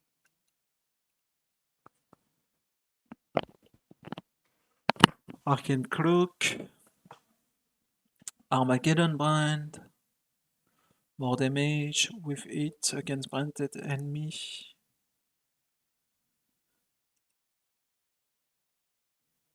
+1 arrow for the ballista.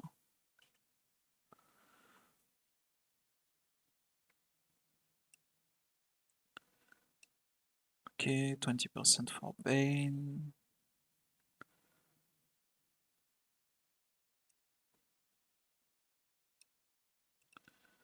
Berserk, 10% increase cooldown recovery rate instead of 20% increase attack damage.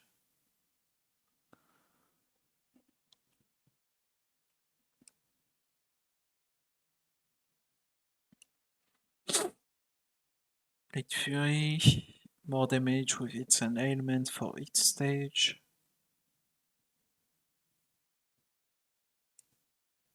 That's crazy good. Like the Blade Fury. That's really strong, I think. Blade Trap, Blade Vortex. Longer as 10% increase. Critical strike chain for each blade. It now deals 3 to 5 fizz damage to 140 to 211. 5% increase hit rate for each blade instead of 10% increase area. Okay, pretty good. Blade Storm is really good.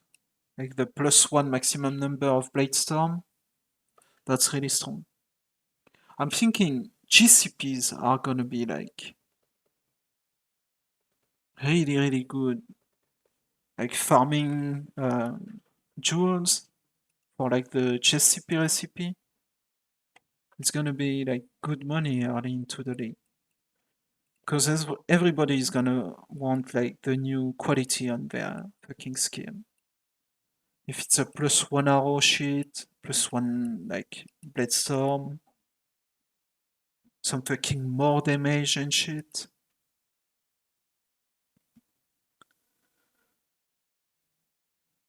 GCP are gonna be really valuable.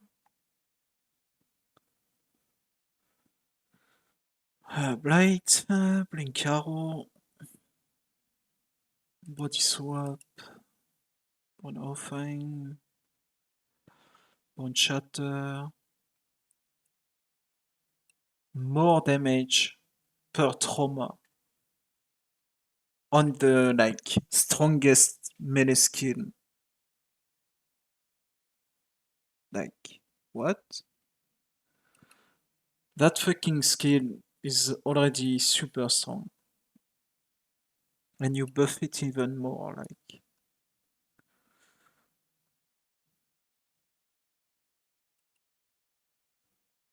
That's very questionable, but whatever. Burning Arrow, more damage with Ignite.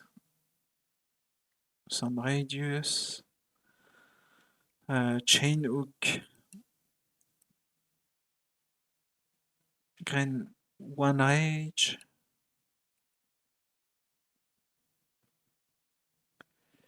Charged Dash.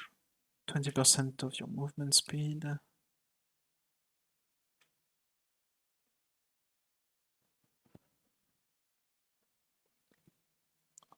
They increase the fucking radius of cleave again.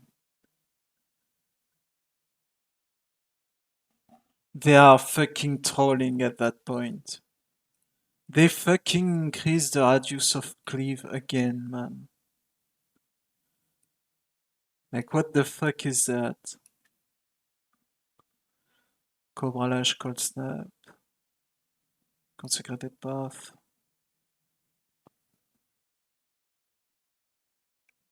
10% more damage is a lot.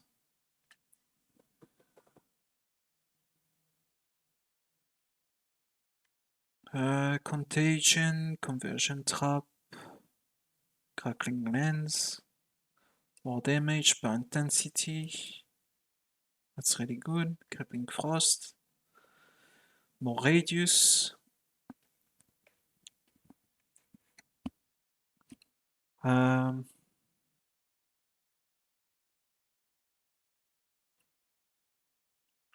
Cyclone. No longer has first hit deal 50% less damage.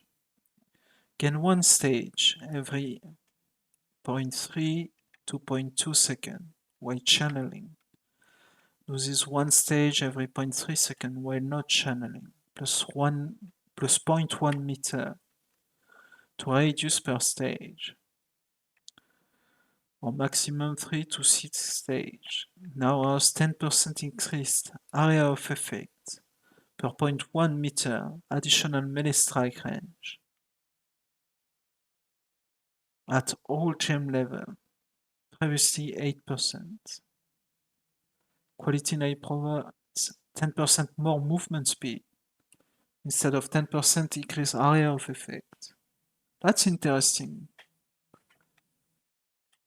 That's a cool change for Cyclone.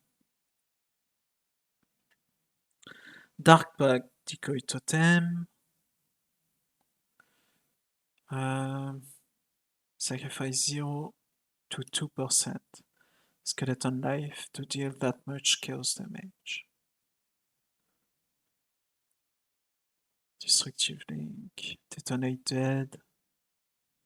15% chance to detonate an additional corpse. Devouring Totem.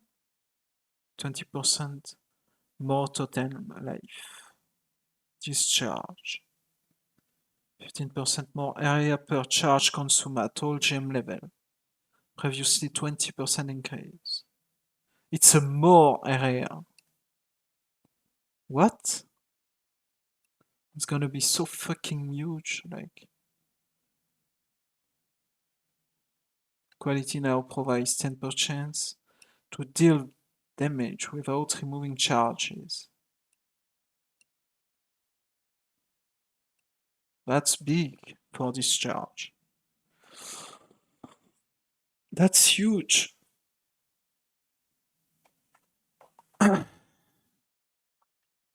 240% more damage with it per stage after the first. 100% more damage with ailment per stage after the first, previously 30. No longer has 50% less damage while channeling. 40% chance to gain an additional stage when hitting a normal or magical enemy. Or gains an additional stage when hitting a rare or unique enemy. 20% increased beam width. That's a good change. That's a buff. A big buff.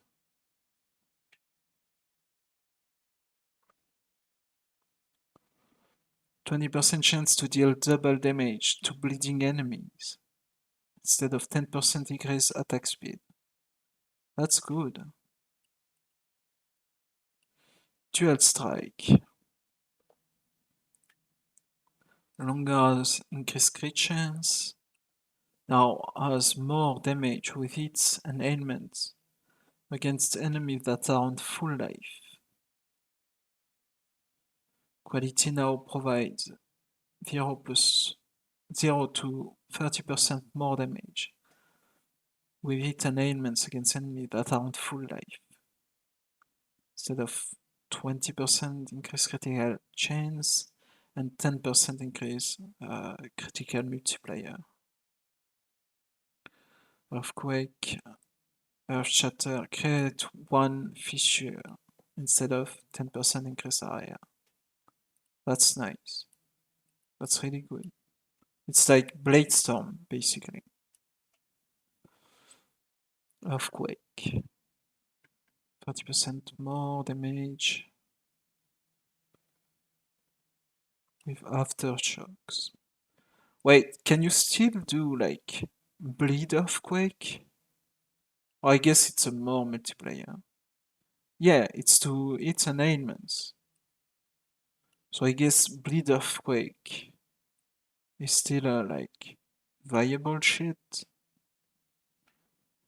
Elemental hit.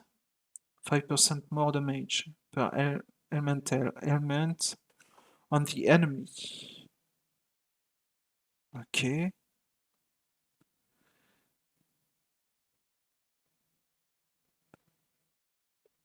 Increase cooldown recovery rate instead of increased skill duration effect. Energy blade, more maximum energy shield. Instead of causing energy blades to have 0 to 10% increase critical strike chance. Ensnaring arrow, essence drain, eternal knives, 2 projectiles for eternal knives. Exsanguinate, 0 to 1.5 second to base duration. Instead of 20% increase skill duration, skill effect duration. That's good. Maximum explosive arrow stuck. Reduce flask charge use. 2 smaller explosion instead of providing 10% increase area of effect. Eye of Winter. Fire 2 extra shards. In a spiral when the projectile ends. Or it's just when it ends.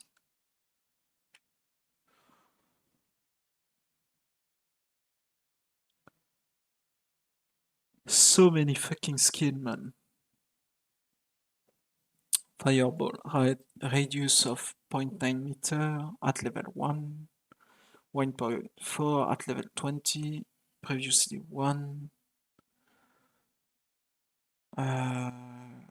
Yeah, okay. Firestorm, some radius, flame blast, 1 maximum stage. Flame dash, modifier to spell damage. Applied to this skill damage over time effect. That's a nerf. Because like the flame dash quality used to be recover, like cooldown recovery rate or something. That's a nerf for flame dash.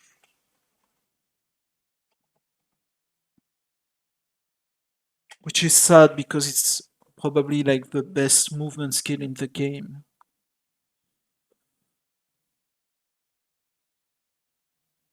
Flame leak, flame surge, flame wall, flamethrower trap, flame ability, flash offering, flicker strike.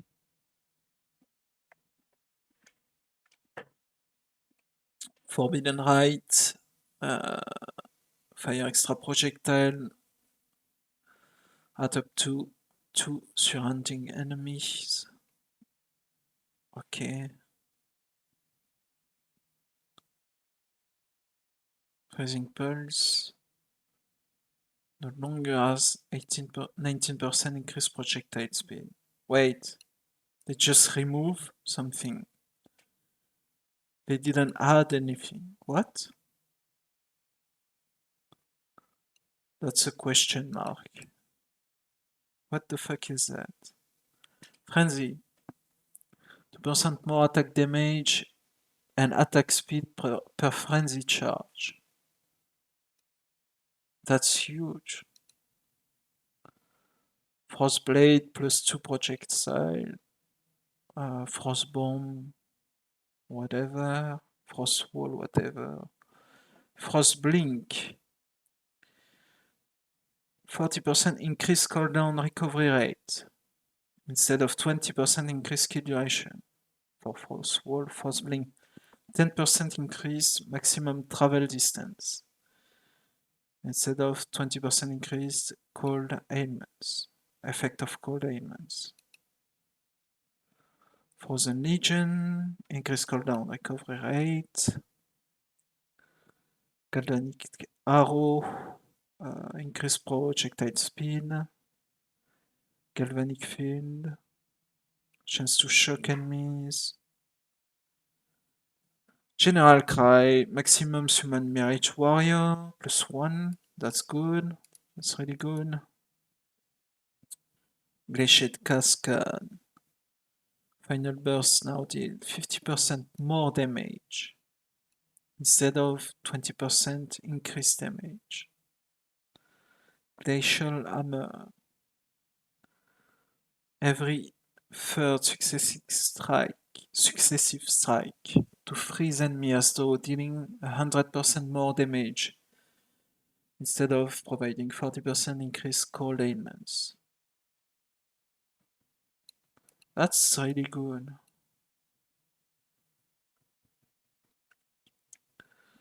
Uh, 20% more damage with hits to closer targets for ground slam. 20% chance to deal double damage for heavy strike. Herald of Agony, +5 maximum violence. Herald of Ash.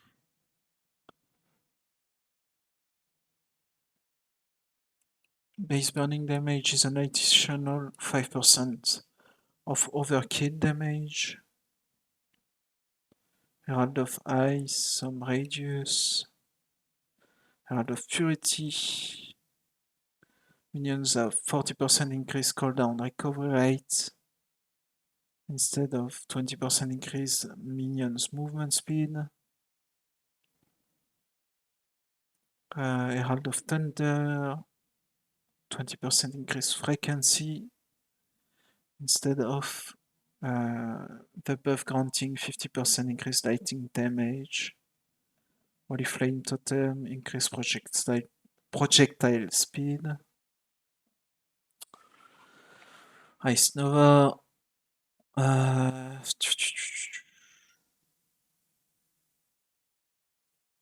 It can no longer expand from up to 2 Frostbolt projectile.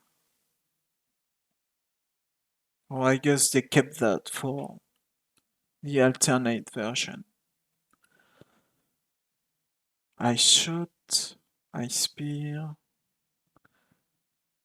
Increase crit multi for Ice Spear. That's good. Ice Trap.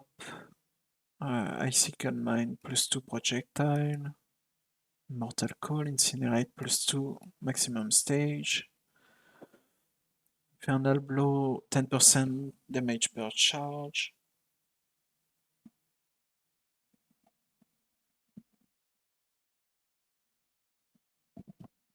Infernal Cry. Intimidating Cry, so all of those are like cooldown, 40% cooldown now. Link, Kinetic Blast, Kinetic Bolt, Lacerate. Lacerate, 20% increase attack speed if you change stance recently, instead of increase area of effect. That's really good for Lacerate. Lancing Steel, +1 projectile. Lip Slam, increase stun duration against enemy that are on full life. Okay. Lightning Arrow, +2 additional enemy near the target. Lightning Conduit, 4% more damage with hit per 5% shock effect on enemy. That's really strong.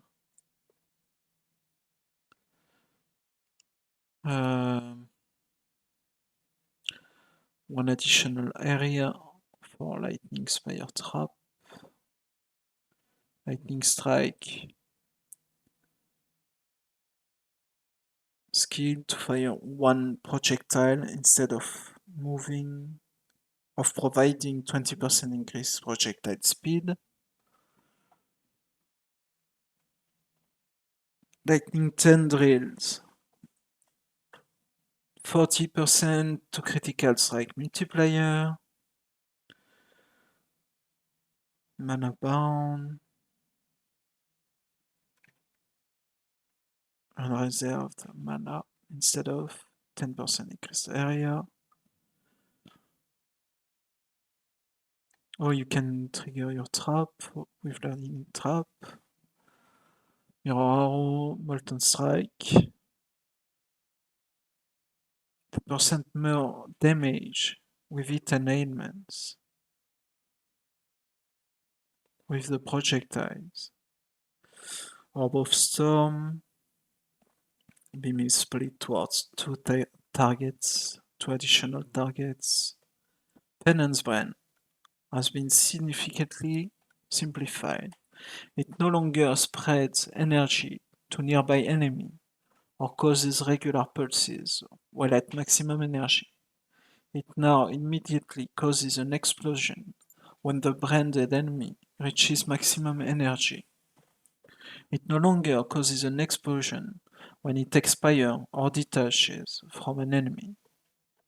It no longer has an attached duration. Instead, it remains attached to the enemy until it reaches maximum energy, then expires immediately once the explosion occurs. It no longer gains damage or reduce per energy. It now deals 175 to 265 base fizz damage at gem level 1. Scaling up to 2541 to 3811 at gem level 20. And then has an added damage effectiveness of 570%, previously 40%. Activates every 0.1 second while attached, previously every 0.5 second. Has a base radius of 2.8 meter, previously 0.8. And now deals 30% less damage with ailments. That's huge. Quality now causes the skill to deal 10% more damage with hits on branded enemies instead of providing 10% increased area. Wow. Maybe it's a good skill now. I don't know. Maybe.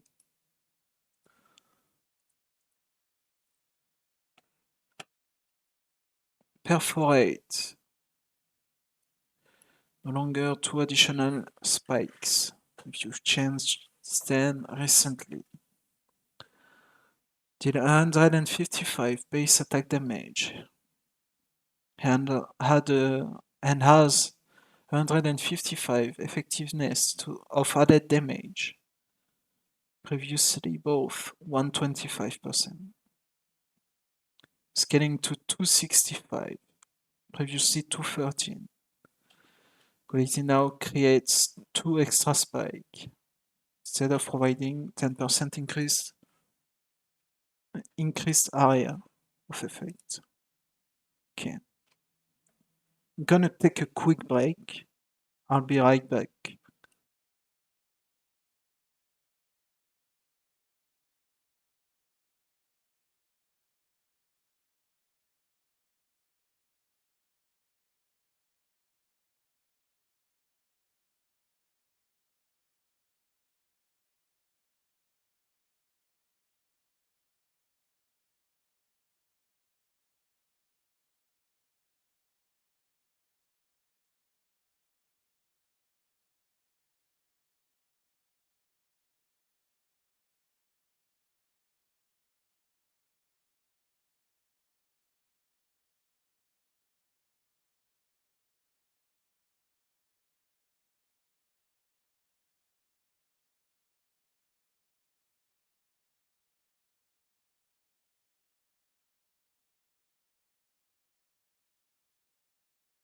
Okay, I'm back.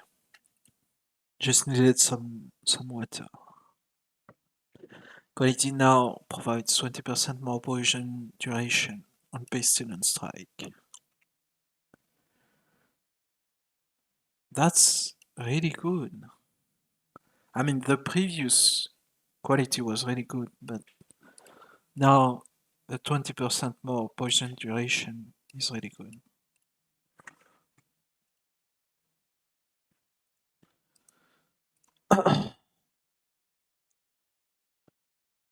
Plague Bearer. An additional 0 to 5% of plague value instead of providing 10% increase area of effect. 20% chance to inflict quiver for 2 seconds on it with poisonous concoction. Power Siphon. 4 to 7 nearby enemies instead of 4 to 7 additional projectile. Quality now provides 10% increased crit multiplier per power charge. Oh, it's a nerf to the Legion farming thing. Now the mob have to be near you. Like you can't like stand still and fucking throw your shit around.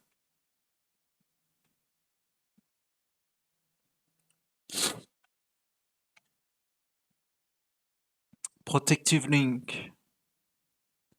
Puncture, more damage with bleed. Okay, punishment. Purifying Flame, 10% more damage. Purity of Element, 0 to 5% to all elemental resistance. Okay. Purity of Fire, 10% additional fire resistance. Cold, Lightning, Pyroclast Mine, +1 projectile. Rage Vortex. Skill to sacrifice 0 to 5% of rage to create a rage storm instead of providing 10% increased area. So you sacrifice more rage now. Which is good because more rage is like more stuff. Rain of Arrow +4 arrow. Rise Spectre +20% to elemental resistance instead of movement speed. Rise Zombie no longer attack enemies with an area of effect slab. They now only attack enemy with a melee attack. The gem now has minion have 30% 8 maximum life, replacing the 70% increased cooldown recovery rate and increased area of effect for the Rise Zombie slam attack. Quality provides now +1 to maximum Rise Zombie.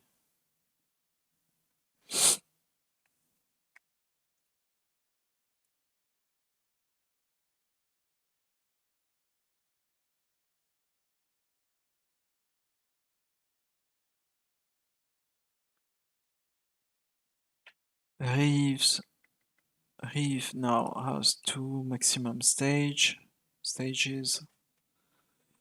Increased cooldown recovery rate for Reckoning. More totem life for each totem. Righteous Fire. No longer deals 39 to 2047 to 2447.9 base fire damage per second. Now deals 70% of your maximum life and energy shield as base fire damage per second, both previously 35%.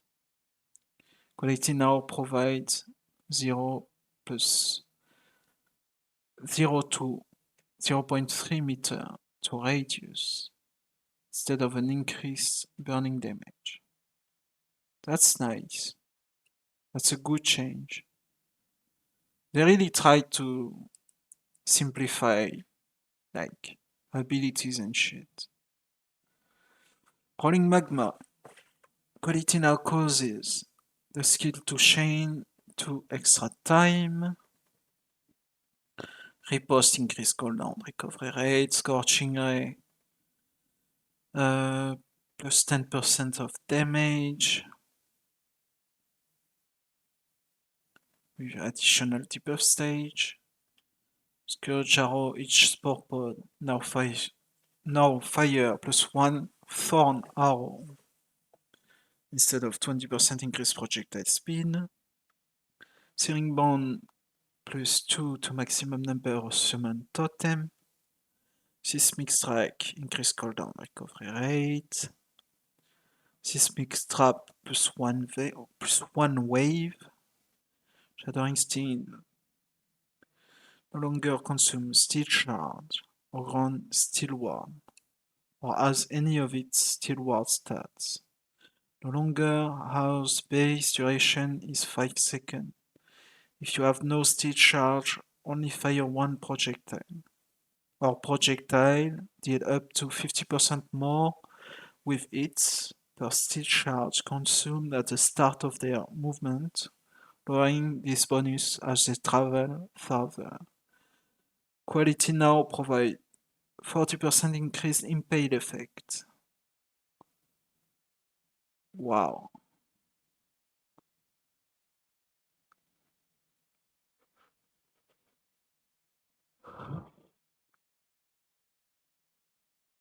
I wonder if it's still a good leveling skill or not. I don't think it is, but we will see.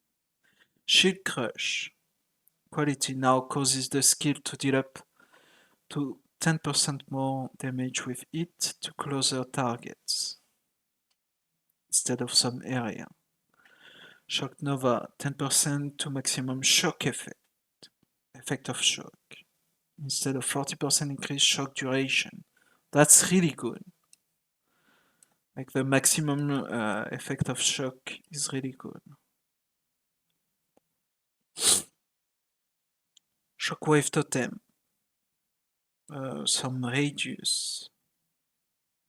Shrapnel Ballista. Some projectile speed. Siege Ballista. Increase max attack speed per maximum totem. Increase attack speed per maximum totem, sorry. Instead of some projectile damage. Sigil of Power. 4% less damage while at maximum stage, instead of 10% increase area of effect. Siphoning Trap now applies beams to the closest 4 enemies, instead of providing to the closest plus 4 enemies, instead of providing 20% increase effect of cold ailments. Smite now provides 10% more area damage instead of 10% increased area of effect. I mean, that's cool. We take it. Smoke Mine. 20% increased movement speed instead of increased area of effect. Snipe. Plus 1 maximum stage instead of 10% increased attack speed. Soul Link whatever. Soul Ren. 0.2 base duration instead of 20% increased chaos damage. Duration is always good on like chaos dot shit. Spark no longer has increased to projectile speed. The gem now also describes how many projectiles it fires instead of how many additional projectiles are fired. Quality now causes the skill to fire plus 2 projectiles instead of some projectile speed. Quality now causes projectile to have pierce to do 10% more damage instead of 10% increased attack speed for spectral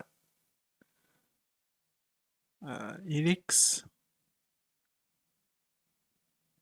Oh, quality now causes projectiles that have pierced to do 10% more damage. I guess that's good. I mean, it's still not like what spectral helix used to be, but it's still like It's still good. It's still good quality, I guess.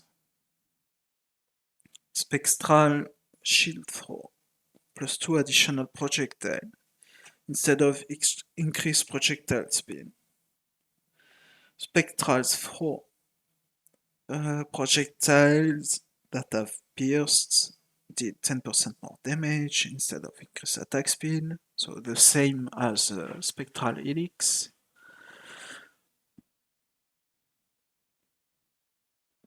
Spellslinger quality now causes supported skill to have added spell damage equals to 20% of damage of equipped wand. If 2 wands are equipped, each contributes half as much added damage. No longer causes to increase spell damage. Spirit Offering. 10% increase effect of offering instead of 10% increase skill effect duration.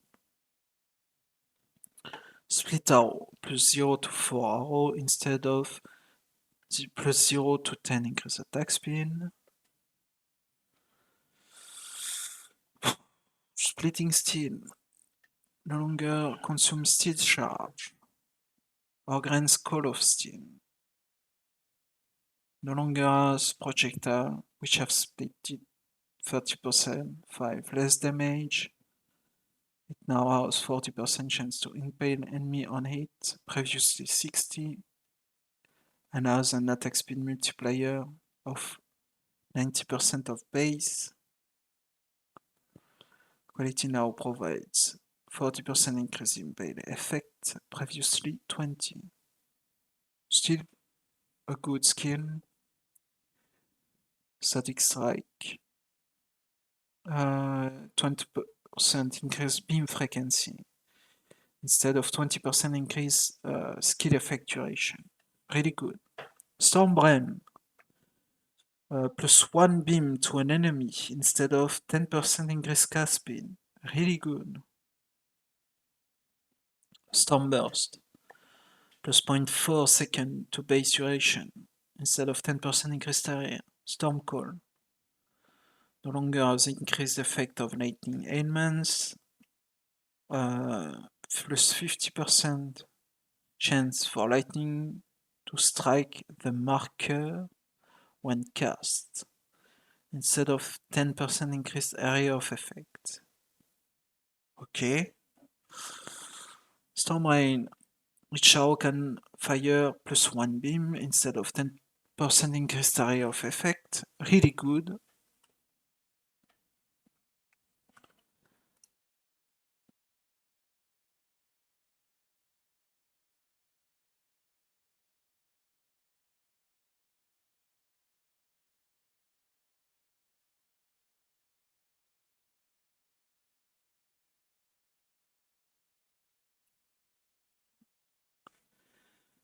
Stormbind runes have 10% more area of effect for each time they have been improved. Instead of 10% increased cast speed. Stormblast Mine. No longer has 20% chance to shock enemies. Or 20 to 39% increased effect of lightning ailments. Now did 3 to 8 lightning damage at gem level 1, previously 2 to 7, scaling up to 367 to 1102 at level 20. Now has 130% effectiveness of added damage, previously 110.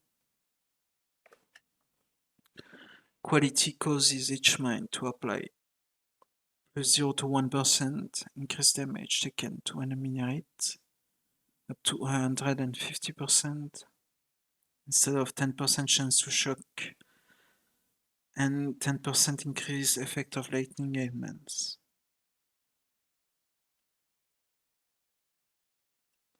That's a good rebalance. Carrion Golem no longer has 30% increase minion maximum life. Summon Carrion Golem now have 20% more life inherently. Quality 20% increase buff effect. Instead of causing minions to deal 20% increased damage. Summon Chaos Golem, summon Flame Golem, summon Holy Relic. So it's some buff effect. Summon Ice Golem, some buff effect. Lightning Golem, some buff effect. Raging Spirit. No longer has 38% more damage.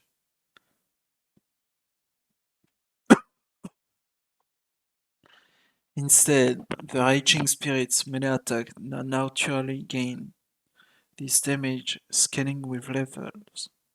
Okay. Quality now provide 30% more chance to summon an extra minion instead of 20% increased minion movement speed. That's good.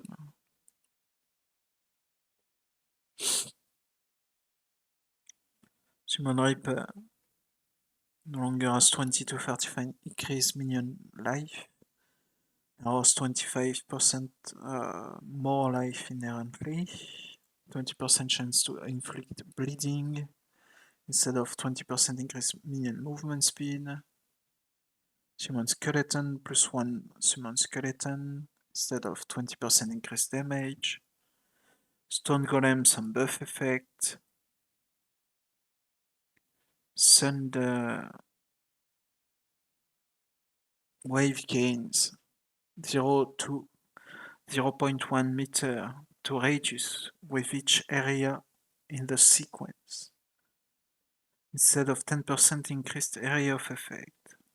Sweep 0 plus 0, 0 to 0.4 meter to radius, instead of 10% increased area of effect.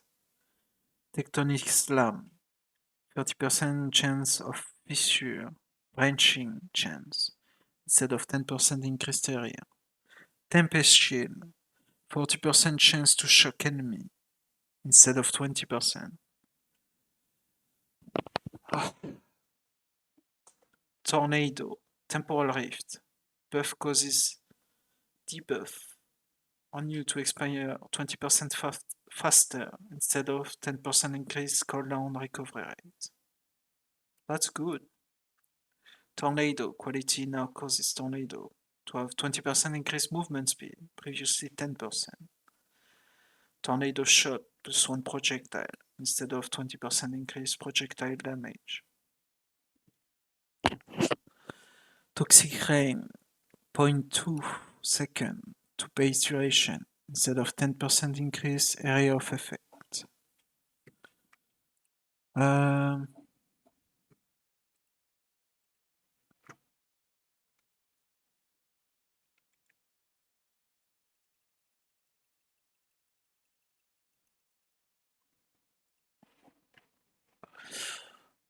Toxic Rain, Unearth, Core Spawn, 30% increase max life instead of 10% increase cast speed. Vampire Link, Vengeance, 20% chance to trigger skin, 1 hit instead of 10%. Venom Giant, plus 10 maximum code projectiles instead of 20% increase poison duration. Pretty good. Vigilant Strike, 4% more attack damage per endurance charge instead of 20% increased damage. Really good too. Viper Strike, 1 second to base duration instead of 10% increased attack speed and poison duration. Actually good. Void Sphere, 20% increased cooldown instead of 10% increased area. 40% increased orb movement speed instead of 10% increased area on volatile dead. Volcanic Fissure plus 2 projectile instead of 20% increased fire damage. Voltaxic Burst, quality now provides 1% more damage with hit and ailments for each cast of this spell currently waiting, instead of 0 to 10% increased area of effect. Vortex now has a 0.75 second cast time, previously instant, and no longer has a cooldown time. It can no longer be cast on Frostball projectile, and as such no longer has 20% less area of effect when cast on Frostbolt, or can explode from up to 5 Frostbolt projectiles. It now deals 49 to 73 cold damage at gem level 1, instead of 41 to 62, scaling up to 779 to 1169 at level 20. So that's a nerf at level 20. Quality now provides 0.2 meter radius instead of 10% decreased area of effect. Wave of Conviction no longer has 38% increased skill effect duration. Now has a base duration of 0.5 seconds at level 1 to 0.7 at level 20. Quality now provides damage penetrate 50% of enemy elemental resistance instead of 20% increased elemental damage. Wild Strike quality now provides 20% chance to freeze, shock, and ignite instead of 20% increased elemental damage. Wow.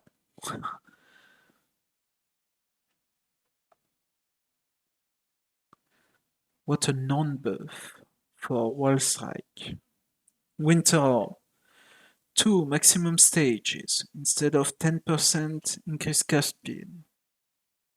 That's huge.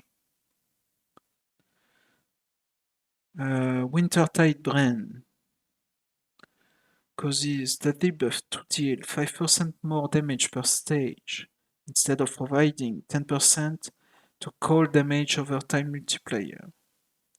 Withering Step quality now causes the skill to inflict 2 wither debuff the first time each enemy enters the area instead of providing 10% increased effect of elusive from this skill. That's really good. Val skill gem changes.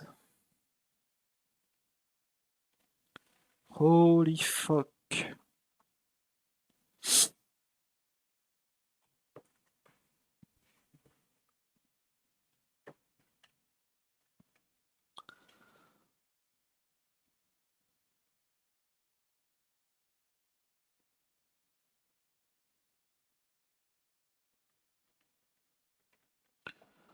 Holy shit, man.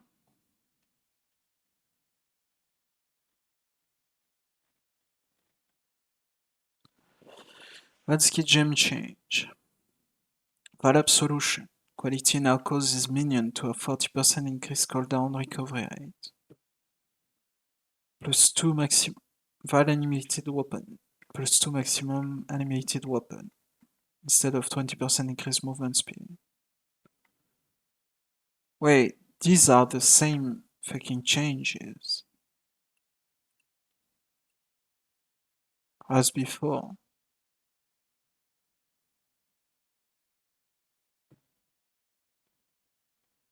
I guess. Yeah. It's the same changes. Okay. Support gem. Ancestral Call support. Quality now provides extra targets for supported skill can be found 50% further away instead of causing supported skill to deal 10% increased melee damage. That's really good. Awaken Ancestral Call, same change. Ballista. Increase totem placement speed instead of 20%. That's a nerf for Ballista totem support. B8 support. 20% increase damage with it against enemy that are on low life instead of 0.2 meter to melee strike range. That's a nerf, I guess. Or a rebalance. 10% increase mind damage. Instead of causing supported skill to have 10% increase mind throwing speed. Okay. 10% blind support, 10% increase blind effect. Instead of 20% increase blinding duration. Bone shield. 10% increase cold damage. Instead of 20% increase shield duration. Okay. Cast when damage taken. 10% reduce amount of damage taken to trigger. Instead of 10% increase damage. That's really good, actually. Close combat. 10% increase damage with it to close range enemies. Instead of 10% increase melee damage. Cluster trap. 20% increase tap trigger area. Instead of 10% increase trap damage. Call to fire. Quality no longer causes supported skill to deal 10% increase fire damage. Okay. So they nerfed a bunch of supports to rebalance the gems, I guess. Culling Strike. 2% of life when supported skill kill an enemy. You recover 2% of life when supported skill kill an enemy instead of supported skill deal 10% increased damage. Curse Ground. 10% increased area of effect of supported curse skill. Instead of supported skill have 10% increased skill effect duration. Devour support. Deal 80% increased damage if you have consumed a corpse recently. Instead of 40% increased damage with it and ailments against enemies that are on low life. Feeling Frenzy. 10% increased minion movement speed. Instead of Feeling Frenzy, have plus 1 second base duration. Okay. Flamewood.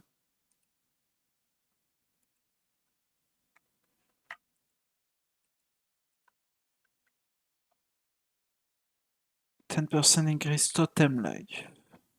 Instead of 20% increase fire damage. 45. 20% increase fortification duration. Instead of 10% increase attack damage. Okay, frigid bonds. 2%, 2 seconds instead of 10% increase effect of chill. X bloom, 4% increase X transfer range. Instead of 10% increase curse duration. 10% increase mind damage instead of 10% increase mind throwing speed. 20% chance to freeze an enemy, which are chill, instead of 30% increased chill duration for hypothermia.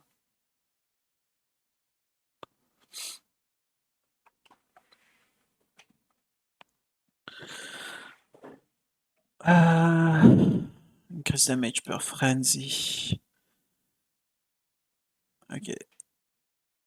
Instead of 20% increased damage with it against frozen enemy. Infernal Legion. Innervate plus 2 seconds. instead of causing support skill to a 30% increased shock duration. Inspiration 5% reduce mana cost instead of 20% increase. Inspiration charge duration. That's good. Life tap plus 2 seconds instead of causing supported skill to deal 10% increased damage.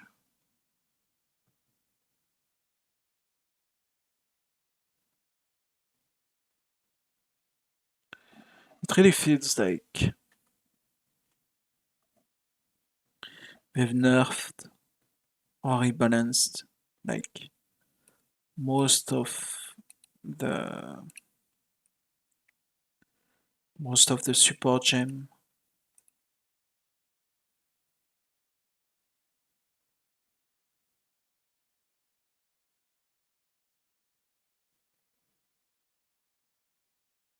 I guess. I'm gonna skip on them. More activation frequencies instead of increased activation frequencies. Frequency for Swiftbrand. Miscellaneous gem change.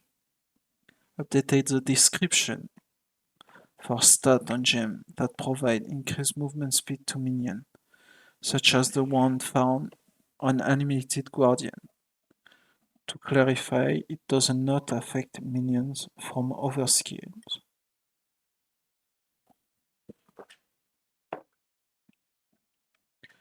Many skill gems now displays the total number of projectiles of arrow they fire instead of how many additional ones.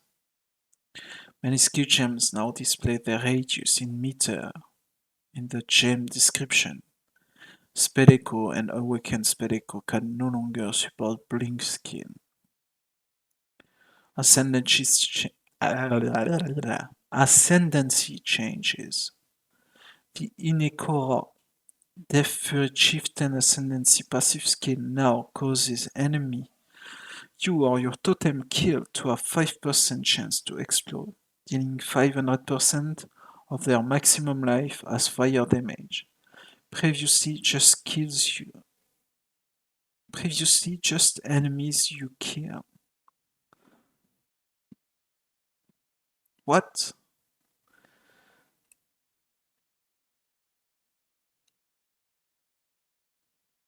So from 100% of enemy you kills, it's now 5%? What? Oh no! It allows totem to. Okay. So it's a buff. Before it was just you, and now it's you and your totem. Passive tree change.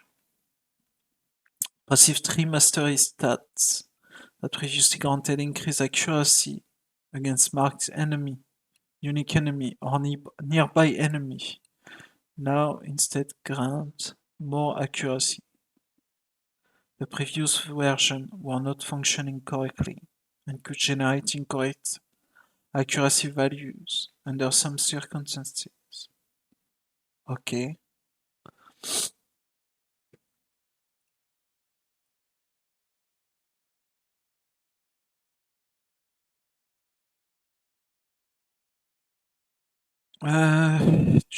Atlas passive tree changes.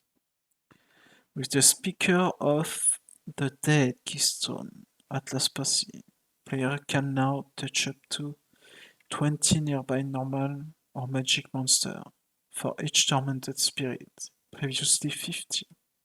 Okay. Destructive play Atlas keystone allocated, killing the mob boss before the Maven can cast up. The stakes no longer causes her to leave without summoning additional bosses. Okay. Unique balance.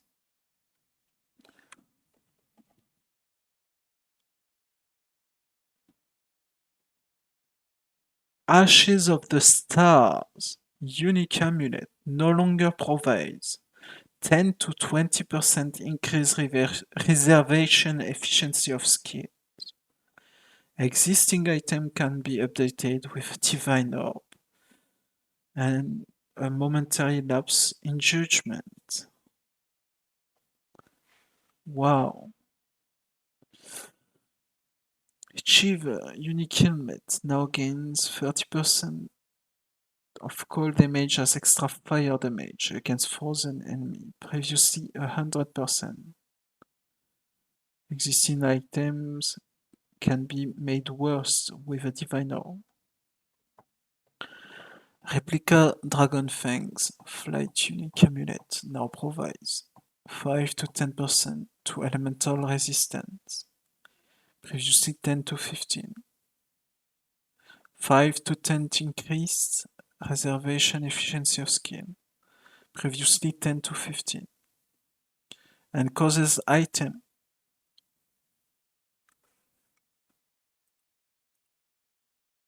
Hello, how are you? Thank you for following. I'm good. I'm just reading the patch note for PoE.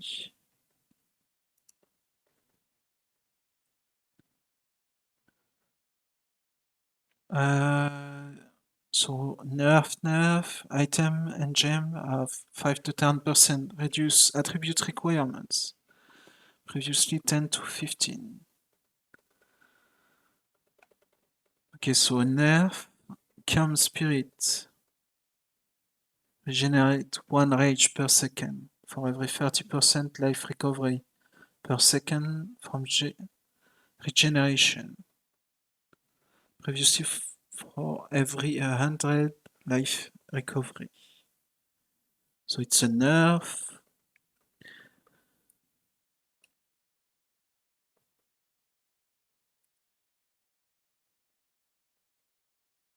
$6,000 fire damage per second, while flame touch previously 10,000.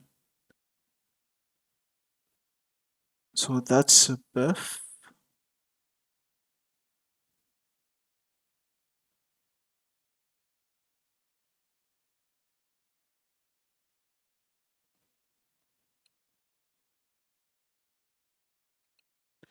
Attack with the ephemeral age unique sword. Now I've added maximum lightning. Damage equal to 20% of player maximum energy shield. Can no longer scale off of a minion's maximum energy shield. Okay. The Halakesh Impatience, unique boots, no longer lose all frenzy, endurance, and power charges when you move, or causes your minimum endurance, frenzy, or power charge to be equal to your maximum while stationary. It now has count as having maximum number of endurance charges, count as having maximum number of frenzy charges, count as having maximum number of power charges. This change affects existing item.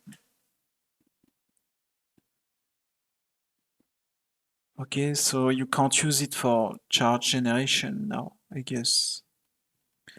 Replica Bones of your unique boots.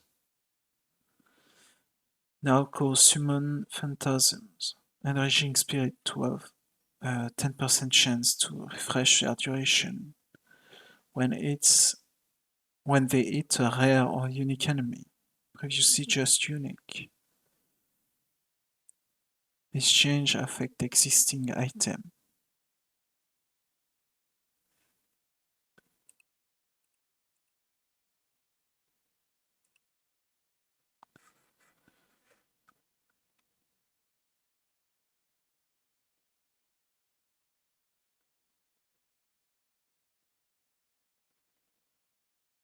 Replica Miss Wall, unique shield. Now has you are at maximum chance to block spell if you have not blocked recently.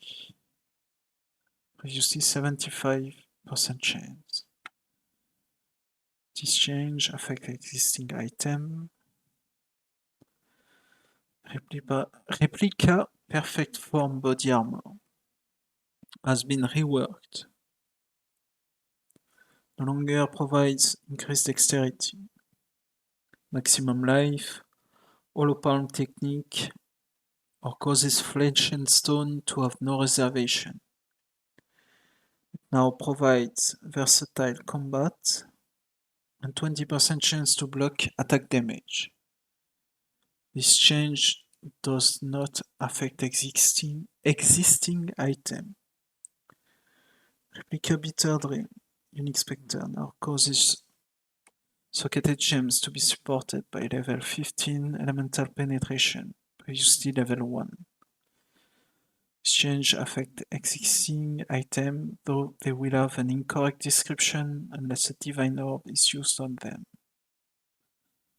Replica Horus Sacrifice, Unique Sword, no longer has 1% of damage against frozen enemy leeches life. Instead provides Killing Strike against frozen enemies. This change does not affect existing items. Okay.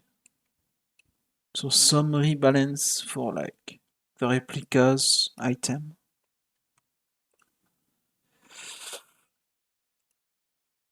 Let's put some music on. Or maybe I finished the patch. Yeah. I have item balance, monster balance, and then some few stuff. Let's finish the patch. Item balance. Innate Coralog can no longer foresee the result of corrupting an item at the altar of corruption. Well, unlucky, I guess.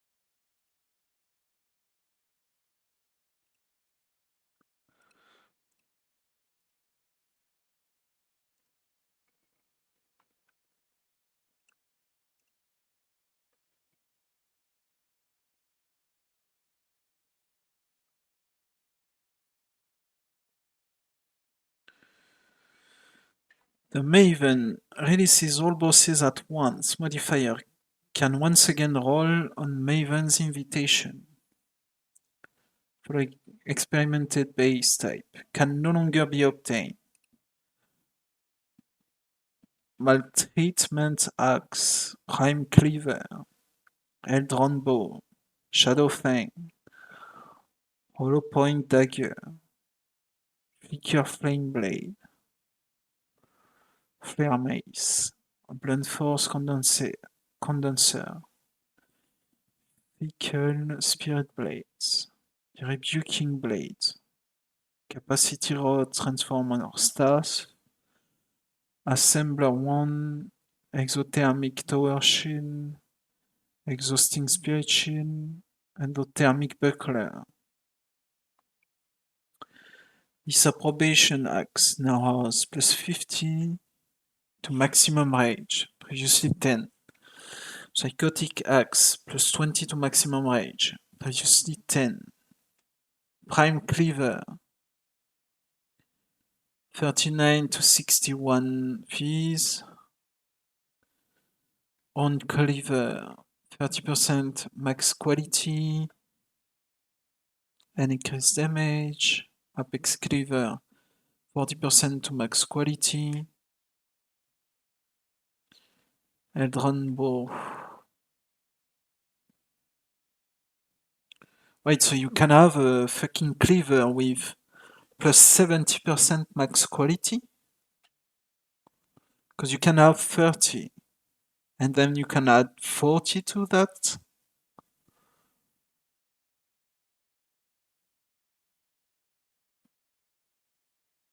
That's interesting. Implicit modifier buff for like the fireball.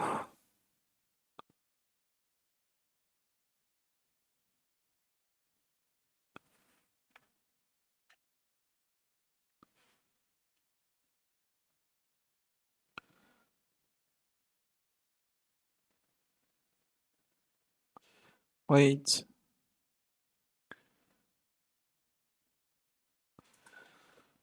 So buff of the base damage, Void Fang, buff, Flash Fire Blade,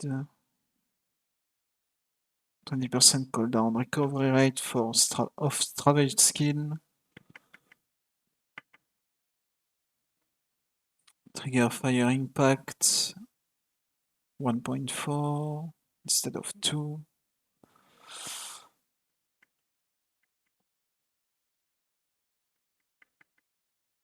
Causes Warcry to exert 2 additional attacks, previously 1. Because Spirit Blade now 6.5 instead of 6. Crit chains. Same for the Overblade. Wait, so the Anarchic Spirit Blade has 6.5 crit chance and 1.6 attack speed. That's a crazy one-handed. That's a crazy one-hander. 1.4 attack per second instead of 1.3 and 6.5 instead of 6 for the Banishing Blade. Wow. That's really nice.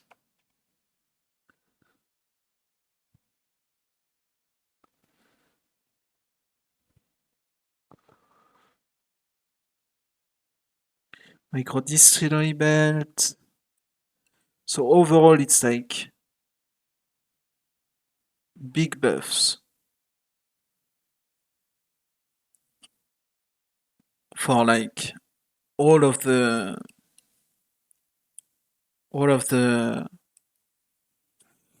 fucking, how is it called? Iced. No. What's the name? All of the experimental base type. It's a buff basically. 25 increase suffix modifier magnitude. 25 increase prefix modifier magnitude.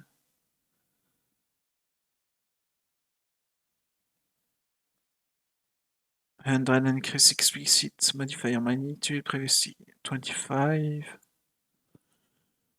Exothermic tower shield now has lower armor but more chance to block.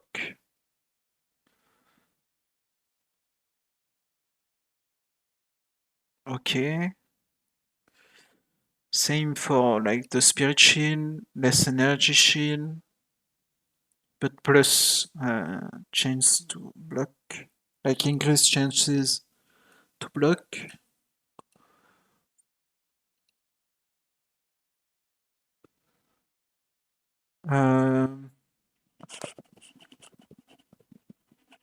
And same for the evasion shield, like less evasion but more like block chance.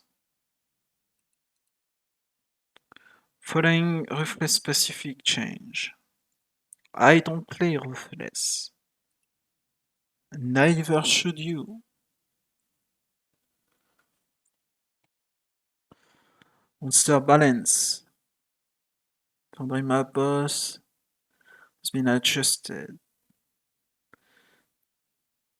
Now it is a single boss fight. The health of Sirgan has been increased. We can now use core brain skill when not on full life. Core brains and spawn rat skill more often. Okay. Like League modes. Fortune favor the brave. Torment. +2 additional Torment Spirit for 2 chaos. Anarchy, 3 chaos. 3 additional Rogue Exiles. Ambush, 4 chaos. 4 additional strongboxes. So no essence, no nothing. Beyond, 5 chaos. Staying enemy close together can attract monsters from beyond.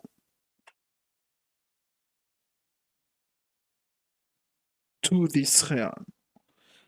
Blight, 6 chaos. Area contains a Blight encounter. Expedition, 8 chaos. Expedition encounter. Ultimatum, 10 chaos. Area contain an ultimatum encounter.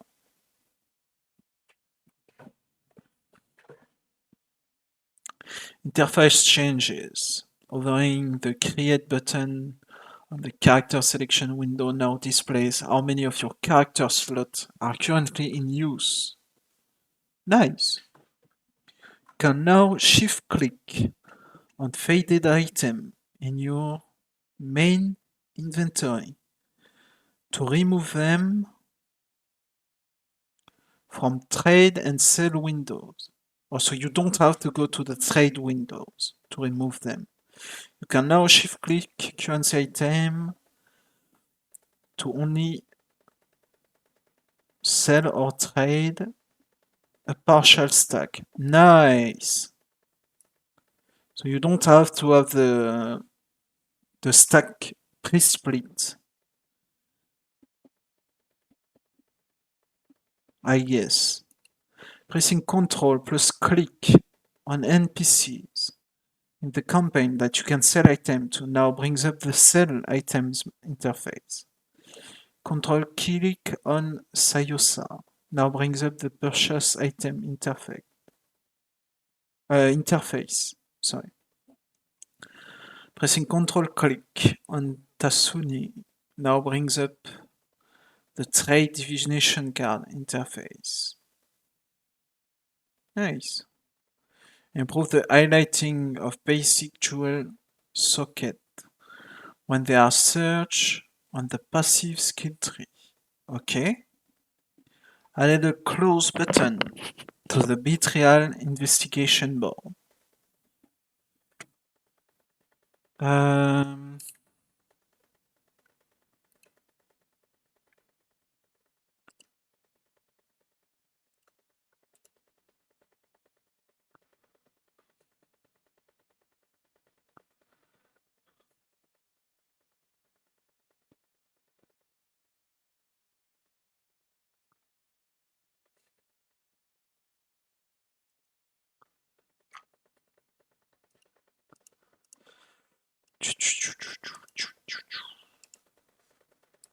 Let me see.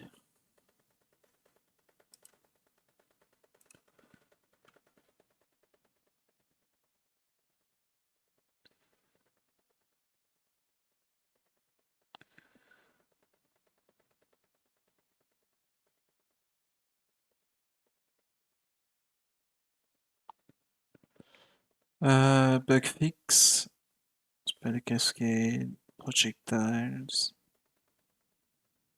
minions.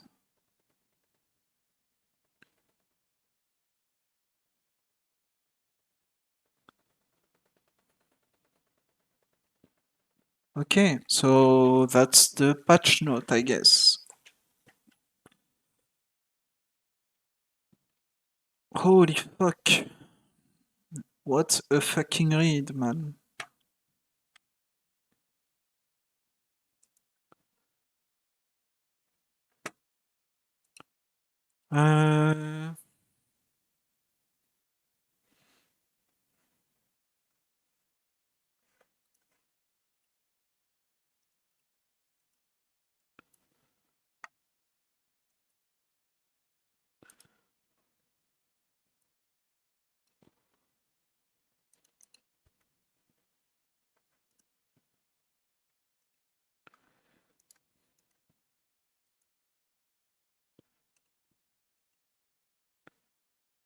Okay, so that's it for the patch note, I guess.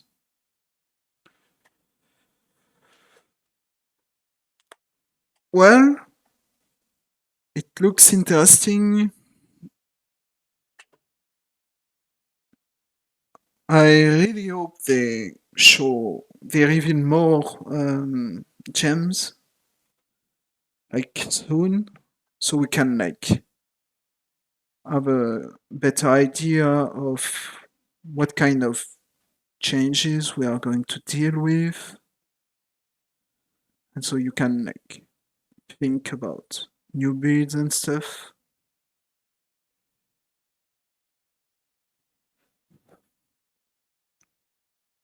But in the meantime, I'm gonna stop now, I think.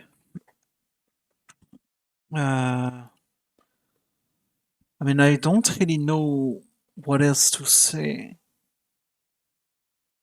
Like, you have a lot of changes that are like very number based. But I guess it's a feeling, you know. You have to get your hands on it to know how it feels. Because the number, nothing seems too broken or too nerfed. Like, it just seems like an overall rebalance and a fresh start. So they can like improve the enchantments system and stuff. So overall pretty good. I'm really excited for like the league mechanic.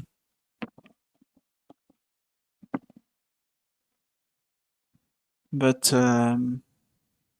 yeah, not really a lot for that league mechanic in terms of like new casting or stuff like that. Outside of the new ascendancy, like the extra ascendancy, there is not a lot. But an extra new ascendancy on top of your already existing character, I guess it's gonna be really good to try and to see.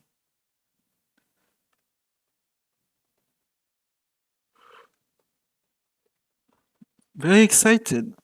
And it only comes out like in 7 days, so not a lot to wait, which is good.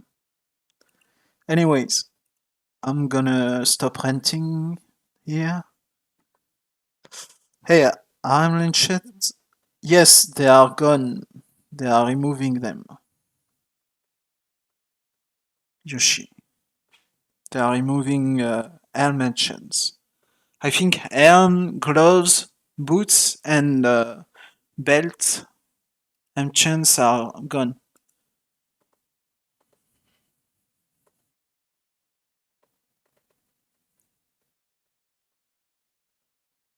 Anyways, that's it for me. Have a good night, because it's 2 a.m. for me. I'm gonna go to bed. And yeah, see you for PoE, like on League Start. And I'll probably stream some Valorant, or maybe some theory crafting, some PoE theory crafting. I don't know yet. But yeah, see you.